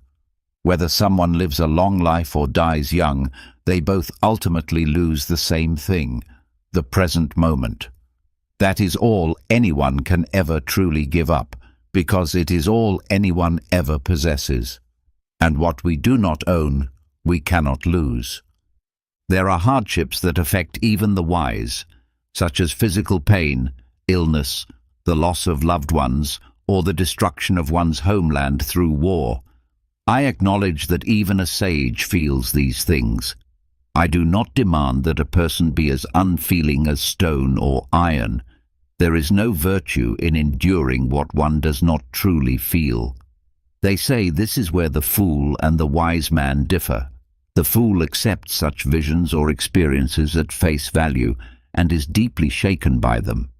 He affirms them as terrifying and worthy of fear.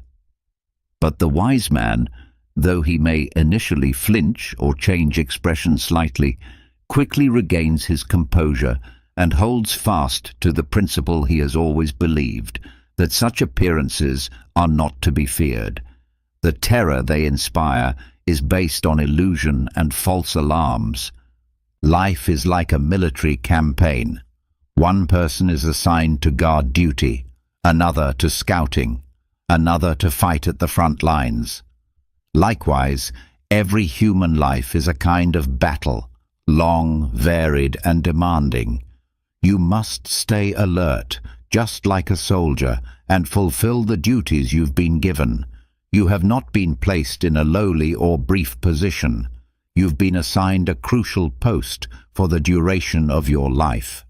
Do not wish for events to unfold the way you want them to, but instead want them to unfold just as they do. In this acceptance, your life will find harmony. The primary task in life is simply this: to learn how to clearly distinguish and separate the things under your control from those that are not. This clarity allows you to know where to seek good and avoid evil, not in the external world, which you cannot control, but within yourself, in your own choices and responses. True virtue must be pursued for its own sake, untouched by fear, hope, or any outside influence. That pursuit is the essence of happiness. What then is the art of being good? How is it achieved? It lies in understanding universal principles and in shaping one's own constitution accordingly. Of all the things within our control, the most precious and noble is this: the right use of our impressions. We should concern ourselves only with what lies within our power, and entrust all that lies beyond our grasp to the natural course of the universe. It is not things that disturb us, but the beliefs and judgments we form about them. The uninstructed person blames others for their own suffering. The one who has begun to be instructed blames only themselves. And the one who is truly wise no longer blames anyone, not others, not even themselves. Man should not go about asking what the meaning of life is. Instead, he must realize that life is asking him for a response. Every person is questioned by life, and the only valid reply is found in the way we live. We answer life through responsibility, by taking full ownership of our actions, thoughts, and responses. Let your eyes see only what they see, not what others would have you see. Let your ears listen freely to what they naturally hear, not to what others demand you hear. Let your mouth express your thoughts, without being shackled by the fear of approval or disapproval. Allow your mind to think independently, free from the pressure of others' expectations. If your senses and your mind are denied the ability to function naturally, then they are being robbed of their essential rights. If you are unable to think, feel, or act freely, then your body and soul are being wounded. Cast off these burdens, and you will begin to truly live. Be careful what you nourish your dreams with. If you feed them with fear and worry, you will grow weeds that choke the life out of them. But if you nurture them with hope, optimism, and solutions, you will cultivate success. Stay ever aware of how problems can be transformed into opportunities. Stay vigilant in finding ways to support and feed your dreams. The nature of life itself is transformation. From the first shifts in the universe, the simplest elements joined to form clouds, which became solid bodies, which eventually produced the building blocks of life. These elements created living forms, and the cycle of birth and death began. Over countless ages, they configured into the precise form needed to bring you and me into being. Our lives are the crest of a wave in the ongoing cycle of formation, experience, and dissolution. And when we dissolve, the atoms of our being reorganize to make room for new life to come into existence and enjoy this experience. And so it continues, forever. The nature of the cosmos is change, from the vastness of galaxies to the tiniest particles. Most lives are improved not by grand achievements or the acquisition of luxury, but through the small daily changes in habit, waking a bit earlier, stepping outside more often, going for a walk, dusting off that neglected book, or simply being more present with the people and things we love. Though major accomplishments can also bring meaning, happiness is usually born of steady, mindful habits built over time, not fleeting moments of excitement. There's a delicate balance in how we engage with the future and the past. The future is useful for planning and preparing, but if we gaze too far ahead, we risk missing the very life we've been preparing for. The past is a powerful tool for learning, But if we dwell on it too long, we risk missing the life we were meant to live after the lesson. The future helps us plan, the past helps us learn, but life only ever happens now, in the present. When death comes, as it must for us all, the time and place will not be in my hands. If it's tomorrow, I'll meet it tomorrow. If it's in a year or 20, I'll face it then. It is in the very nature of all living things to die, regardless of our resistance. But for now, I live. And while I do, I will use the power I have, my choices, to determine how I spend the time I've been given. I do not speak to console you or to downplay your grief. If fate could be overturned by tears, then let us weep endlessly. Let each day be spent mourning and each night in restless sadness.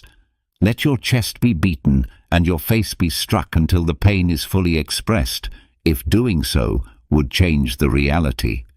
But if the dead cannot be returned to life, no matter the extent of our grief, and if fate is fixed, beyond the reach of sorrow, then it is time to stop our mourning. Let us take hold of the wheel and guide our course. Let us not allow misfortune to steer us off course. A poor sailor is the one who lets the storm tear the rudder from his hands and surrenders the ship to the sea. But the sailor who grips the wheel and holds on, even as the waves rise and crash over him, deserves praise, even in shipwreck. Never allow anxiety about the future to disturb you. When it arrives, you will meet it with the same strength of reason and understanding that supports you today. True strength must always be tempered with gentleness. Resist too harshly, and you will snap. The wise person knows when to stand firm and when to yield. Often, success and failure hinge on our ability to bend without breaking. Those who cannot endure are the ones who suffer most. Sometimes the only choice we have is to bear our burdens patiently and wait for a better day. Solving a problem requires addressing its root, not merely its symptoms. True wisdom lies in recognizing what we do not know, not in pretending to have all the answers. To know that we do not know is clarity. To falsely believe we understand is affliction. To understand others is intelligence. To understand oneself is truth. To control others is strength. To master oneself is true power. And a branch that becomes too stiff and snaps, those who resist life without learning how to yield will ultimately break. Survival belongs not to those who serve the interests of the empire, but to those who are entrusted with the truth rooted deep within their core. The real answer lies within you. You already know who you are and what you want. Life unfolds as a series of natural and spontaneous transitions. Trying to fight against that only brings sorrow. Allow reality to be as it is. Let events unfold naturally, following the direction that resonates with your inner being. When kindness is expressed through words, it builds trust. When kindness is embedded in our thoughts, it brings depth. And when kindness is shared through generosity, it creates love. A person consumed by constant mental chatter is trapped in layers of concepts. These mental constructs act as barriers, keeping them from truly experiencing the world. That's why someone constantly lost in thought may never truly understand anything on a deeper level. No amount of anxiety will ever alter the course of what is destined to happen. Be at peace with who you are now. Don't yearn for radical change, nor fear the moment of your last breath. Don't anxiously await its arrival. Instead, reflect on this truth. In a short while, you will no longer be anyone, anywhere, or anything.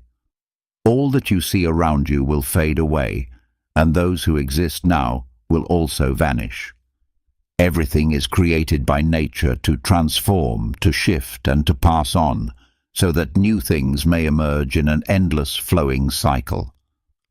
Ultimately, whether there is a divine force guiding it all or everything is governed by chance, everything remains as it should be. Do not let the randomness of life control you. Instead, learn to rise above it. So, I strive for the best while staying prepared for anything. Whatever happens, I accept it as sacred, natural, not something foreign or hard to handle, but something familiar and manageable. There is only one true path to happiness. Stop worrying about what lies beyond your control. A fulfilling life is only possible when we learn to tame our desires and see how fleeting and shallow they truly are. No person is truly free unless he governs himself. True wealth isn't found in having many possessions, but in needing very little. If someone doesn't appreciate what they already have, even owning the whole world won't make them happy.